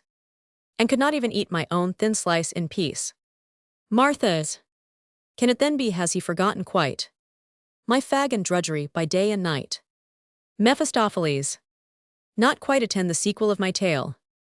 When last we sailed from Maltasso, he said. For wife and children fervently I prayed. And heaven then blew a favorable gale. We came across a Turkish ship that bore home bullion to increase the Sultan's store. And soon by valor's right were masters of all the infidel piasters. The precious spoil was shared among the crew. And I received the part that was my due. Martha's. But where and how has he then buried it? Mephistopheles. Who knows where the four winds have hurried it? A lady took him under her protection. At Naples as he wandered to and fro. She left him many a mark of her affection. As to his life's end he had cause to know. Martha's. The knave to treat his helpless orphans so. To all our misery and all our need. Amid his reckless life he gave no heed. Mephistopheles. And for that cause he's dead if I were you. Now mark me well, I tell you what I'd do. I'd mourn him decently for one chaste year. Then look about me for another dear's. Martha's. Alas, God knows it would be hard to find another so completely to my mind. A better-hearted fool you never knew. A love of roving was his only vice. And foreign wine and foreign women too. And the accursed gambling dice. Mephistopheles. Such marriage articles were most convenient. Had he to you been only half so lenient. On terms like these myself had no objection. To change with you the ring of conjugal affection. Martha's. You just main hair. Mephistopheles aside. A serious jest for me. I'd better go, for if I tarry here, shall take the devil at his word I fear. To Margaret, how stands it with your heart, then ease it free. Margaret. I scarce know what you mean. Mephistopheles. Sweet guileless heart. Ladies, farewell. Margaret. Farewell. Martha's. One word before we part. I fain would have it solemnly averred. How my dear husband died, and where he was interred. Order was I my special virtue, and 'tis right both where and when he died should stand. In the newspapers. Mephistopheles. Yes, when to attest. As Scripture saith, the truth is manifest. I have a friend who at your requisition, before the judge will make a deposition. I'll bring him here. Martha's. Yes, bring him with you do. Mephistopheles. And we shall meet your fair young lady too. To Margaret a gallant youth has been abroad and seen. The world a perfect cavalier I trow. Margaret. 'Twould make me blush should he bestow a single look on one so mean. Mephistopheles. You have no cause to be ashamed before the proudest king that ever scepter bore. Martha's. This evening in the garden, then behind the house y'all find warm hearts and welcome kind. Seen Roman 8A Street. Faust. How now, what news, how speed your labors? Mephistopheles. Bravo, tease while you are on fire. Soon shall you have your heart's desire. This evening you shall meet her at her neighbor's. A dame tease to a nicety made. For the bawd and gypsy trade. Faust. Tease well. Mephistopheles. But you must lend a hand, and so must Roman one Faust. One good turn deserves another. Mephistopheles. We must appear before a judge together. and solemnly there testify, that stiff and stark her worthy spouse doth lie beside the shrine of holy Antony. Faust, most wise, we must first make a goodly travel. Mephistopheles, sancta simplicitas, what stuff you drivel. We may make oath and not know much about it. Faust, if that's your best is bad, I scout it. Mephistopheles, O holy man that would outwit it. Is it the first time in your life that you have sworn to what you knew could not be true? Of God the world and all that it contains, of man and all that circles in his veins, or dwells within the compass of his brains, have you not pompous definitions given, with swelling breast and dogmatizing brow, as if you were an oracle from heaven? And yet if the plain truth you will avow, you knew as much of all these things in faith, as now you know of Master Schwertlein's death. Faust, thou art and wert a sophist and a liar. Mephistopheles, yes, unless one could mount a little higher. Tomorrow I shall hear you pour false vows that silly girl before. Swear to do everything to serve her, and love her with a quenchless fervor. Faust, and from my heart too. Mephistopheles, oh, of course, of course. Then will you speak till you're hoarse, of love and constancy and truth, and feelings of eternal youth.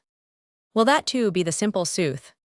Faust, it will for when I feel, and for the feeling the confusion of feelings that absorbs my mind. Seek for names and none can find. Sweep through the universe's girth, for every highest word to give it birth. And then this soul-pervading flame, infinite, endless name. Call you this naught but devilish delusion. Mephistopheles, still I am right. Faust, hold, mark me, you are right indeed, for this is true. Who will be right and only has a tongue is never wrong. Come, I confess thee master in debating, that I may be delivered from thy prating. End of Act 3rd. Act Roman 4, Scene Roman 1, Martha's garden.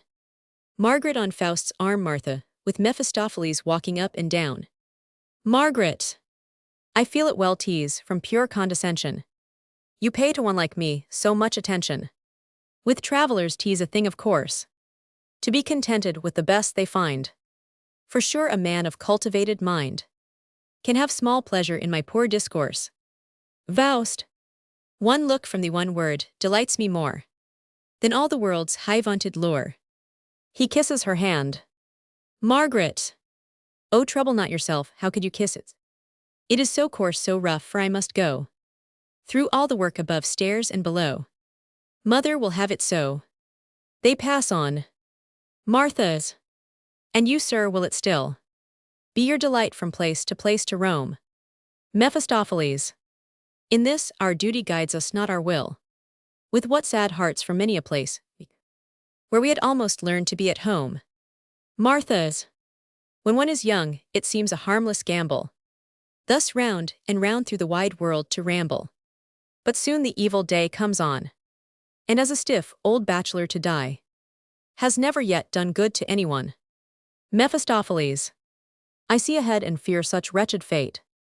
Martha's, then sir, take warning ere it be too late. They pass on. Margaret, yes, out of sight and out of mind. You see me now and are so kind.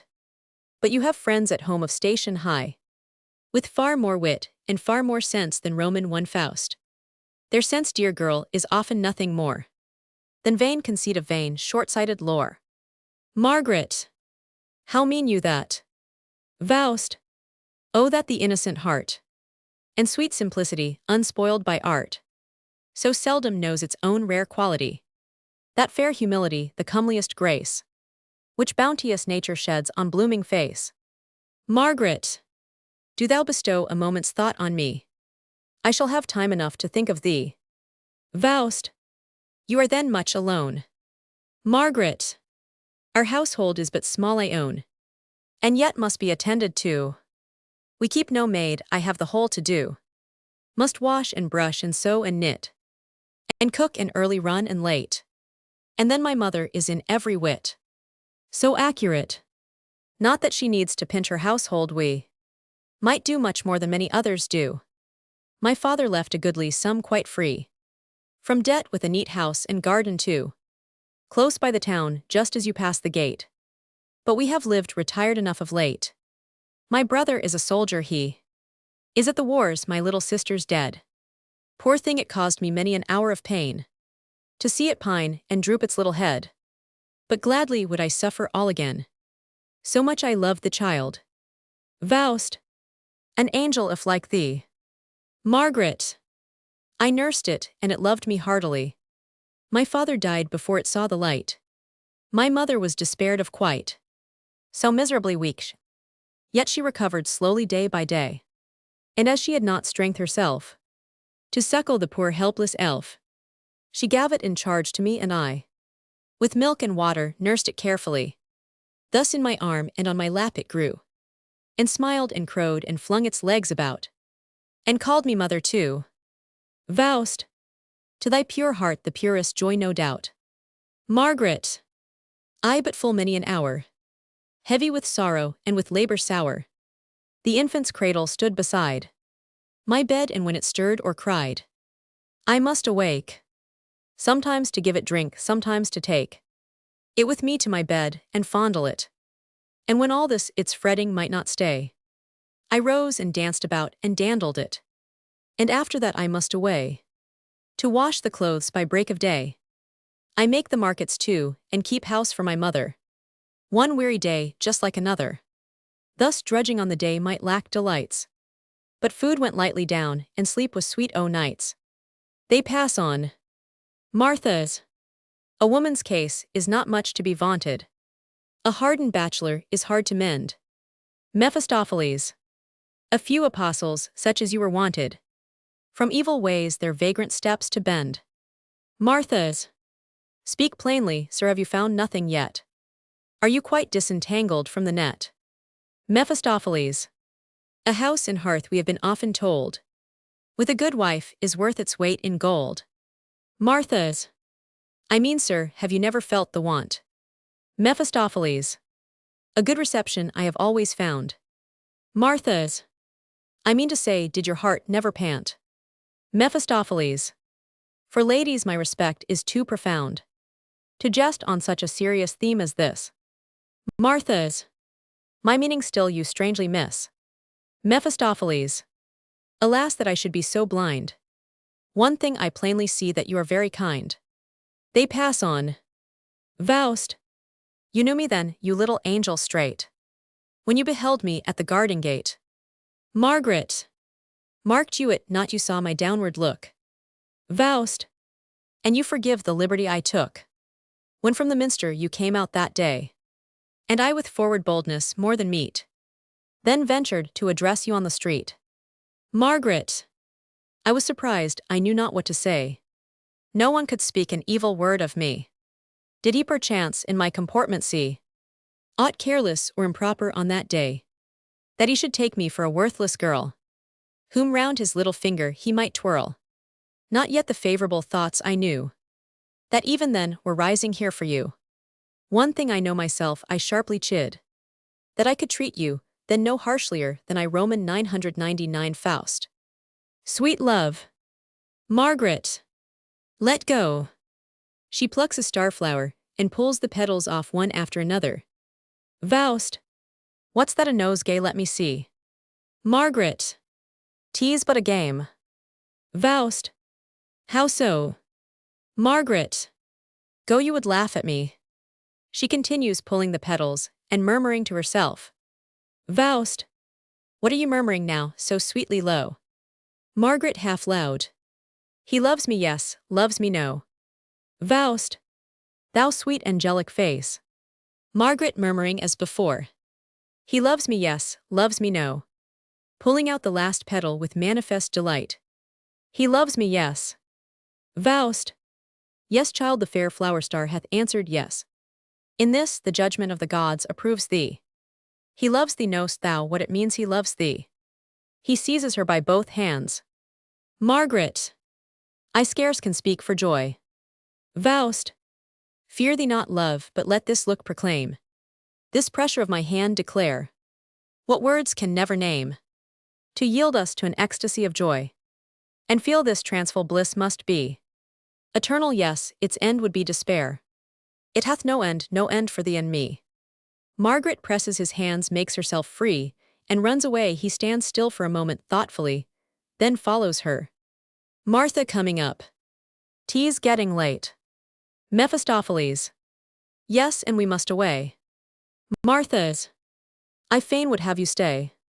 But tea's an evil neighborhood, where idle gossips find their pleasure and their business too, in spying out all that their neighbors do. And thus the whole town in a moment knows the veriest trifle. But where's our young Mephistopheles? Like wanton birds of summer through the air, I saw them dart away. Martha's. He seems well pleased with her. Mephistopheles. And she with him. Tease. Thus the world goes. Scene Roman 2, a summer house in the garden. Margaret comes springing in and hides herself behind the door of the summer house. She places the point of her finger on her lips and looks through a rent. Margaret! He comes! Faust coming up. Ha ha, thou cunning soul, and thou wouldst trick me thus, but I have caught thee now. He kisses her. Margaret clasping him and returning the kiss. Thou best of men, with my whole heart I love thee. Mephistopheles heard knocking. Faust stamping. Who's there? Mephistopheles. A friend. Faust. A beast. Mephistopheles. Tea's time now to remove thee. Martha coming up. Yes, sir, tea's getting late. Faust. May I not take you home? Margaret. My mother would farewell. Faust. And must I leave you then? Farewell. Martha's. Adieu. Margaret. Right soon to meet again. Exeunt Faust and Mephistopheles. Margaret alone. Dear God, what such a man as this can think on all and everything. I stand ashamed and simple, yes, is the one answer I can bring. I wonder what a man so learned as he can find in a poor simple girl like me. Exit. Scene Roman 3, wood and cavern. Faust alone. Spirit supreme, thou gav'st me all, for which I asked thee not in vain. Hast thou turned toward me thy countenance in fire? Thou gavest me wide nature for my kingdom, and power to feel it, to enjoy it not. Cold gaze of wonder gav'st thou me alone, but even into her bosom's depth to look, as it might be the bosom of a friend. The grand array of living things thou madst to pass before me, madst me know my brothers, in silent bush and water and in air. And when the straining storm loud roars and raves through the dark forest and the giant pine, root-trenched tears all the neighboring branches down, and neighboring stems, and strews the ground with wreck, and to their fall the hollow mountain thunders. Then dost thou guide me to the cave where safe I learn to know myself, and from my breast deep and mysterious wonders are unfolded. Then mounts the pure white moon before mine eye, with mellow ray, and in her softening light, from rocky wall, from humid brake upfloat the silvery shapes of times bygone, and soothe the painful pleasure of deep-brooding thought. Alas, that man enjoys no perfect bliss. I feel it now, thou gav'st me with this joy, which brings me near and nearer to the gods. A fellow whom I cannot do without. All cold and heartless, he debases me before myself, and with a single breath blows all the bounties of thy love to naught, and fans within my breast a raging fire. For that fair image busy to do Roman 99, thus reel I from desire on to enjoyment, and in enjoyment languish for desire. Enter Mephistopheles. Mephistopheles. What, not yet tired of meditation? Methinks this is a sorry recreation. To try it once or twice might do, but then again to something new. Faust, you might employ your time some better way than thus to plague me on a happy day. Mephistopheles. Well, well, I do not grudge you quiet. You need my aid, and you cannot deny it. There is not much to lose, I trow, with one so harsh and gruff and mad as toil moil from morn to even, so on it goes.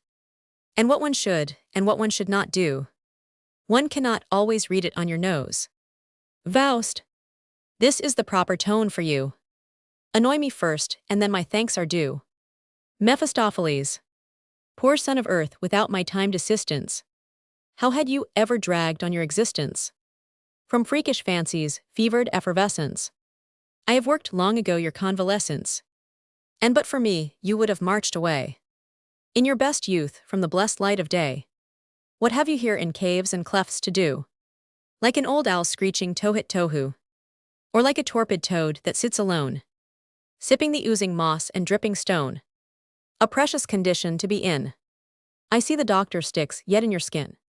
Faust, couldst thou but know what reborn vigor springs from this lone wandering in the wilderness? Couldst thou conceive what heavenly joy it brings?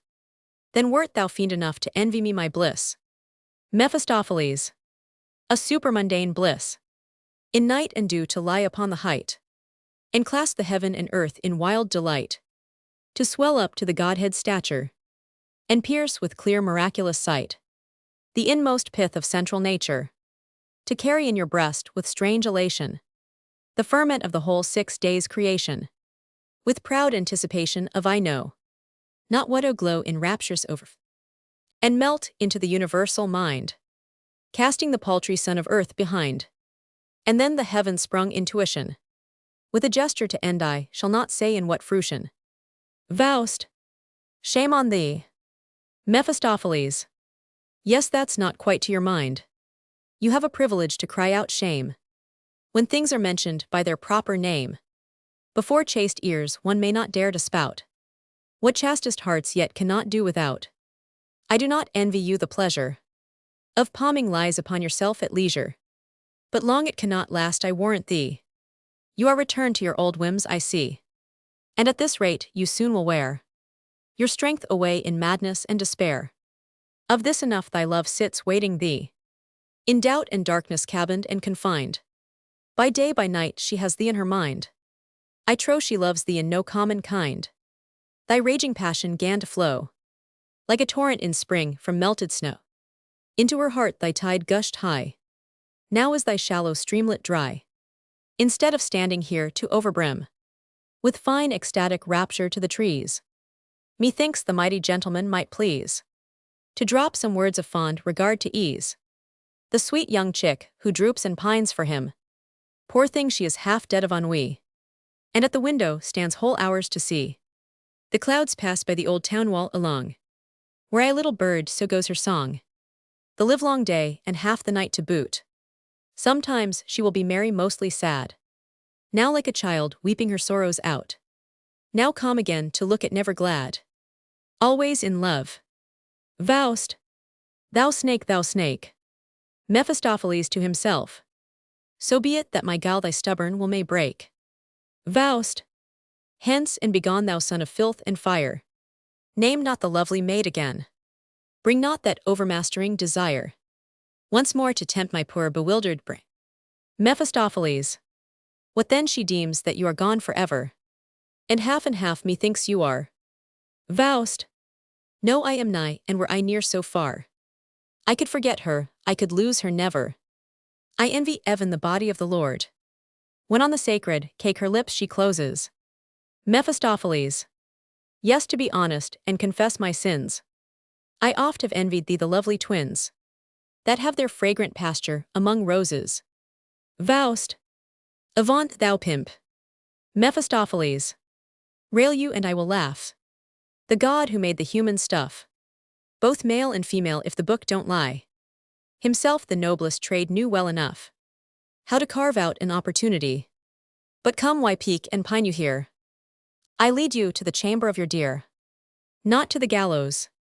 Faust, ah, what were heaven's supremest blessedness within her arms upon her breast to me? Must I not still be wrung with agony, that I should plunge her into such distress? I, the poor fugitive outlaw from my kind, without a friend, without a home, with a restless heart and aimless mind, unblessed, unblessing, ever doomed to roam, who like a waterfall from rock to rock came roaring, with greedy rage into the cauldron pouring, while she a heedless infant rears sidewards her hut upon the alpine field, with all her hopes and all her fears within this little world concealed. And I, God attested, not content to seize the rocks and in my headlong bent to shatter them to dust with ruthless tide, her little shieling on the mountain's side, bore down and wrecked her life's sweet peace with mine. And such an offering, hell, must it be thine. Help, devil, to cut short the hour of ill. What happen must may happen when it will. May her sad fate my crashing fall attend, and she with me be ruined in the end. Mephistopheles. Lo, how it boils again and blows, like furnace wherefore no man knows. Go in, thou fool, and let her borrow from thee sweet solace to her sorrow. When such a brain-sick dreamer sees no road where he to walk may please, he stands and stares like Balaam's ass, as if a god did block the pass. A man's a man who does and dares. In other points, you're spiced not scantly with the devil. Nothing more silly moves on earth's wide level than is a devil who despairs. Scene Roman 4, Margaret's room. Margaret alone at a spinning wheel. Margaret. My rest is gone. My heart is sore. Peace find I never, and nevermores. Where he is not, life is the tomb. The world is bitterness and gloom.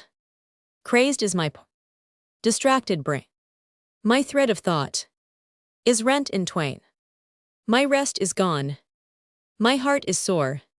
Peace find I never, and nevermores. I look from the window for none but hymns. I go abroad for only hymns. His noble air, his bearing high, the smile of his mouth, the might of his eye. And when he speaks, what flow of bliss, the clasp of his hand, and his kiss. My rest is gone. My heart is sore. Peace find I never, and nevermores. My bosom swells and pants for him. Oh, that I might clasp him and cling to him and kiss him the livelong day, and on his kisses melt away. Scene Roman 5, Martha's garden. Margaret and Faust. Margaret. Promise me, Henry. Faust. What I can. Margaret. Of your religion I am fain to hear. I know thou art a most kind-hearted man, but as to thy belief I fear. Faust. Fear not, thou know'st I love thee well and know, for whom I love my life's last drop shall for other men I have nor wish nor need to rob them of their church or of their creed. Margaret. That's not enough, you must believe it too. Faust. Must I? Margaret. Alas, that I might work some change on you. Not even the holy mass do you revere. Faust. I do revere thee. Margaret. Yes, but without desire. At mass and at confession too I fear. Thou hast not shown thyself this many a year. Dost thou believe in God? Faust. My love, who dares aspire to say he doth believe in God? Mayst ask thy priests and sages all. Their answer seems like mockery to fall upon the asker's ear. Margaret. Then thou dost not believe. Faust. Misunderstand me not, thou sweet angelic face. Who dares pronounce his name? And who proclaim, I do believe in him? And who dares presume to utter I believe him not? The Alembracer, the Aluffelders, grasps and upholds he not thee, me himself? Vaults not the heaven his vasty dome above thee? Stand not the earth's foundations firm beneath thee? And climb not with benignant beaming up heaven's slope the eternal stars? Looks not mine eye now into thine? And feelst thou not an innate force propelling thy tide of life to head and heart? A power that in eternal mystery dwelling, invisible visible, moves beside thee. Go fill thy heart therewith in all its greatness. And when thy heart brims with this feeling, then call it what thou wilt. Heart happiness, love God. I have no name for that which passes all revealing. Feeling is all in all. Name is but smoke and sound, enshrouding heaven's pure glow. Margaret. All that appears most pious and profound. Much of the same our parson says, only he clothes it in a different phrase. Faust. All places speak it forth. All hearts from farthest south to farthest north proclaim the tale divine, each in its proper speech. Wherefore not I in mine? Margaret. When thus you speak it does not seem so bad. And yet is your condition still most sad. Unless you are a Christian all is vain. Faust. Sweet love. Margaret. Henry, it gives me pain. More than my lips can speak to see. Thee joined to such strange company. Faust. How so? Margaret. The man whom thou hast made thy mate. Deep in my inmost soul I hate. Nothing in all my life hath made me smart so much as his disgusting leer.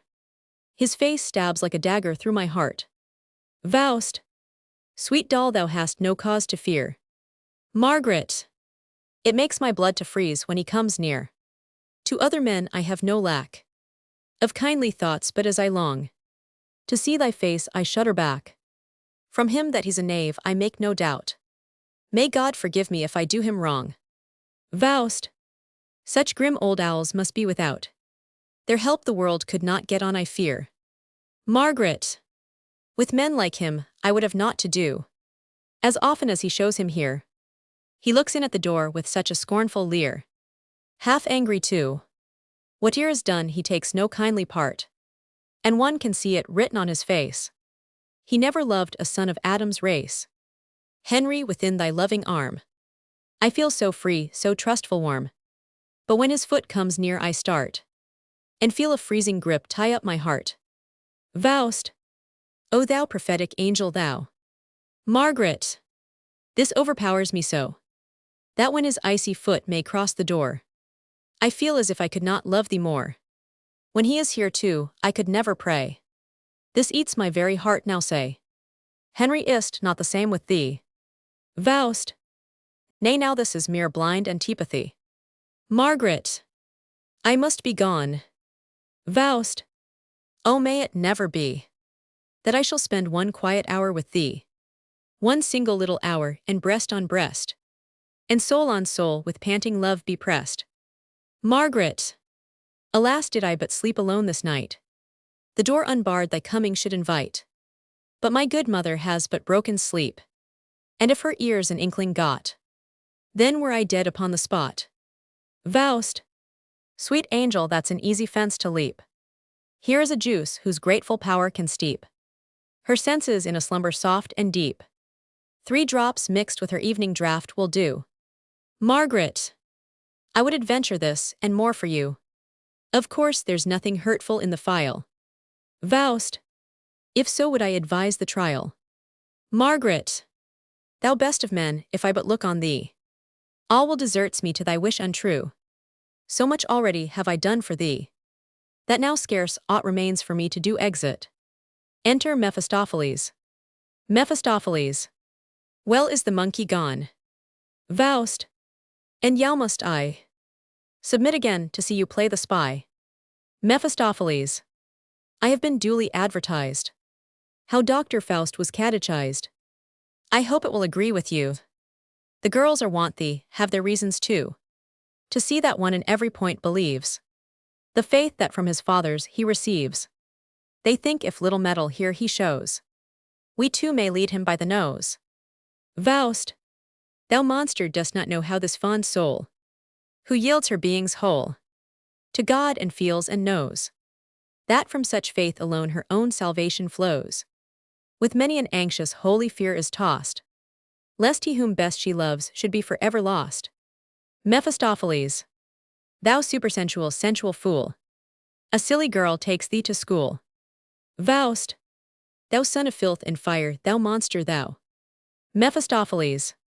And then her skill in reading faces is not the least of all her graces. When I come near, she feels she knows not how, and through my mask can read it on my brow, that I must be, if not the very devil, a genius far above the common level. And now tonight. Faust. What's that to thee? Mephistopheles. What brings my master joy brings joy to me. Scene Romans 6 at the well. Margaret and Eliza with water pitchers. Eliza. Have you heard naught of Barbara? Margaret. Nothing at all, I seldom stray from home to hear of other folks' affairs. Eliza. You may believe me, every whit. Sibylla told it me today. She too has been befooled, that comes of it.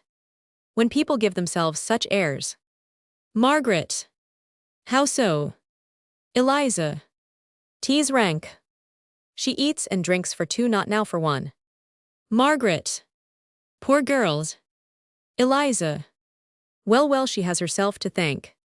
How long did she not hang upon the fellow? Yes, that was a parading, a dancing and a promenading. Must always be before the rest, and to wines and pasties be pressed. Began then to be proud of her beauty, and was so reckless of her duty, as to take presents from him too. That was a cooing and a caressing. No wonder if the flower too be a missing. Margaret. I pity hers. Eliza. Methinks you have not much to do. When we were not allowed to venture o'er the threshold night and day, kept close at spinning, there stood she with her paramour, upon the bench before the door, or in the lane, and hour for hour scarce knew the end from the beginning. 'Tis time that she should go to school, and learn on the repentant cestule. Margaret. But he will take her for his wife. Eliza. He marry her not for his life. An active youth like him can find where he pleases quarters to his mind. Besides, he's gone. Margaret. That was not fair. Eliza. And if he should come back, shall not enjoy him more. Her marriage wreath the boys will tear, and we will strew chopped straw before the door 9 exit. Margaret going homewards. How could I once so boldly chide, when a poor maiden stepped aside, and scarce found words enough to name the measure of a sister's shame? If it was black, I blackened it yet more, and with that blackness not content, more thickly still laid on the paint, and blessed my stars as cased in mail, against all frailties of the frail. And now myself am what I chid before, yet was each step that lured my slippery feet so good, so lovely, so enticing sweet. Scene Romans 7, an enclosed area. In a niche of the wall, an image of the Mater Dolorosa, with flower jugs before it. Margaret placing fresh flowers in the jugs. O mother rich in sorrows, bend down to hear my cry. O bend thee, gracious mother, to my sore agony. Thy heart with swords is pierced, and tears are in thine eye, because they made thy dear son a cruel death to die. Thou lookest up to heaven, and deeply thou dost sigh. His God and thine beholds thee, and heals thine agony. O who can know what bitter woe doth pierce me through and through? The fear, the anguish of my heart, its every pang, its every smart, know'st thou and only thou. And wheresoe'er I wend me, what woes attend me, and how my bosom quakes, and in my chamber lonely, with weeping only, my heart for sorrow breaks. These flower pots on the window I wet with tears, ah me, when with the early morning I plucked these flowers for thee, and when the morn's first sunbeam into my room was shed, I sat in deepest anguish, and watched it on my bed. O save me, mother of sorrows, unto my prayer give heed. By all the swords that pierced thee, O save me in my need. Scene Roman 8, Night Street, before Margaret's door. Enter Valentin. Valentin. When I sat with our merry men, at a carousal now and then, where one may be allowed a boast, and my messmates gave toast for toast to the girl they prized the most, and with a bumper then swilled o'er their praise when they could praise no more. I'd sit at ease and lean upon my elbow while they prated on, till all the swaggerers had done, and smile and stroke my beard, the goodly rummer to my hand, and say all that is very well. But is there one in all the land that with my Margaret may compare, or even tie the shoe to her? Rap, rap, cling, clang, so went it round, from man to man with gleesome sound. And one cried out with lusty breath, yes, Gretchen, Gretchen, she's the girl of womanhood, the perfect pearl. And all the braggarts were dumb as death. And now th' devil's in the matter. It is enough to make one clatter like a rat along the walls. Shall every boor with jibe and jeer turn up his nose when I appear? And every pettiest word that falls me like a purseless debtor torture, And though I bruised them in a mortar, I could not say that they were wrong. What comes apace, what creeps along? A pair of them comes slinking by. If 'tis the man I look for, I will dust his coat so well hell not. By Jove, go living from the spot retires. Enter Faust and Mephistopheles. Faust, as from the window of the vestry there, the light of the undying lamp doth glare, and sidewards gleameth dimmer still and dimmer, till darkness closes round its fitful glimmer. So murky is it in my soul. Mephistopheles. And I've a qualmish sort of feeling, like a cat on a rainy day, creeping round the wall and stealing near the fireplace if it may. Yet am I in most virtuous trim, for a small turn at stealing or at lechery, so jumps already through my every limb. Walpurgis night with all its glorious witchery, the day after tomorrow brings again the feast with fun and frolic in its train. Faust, is it not time that you were raising the treasure there in the distance blazing? Mephistopheles, soon shall you sate your eyes with gazing, and lift up from the urn yourself a little mine of precious pelf. I gave it a side glance before, saw lion dollars by the score. Faust, is there no god, no jewel at all, to deck my sweet little mistress withal? Mephistopheles, oh yes, I saw some trinkets for the girls, a sort of necklace strung with pearls. Faust, 'tis well that we have this to give her, for empty-handed go I never. Mephistopheles, and yet a wise man ought to learn to enjoy gratis as well as to earn. Now that the stars are bright and clear the sky, I'll give you a touch of choicest melody, a moral song that, while we seem to school her, with the more certainty we may befool her, sings to the guitar, why stands before her lover's door young Catherine here, at early break of day. Beware, bewares, he lets thee in, a maiden not away. When full it blows, he breaks the rose, and leaves thee then, a wretched outcast thing. Take warning then, and yield to none, but who hath shown and changed with thee the ring. Valentin advancing, ho serenaders by the element, you whoreson rascals, you rat-catchers, you. First to the devil with the instrument, and after it the harper too. Mephistopheles, Donner and Blitz, my good guitar is broken. Valentin, and your skull too anon by this sure token. Mephistopheles, quick doctor, here's no time to tarry. Keep close as I shall lead the way. Out with your goosewing too, out I say. Make you the thrusts and I will parry. Valentin, then parry that. Mephistopheles, why not? Valentin, and that. Mephistopheles, of course. Valentin, I deem the devil is here or something worse. Good God, what's this, me arm is lamed. Mephistopheles to Faust, have at him there. Valentin falls. Oh woes. Mephistopheles, now is the lubber tamed. But let's be gone, why stand you gaping there? They'll raise a cry of murder, I can play a game with the policeman any day. But blood spilt is a dangerous affair. Exeunt Mephistopheles and Faust. Martha at the window. Ho murder ho. Margaret at the window. A light, a light. Martha as above. They bawl, they brawl, they strike, they fight. The peoples. And here lies one already dead. Martha appearing below. Where are the murderers, are they fled? Margaret below. Who's this lies here? The peoples. Thy mother's son. Margaret. Almighty God, my brother dead. Valentin. I die, it is quickly said. And yet more quickly done. Why stand you women and weep and wail? Draw near and listen to my tale. They all come round him. My Margaret, mark me, you are young, and in sense not over strong. You manage matters, Roman 99, I tell thee in thine ear that thou art once for all a strumpet know. Mayst go and take thy fill. Margaret.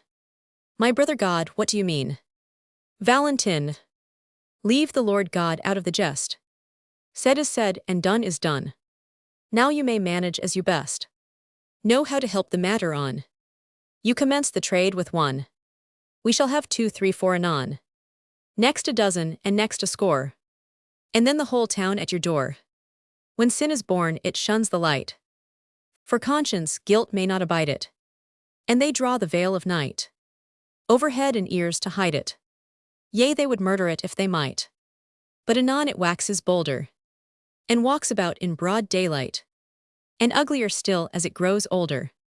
The less it offers to invite, the more it courts the public sight. Even now methinks I see the day, when every honest citizen, as from a corpse of tainted clay, from thee thou whore will turn away. Thy very heart shall fail thee then, when they shall look thee in the face. No more shall golden chain thee grace.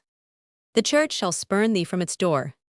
The altar shall not own thee more, nor longer with thy spruce lassitipet. Where the dance wheels shalt thou trip it, in some vile den of want and woe. With beggars and cripples thou shalt bed, and if from heaven forgiveness flow, earth shall rain curses on thy head. Marthas, speak softly and prepare thy soul for death, nor mingle slander with thy parting breath. Valentin, could I but reach thy withered skin, thou hag thou bod so vile and shameless, for such fair deed I might pass blameless, to score the black mark from my blackest sin.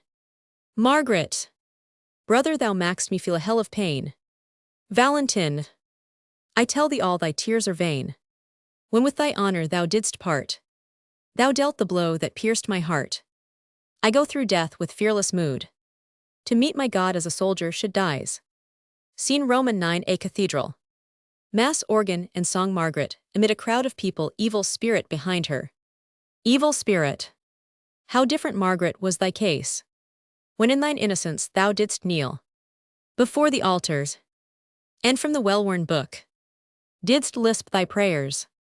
Half childish play, half God in thy heart. Margaret, where is thy head?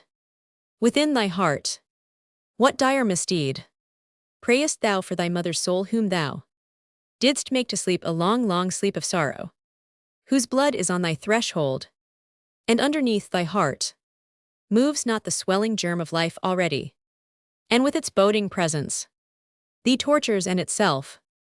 Margaret, woe, woes, that I might shake away the thoughts that hither flit and thither against me.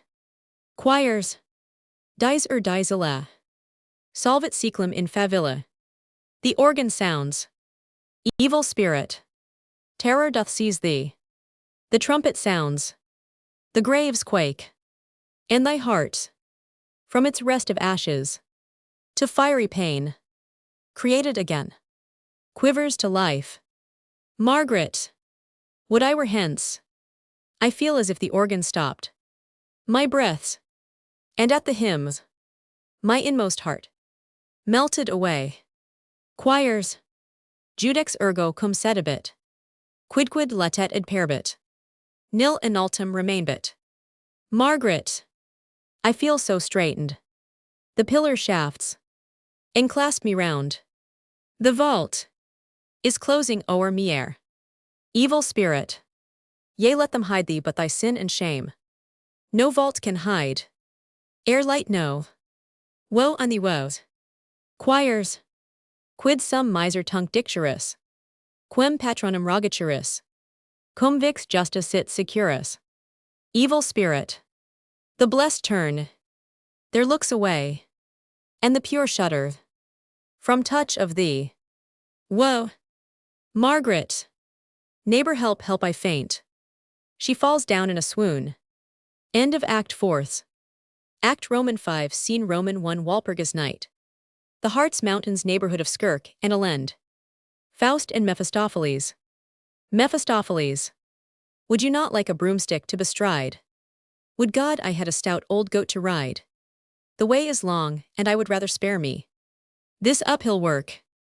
Faust, while my good legs can bear me, this knotted stick will serve my end. What boots it to cut short the way through the long labyrinth of vales to wend, these rugged mountain steeps to climb, and hear the gushing waters' ceaseless chime?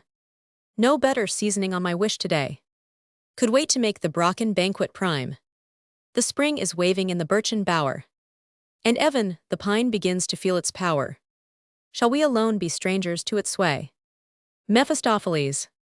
No whiff I feel that hath the smell of May. I am most wintry cold in every limb. Id sooner track my road o'er frost and snow. How sadly mounts the imperfect moon so dim. Shines forth its red disk with belated. We run the risk at every step on stones. Or stumps of crazy trees to break our bones. You must allow me to request the aid of a will-o'-the-wisp. I see one right ahead. And in the bog it blazes merrily. Holla, my good friend, dare I be so free? Two travelers here stand much in need of thee. Why shouldst thou waste thy flickering flame in vain? Pray be so good as light us up the hill. Will-o'-the-wisp. Out of respect to you I will restrain, if possible, my ever-shifting will. But all our natural genius and our skill is zigzag straight lines go against the grain. Mephistopheles. Ha ha, hast learned from men how to declaim. March on, I tell thee, in the devil's name. Else will I blow thy flickering life spark out. Will-o'-the-wisp. You are the master of the house, no doubt. And therefore I obey you cheerfully. Only remember 'tis the 1st of May. The Brocken is as mad can be. And when an ignis fatuus leads the way, you have yourselves to blame if you should stray. Faust, Mephistopheles, and will-o'-the-wisp in reciprocal song. Through the realms of fairy dreaming, through the air with magic teeming. Guide us forward, guide us fairly. Thanks to thee be rendered rarely. Guide us quick and guide us sure. O'er the wide waste Brocken moor. Trees on trees thick massed before us. Flit and fling dark shadows o'er us. Cliffs on cliffs in rugged masses. Nod above the narrow passes. And each rock from jagged knows how it snorts and how it blows. Over turf and stone are pouring. Stream and streamlet wildly roaring. Is it rustling, is it singing? Love's sweet plaint with gentle winging. Voices of those days the dearest. When our light of hope was clearest. And the echo like the sounds of ancient story back rebounds. Uhu-shuhu, what a riot. Owl and peewit, jay and piot. Will no bird tonight be quiet? What is this, red salamanders? With long legs and swollen paunches. Weaving wreathy fireminders. Through the thickets bristling branches. And the trees their roots outspreading. From the sand and rocky bedding. Winding, stretching, twisting grimly. Through the dun air darting dimly. Seek to seize us, seek to grasp us. And with snaky coils enclasp us. And the mice in motley muster. Red and white and blue and gray. Thick as bees that hang in cluster. Crowd along the heathy way. And the fireflies shooting lightly. Through the weirdly winding glade. With bewildering escort brightly. Lead the streaming cavalcade. But tell me in this strange confusion. What is real, what delusion? Do we walk with forward faces? Or stand and halt with baffled paces? All things seem to change their places. Rocks and trees to make grimaces. And the lights in witchy row. Twinkle more and more they blow. Mephistopheles. Hold me tightly by the queue. From this hillock we may view. At leisure with admiring gaze. How Mammon in the mount doth blaze. Faust. How strangely through the glooming glens. Dim sheen like morning redness glimmers. Even to the darkest deepest dens. With its long streaky rays it shimmers. Here mounts the smoke, there rolls the steam. There flames through the white vapors gleam. Here like a thread along the mountain. It creeps, there gushes in a fountain. Here stretching out in many a rood. Along the vale its veined flood. And here at once it checks its flight. And bursts in globes of studded light. Their sparks are showering on the ground. Like golden sand besprinkled round. And low where all the rocky height. From head to foot is bathed in light. Mephistopheles. Hath not old Mammon lit with goodly flame his palace for the jubilee? Thou art in luck to see the game. Even now I scent the lusty company. Faust. How the mad storm doth howl and hiss. And beats my neck with angry buffeting. Mephistopheles. To the old mountain's hard ribs cling. Or the strong blast will hurl thee down the abyss. The night with clouds is overcast. Here in the woods the grinding of the blast How the frightened owlets flit. How the massive pillars split. Of the dark pine palaces. How the branches creak and break. How the riven stems are groaning. How the gaping roots are moaning. In terrible confusion all. One on another clashing they fall. And through the clefts where their wrecks are buried, hissing and howling the winds are hurried. Sounds of voices dost thou hear. Voices far and voices near. And all the mountainside along streams a raving wizard song. Witches in chorus. The witches to the Brocken ride. The stubble is yellow, the corn is green. A merry crew to a merry scene. And good Sir Urian is the guidon. Over stock and stone we float. Wrinkled hag and rank old goat. A voice. Old Mother Bobbo comes up now. Alone and riding on a sow. Chorus. Honor to him to whom honor is due. Lady Bobbo heads the crew. On the back of a sow with the wings of the wind. And all the host of witches behind. A voice. Sister, which way came you? A voice.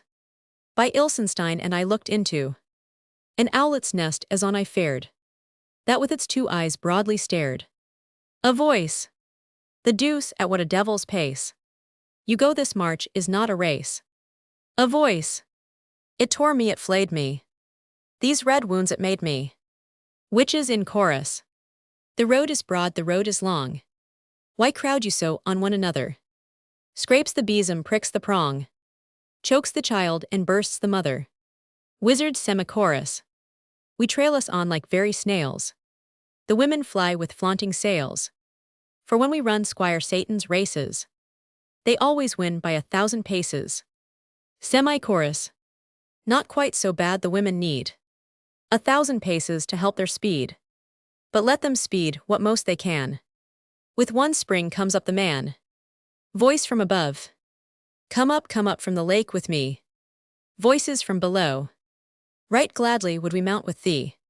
We wash and cease from washing never. Our skins are as white can be. But we are as dry and barren as ever. Both choruses. The wind is hushed, the stars take flight. The sullen moon hath veiled her light. The magic choir from whizzing wings. Long lines of sparkling glory flings. Voice from below. Stop, stop. Voice from above. Who bawls so loud from the cleft? Voice from below. Let me go with you, let me not be left. 300 years I grope and grope. Round the base and up the slope.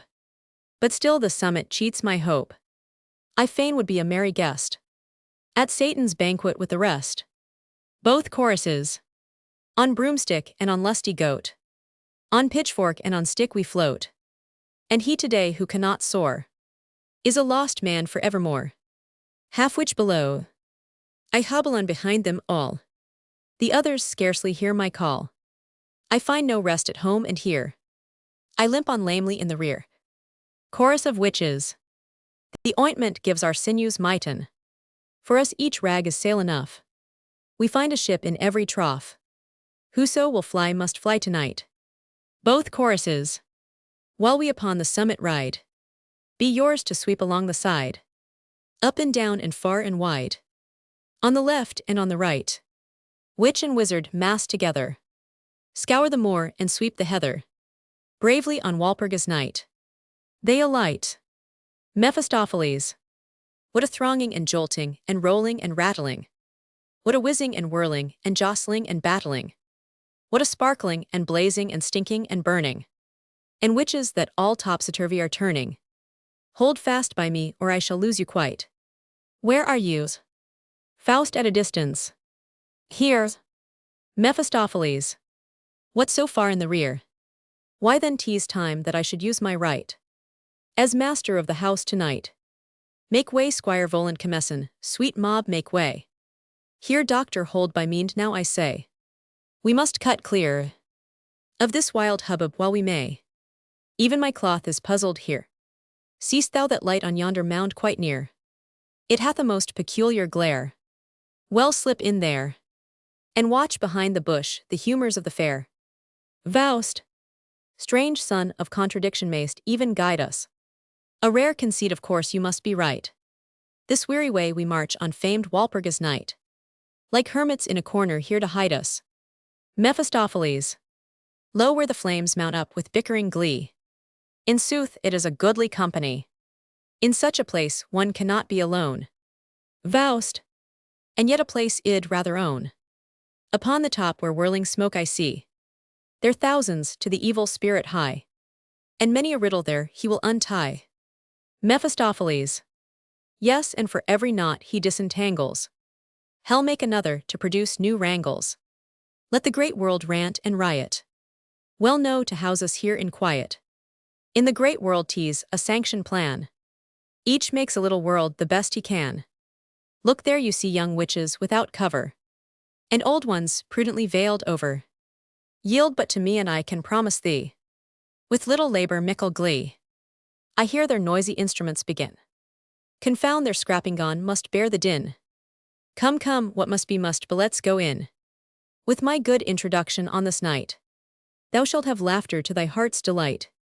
What say'st thou, friend, this is no common show. 100 lights are burning in a row. You scarce may see the end. They dance, they talk, they cook, they drink, they court. Now tell me, saw you ever better sport? Faust. Say, in what character do you intend to appear here and introduce your friend? Devil or conjurer? Mephistopheles. I love incognite, yet on a gala day my order I may show. And though a garter here is but of small avail, the famous horse's foot I near, yet knew to fail. See even now that cautious creeping snail. With her long feeling visage she has smelt out something of hell in me. Do what I can, they have a snout in this keen air to scent me out. Come, come, from fire to fire we roam the game. Be mine to start, and yours to woo the dame. To some who are sitting round a glimmering coal fire, why mope you here, old sirs, toasting your toes? Methinks your Brocken hours were better spent amid the youthful roar and merriment. One is enough alone at home, God knows. Generals, who would rely upon the faith of nations, they leave you thankless when their work is done.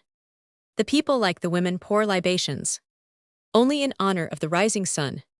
Minister, the liberties these modern changes bring, I must confess I cannot praise. The good old times when we were everything, these were the truly golden days.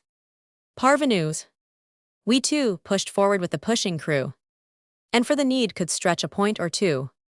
But now all's changed, and with the whirling bucket, we lose the fruit just when our hand would pluck it. Authors, no solid work now suits the reading nation, and year by year the world more shallow grows. And for the glib-tongued rising generation, they hang their wisdom on their upturned nose. Mephistopheles, who all at once appears very old. The people here seem ripe for doomsday. Suspect the world is now on its last legs, and since mine own good cask is running dry, men and their ways, I guess, are near the dregs. Peddler witch, good sirs, I pray you pass not by. Cast on my wares a friendly eye. One cannot see such rich display of curious trinkets every day. Yet is there nothing in my store which far all other stores excels, that hath not done some mischief sore to earth and all on earth that dwells. No dagger by which blood hath not been shed, no cup from which through sound and healthy life corroding fiery juice hath not been spread, no god but hath seduced some lovely wife, no sword that hath not made a truce miscarry, or stabbed behind the back its adversary. Mephistopheles, good lady cousin, you come rather late. Your wares, believe me, are quite out of date. Deal in the new and newest that our palate smacks, all else is flat. Faust, this is a fare that beats the Leipzig hollow. My head is so confused I scarce can follow. Mephistopheles, to the top the stream is rushing, and we are pushed when we think we are pushing. Faust, who then is that? Mephistopheles, look at her wells. 'Tis Lilith. Faust, who? Mephistopheles, Adam's first wife, beware. Art thou a wise man of her glossy hair? 'Tis fair to look on, but its look is fell. Those locks with which she outshines all the train, when she hath bound a young man with that chain, shall hold him fast, hell scarce come back again. Faust, There sit an old and young one on the sward. They seem to have been dancing somewhat hard. Mephistopheles. Oh, once begun they'll go on like the devil. Come, come, they rise again, let's join the revel. Faust and Mephistopheles join the dance, the former with the young witch, as his partner, the latter with the old one. Faust dancing with the young witch. A lovely dream once came to me. I saw in my sleep an apple tree. 2 lovely apples on it did shine. I clomb the pole to make them mine. The young witch. For apples your sire in paradise. And primal dame had longing eyes. And if your eyes are wise to see, y'all find such apples on my tree. Mephistopheles dancing with the old. An ugly dream once came to me. I dreamed I saw a cloven tree. In the tree there sat an ugly owl. I called it fair though it was foul. The old witch. My best salute this night shall be, thou knight of the cloven foot, to thee. A cloven tree with an ugly owl. Am I for thee or fair or foul? Proctophantasmiston to the dancers. Listen to order, you presumptuous brood. Have we not proved beyond disputing that ghosts on terra firma have no footing? And yet you dance like any flesh and blood. The young witch dancing. What wants he here, that rude-like fellow there? Faust dancing. Oh, he is everywhere. What others dance tease his to prize. Each step he cannot criticize. Had as well not been made but in the dance. It grieves him most when we advance. If we would wheel still round and round in a ring, as he is fond to do in his old, he would not take it half so ill. Especially if you take care to bring your praiseful offering to his master skill. Proctophantasmist. What still their phantoms, this is past endurance. In this enlightened age you have the assurance to show your face and play your tricks undaunted. We are so wise, and yet a man's own house is haunted. How long have I not swept the cobwebs of delusion? And still the world remains in the same wild confusion. The young witch. Be quiet then, and seek some other place. Proctophantasmist. I tell you, spirits in your face. This intellectual thrall, I cannot bear it. I love to have a free, unshackled spirit. The dance goes on. Today I see that all my strength is spent in vain. I've had a tour at least to compensate my evils, and hope before I come to Blocksberg back again, to crush with one good stroke the poets and the devils. Mephistopheles. He will now go and bare of breeches, sit in a pool with solemn patience, and when his buttocks are well sucked by leeches, be cured of ghosts and ghostly inspirations. To Faust, who has just left the dance. Why do you let the lovely damsel go, that in the dance with sweet song pleased you so? Faust. Alas, while she so passing sweet was singing, I saw a red mouse from her mouth outspringing. Mephistopheles. Pooh on the bracken, that's a thing of course. Let not such trifles mar your sweet discourse. Go join the crew and dance away. Enough the red mouse was not grey. Faust. Then saw I. Mephistopheles. What? Faust. Mephisto, seest thou there? A pale yet lovely girl in lonely distance fair. From place to place she moveth slow. With shackled feet she seems to go. I must confess she has a cast of Margaret when I saw her last. Mephistopheles. Let that alone, it brings thee certain harm. It is bewitched, a bloodless, breathless form. For men to look upon it is not good. Its fixed gaze hath power to freeze the blood, and petrify thee stark and stiff. Of course I need not ask you if you've heard of the Medusa's head. Faust. In truth, I see the eyes of one that's dead, on which no closing hand of love was laid. That is my Margaret's kindly breast, that the sweet body I caressed. Mephistopheles. There lies the witchcraft, thou fool. A phantom takes thy wit to school. She is the love of every lover's brain. Faust. What ecstasy, and yet what pain! I cannot leave it for my life. How strangely this most lovely neck a single streak of red doth deck, no broader than the back o' a knife. Mephistopheles. Quite right, I see it just as well as you. Sometimes her head beneath her elbow too. She wears for Perseus cut it off, you know. What will you still a-dreaming go? Come, let us mount the hillock there. We shall have noble sport, believe me. For unless mine eyes deceive me, They have got up a theatre. What make you here? A servant. You are just come in time. 'Tis a new piece, the last of all the 7. For such the number that with us is given. A dilettante 'twas that wrote the rhyme.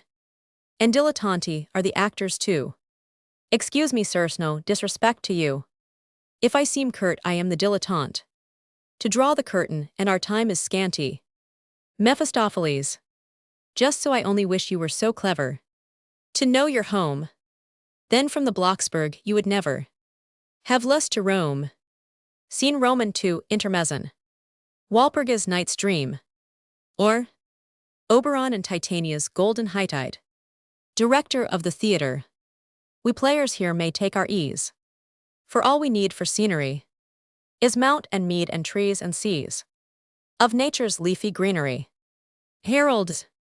The golden hightide is it then, when 50 years pass over. But doubly golden is it when all brawls and strifes they cover. Oberon. Ye spirits who obey my law are to this feast invited, when Oberon and Titania in love are reunited. Puck. Puck comes in first and turns athwart his merry circles wheeling, and hundreds more behind him dart. Loud shouts of laughter pealing. Aerials. I fill the air with thrilling song of virtue quite enchanting. Though ugly imps I lure along, the fair are never wanting. Oberon. When man and wife begin to strive, just give them length of tether. They will learn in peace to live, when not too much together. Titania. When pouts the wife and frets the man, this cure is best in nature. Him to the Arctic Circle ban, and her to the equator. Orchestra tutti fortissimo. Snout of fly and nose of gnat. Lead on the band before us. Frog and cricket, cat and bat. Join merry in the chorus. Solo. A soap bell for a doodle sack 3. The merry waters troubling. Hear the sneckas nickasnack. From its snub nose bubbling. Embryo spirit. Legs of spider, paunch of toad. And wings, if you would know it. Nor fish nor fowl but on the road. Perhaps to be a poet. A pair of dancers. With many a nimble pace and spring. Through honeydew and vapor. Trips o'er the ground the little thing. But higher cannot caper. Inquisitive traveler. Do I see a real thing? Or is it all delusion? Oberon the fairy king. Amid this wild confusion. Orthodox. Though neither tail nor claws are his. 'Tis true beyond all cavil. As devils were the gods of Greece. He too must be a devil. Northern artist. 'Tis but a sketch, I must admit. But what I can't unravel. Tonight I'll know with larger wit. From my Italian travel. Purist. Alas that I should see it too. Here we a riot rare have. Of all the crew there are but 2. That powder on their hair have. Young witch. Powder and petticoat for grey. And wrinkled hags are fitting. But I my lusty limbs display. Upon a hegoat sitting. Matron. To speak with such a shameless pack. We have nor will nor leisure. Soon may your flesh rot on your back. And we look on with pleasure. Leader of the orchestra. Snout of fly and nose of gnat. Sting not the naked beauty. Frog and cricket, cat and bat. Attend ye to your duty. Weathercock to the one side. A goodly company as sure. As I stand on the steeple. With brides and bridegrooms swarms the hopefullest of people. Weathercock to the other side. And opes not suddenly the ground. To swallow one and all up. Then with a jerk ill veer me round. And straight to hell ill gallop. Zenian. We insects keep them all in awe. With sharpest scissors shear we. Old Nick our worthy squire papa. Here to salute appear we. Hennings. See how in merry circles they sit gossiping together. The graceless crew have hearts they say. As good as any other. Musagates. This witch and wizard crew to lead. My willing fancy chooses. More hopeful field is here indeed. Than when I lead the muses. Sidevant genius of the age. The Brocken has a good broad back. Like the High Dutch Parnassus, the jury here no man can pack, or with proud silence pass us. Inquisitive traveler, say who is he so stiff that goes? That stateless talking stranger. He snuffs for Jesuits with sharp nose, and crease the church in danger. Crane, in muddy waters do I fish, as well as where it clear is, and only for such cause as this. The pious man too here is.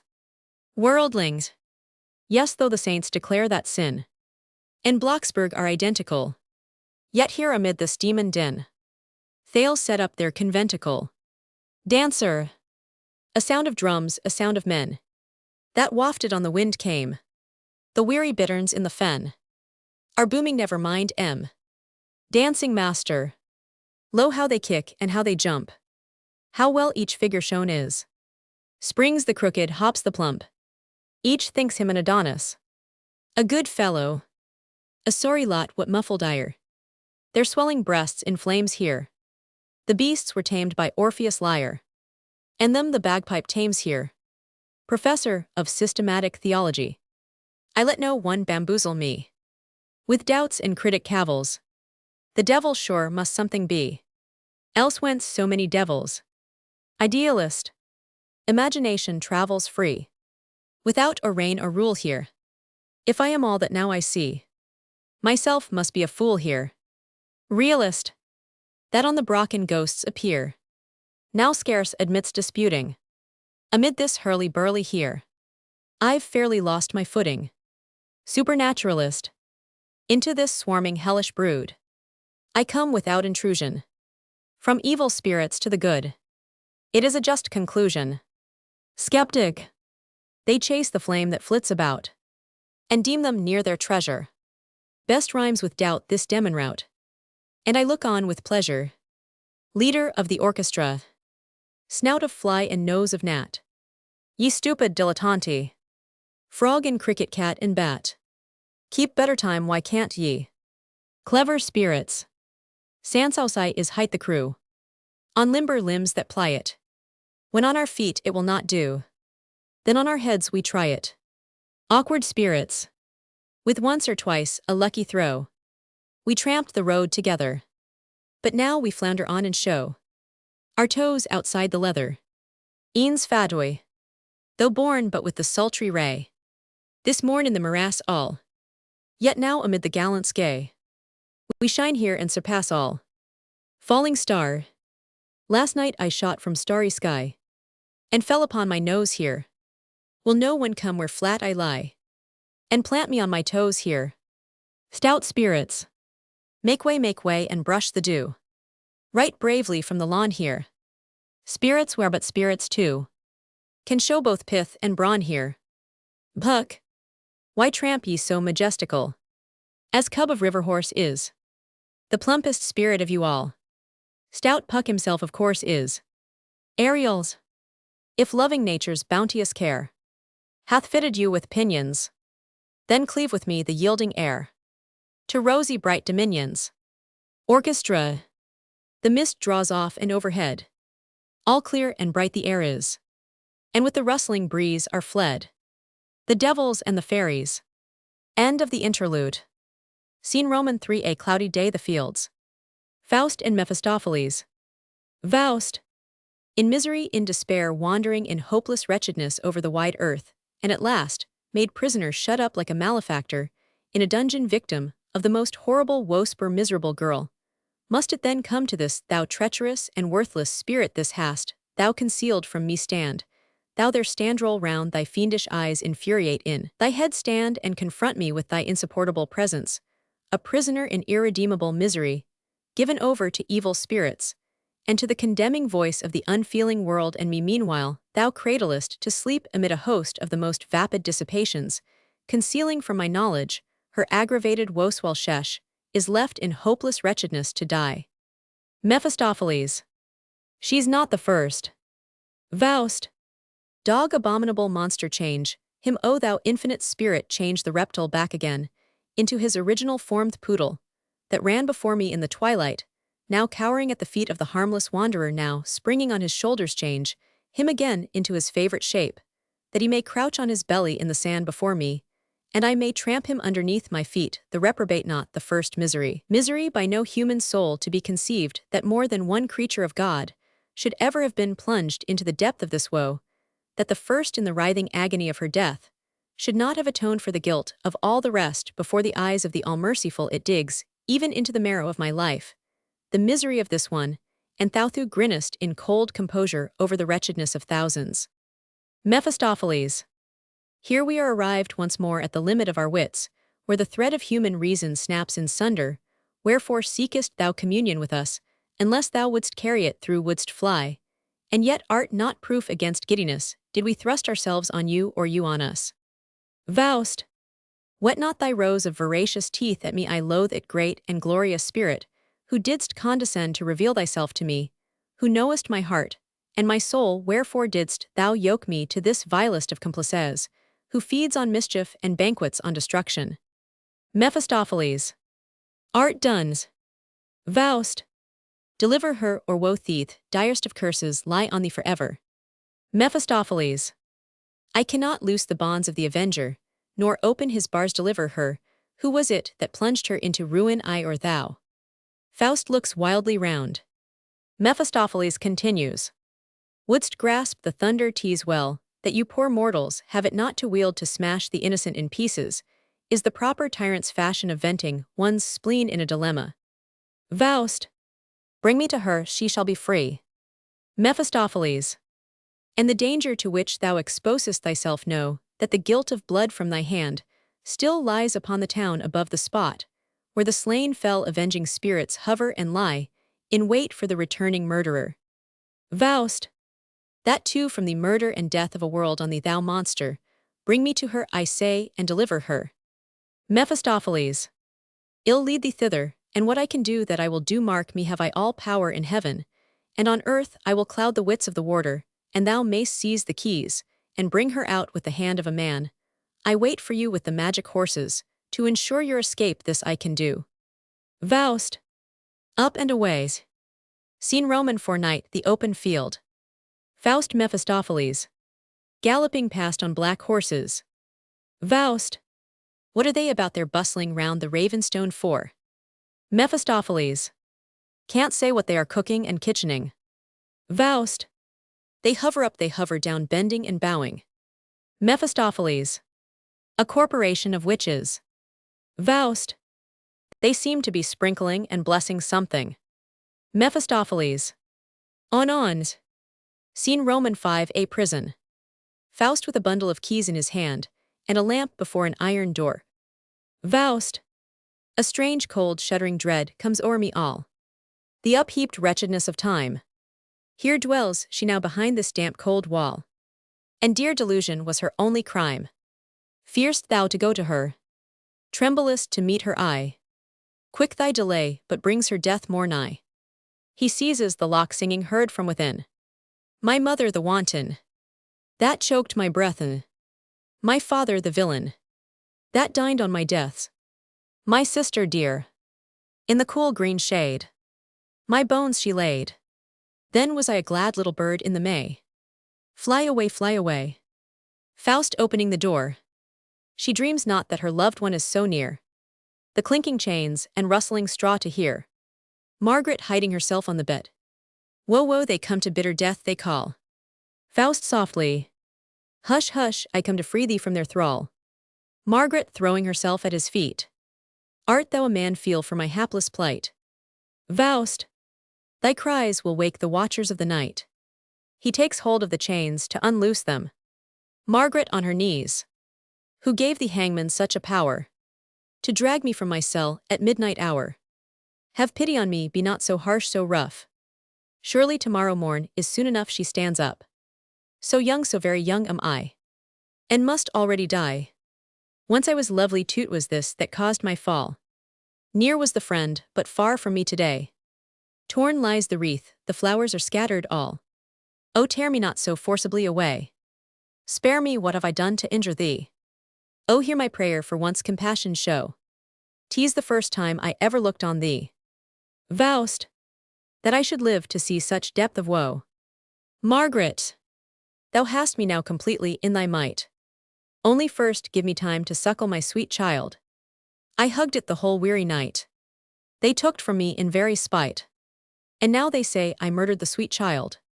And never more shall I be glad again. They sing songs on me too. A wicked thing to do. Tease the refrain of a grim old melody. Who taught them that its words were meant for me? Faust throwing himself down. Here at thy feet behold who loves thee fall. To strike thy shackles and to break thy thrall. Margaret falling beside him on her knees. Yes, let us kneel and call upon the saints. Beneath these steps. I hear it wells. Beneath the threshold. Boileth hell's. The evil one. His fury vents. With fearful Faust loud. Gretchen, Gretchen. Margaret attentive. That was the loved one's voice. She springs up, the chains fall away. Where is he, where I heard him call on me? Now I am free, and none shall hinder me. To his neck will I fly. On his bosom lie. He called me his Gretchen, he stood at the door. Through the wild howling and hissing of hell. Through the loud laughing scorn and the fiendish uproar. Came the sweet voice of love that I know so well. Faust. Tease I. Margaret. Tease thou, oh say it yet again, clasping him. Tease he where now is all my pain. Where all my prison's woe, my fetters where. Tease he comes to lift me from this lair. Of wretchedness I am free, I am free. Already the well-known street I see. Where the first time I spake to thee. And the pleasant garden where Martha and I did wait for thee. Faust striving forward. Come, come. Margaret. Oh stay, stay. Thou know'st how pleased I stay where thou dost. Caressing him. Faust. Away, away. Unless we haste. Dearly well pay for these few moments waste. Margaret. How giv'st thou me no kiss? My friend so very short a space away. And hast forgot to kiss. Why feel I now so straitened when I hold thee in my arms? It was not so of old. When from thy words, and looks a heaven of bliss, came down and thou didst kiss. As thou wouldst smother me, come kiss me, kiss. Else kiss I thee, she embraces him. Oh woe, thy lips are cold. Are dumb. Where is the love thy swelling bosom bore? Whilom for me, why are thy lips so cold? She turns away from him. Faust. Come with me, sweet love, come. I'll hug thee 10 times closer than before. Only come with me, now come I implore. Margaret turning to him. Art thou then he, art thou then truly he? Faust. Tease I in truth, come love and follow me. Margaret. And these vile chains thou breakest. And me again unto thy bosom takest. How canst thou dare to turn fond eyes on me? Know'st thou then Henry whom thou com'st to free? Faust. Come, come, the night sinks fast, come follow me. Margaret. My mother slept a sleep profound. I drugged her tot. My little babe I drowned. Was it not heaven's boon to me and thee? Thee tooties thou I scarce may deem. My sense speaks true, give me thy hand. It is no dream. Thy dear, dear hand. Alas, but it is wet. Wipe it, for it is wet. With blood, O God, what hast thou done? Put up thy sword. I pray thee, put it up. Faust. Let gone be gone. Thou stabbest me with daggers, every word. Margaret. Know thou shalt survive our sorrow. I will describe the graves to thee, where thou shalt bury them and me. Tomorrow. The best place thou shalt give my mother. Close beside her lay my brother. Me a little to the side, but a distance not too wide. And my child at my right breast. These and none else with us shall rest. Me on thy loving side to press. That was a heaven of blessedness. But now I cannot do it more. I feel as I must force my love to thee. And thou didst coldly fling me back from thee. And yet tease thwas good as loving as before. Faust. Tease I even I come, sweet love, come. Margaret. Out there's. Faust. Into the open air. Margaret. If the grave be there, and death there waits, then come. Hence to my eternal home. Not a step more. Thou leav'st me know what I might go with thee. Faust. Thou canst if thou but wilt, I have unbarred the door. Margaret! I may not go, no hope for me remains. They watch me close, me home is with my chains. It is so sad to beg from door to door, a guilty thing from human love's outcast, a homeless earth to wander o'er, and they are sure to find me out at last. Faust! I will protect thee. Margaret! Quick, quick! Save thy poor child. Away, away! Keep the paths. Up the stream. Across the bridge. To the left hand. Where the plank stands. In the pond. Seize it quick. It rises up. It kicks, it lives. Oh, save it, save it. Faust! Only bethink thee. One step more and thou art free. Margaret! Would we were past that mountain grey. There sits my mother on a stone. I feel a hand that pulls me back. As cold as clay. There sits my mother on a stone. Her head sways heavily. She winks not, she nods not her head, she may not raise. She slept so long, she nevermore may wake. She slept that we might our enjoyment take. Oh, these were happy days. Faust! Here words and prayers will only make things worse. Come, come, or I must hale thee hence by force. Margaret! Let me alone, lay no rough hands on me. Nor with such murderous clutches seize me. Thou know'st I have done everything to please thee. Faust! The day dawns, come my Gretchen, follow me. Margaret! Day, yes, it is day, the judgment day breaks in. My marriage day it should have been. Let no one know thou wert before with Margaret. Woe to my wreaths! 'Tis done, O pain. We will meet again. But not at the dance. The thronging crowds advance. With bated breath. No word is spoken. The squares, the streets, cannot contain them all. The bell doth call. The staff is broken. They bind me with cords, they drag me away. And on the bloody block me lay. And every trembling eye doth quake. At the blade that is brandished o'er my neck. Mute lies the world as the grave. Faust! Oh, had I ne'er been born. Mephistopheles appearing from without. Up or no help can save. Profitless whining, whimpering, and prating. Meanwhile my eager steeds are waiting. Snuffing the scent of the morning air. Margaret! What's that from the floor uprising? Tease he oh send his hateful face. Away, what seeks he in this holy place? He comes for me. Faust! No, thou shalt. Margaret! Judgment of God to thee, my soul. Mephistopheles to Faust. Come, come, else will I leave you to your fate. Margaret! Thine and my father, oh, shut not the gate. Of mercy on me. Ye angels, ye most holy spirits now. Encamp around me, and protect me now. Henry, I tremble when I think on thee. Mephistopheles. She is judged. Voice from above. Is saved. Mephistopheles to Faust. Hither to me. Voice from within dying away. Henry, Henry.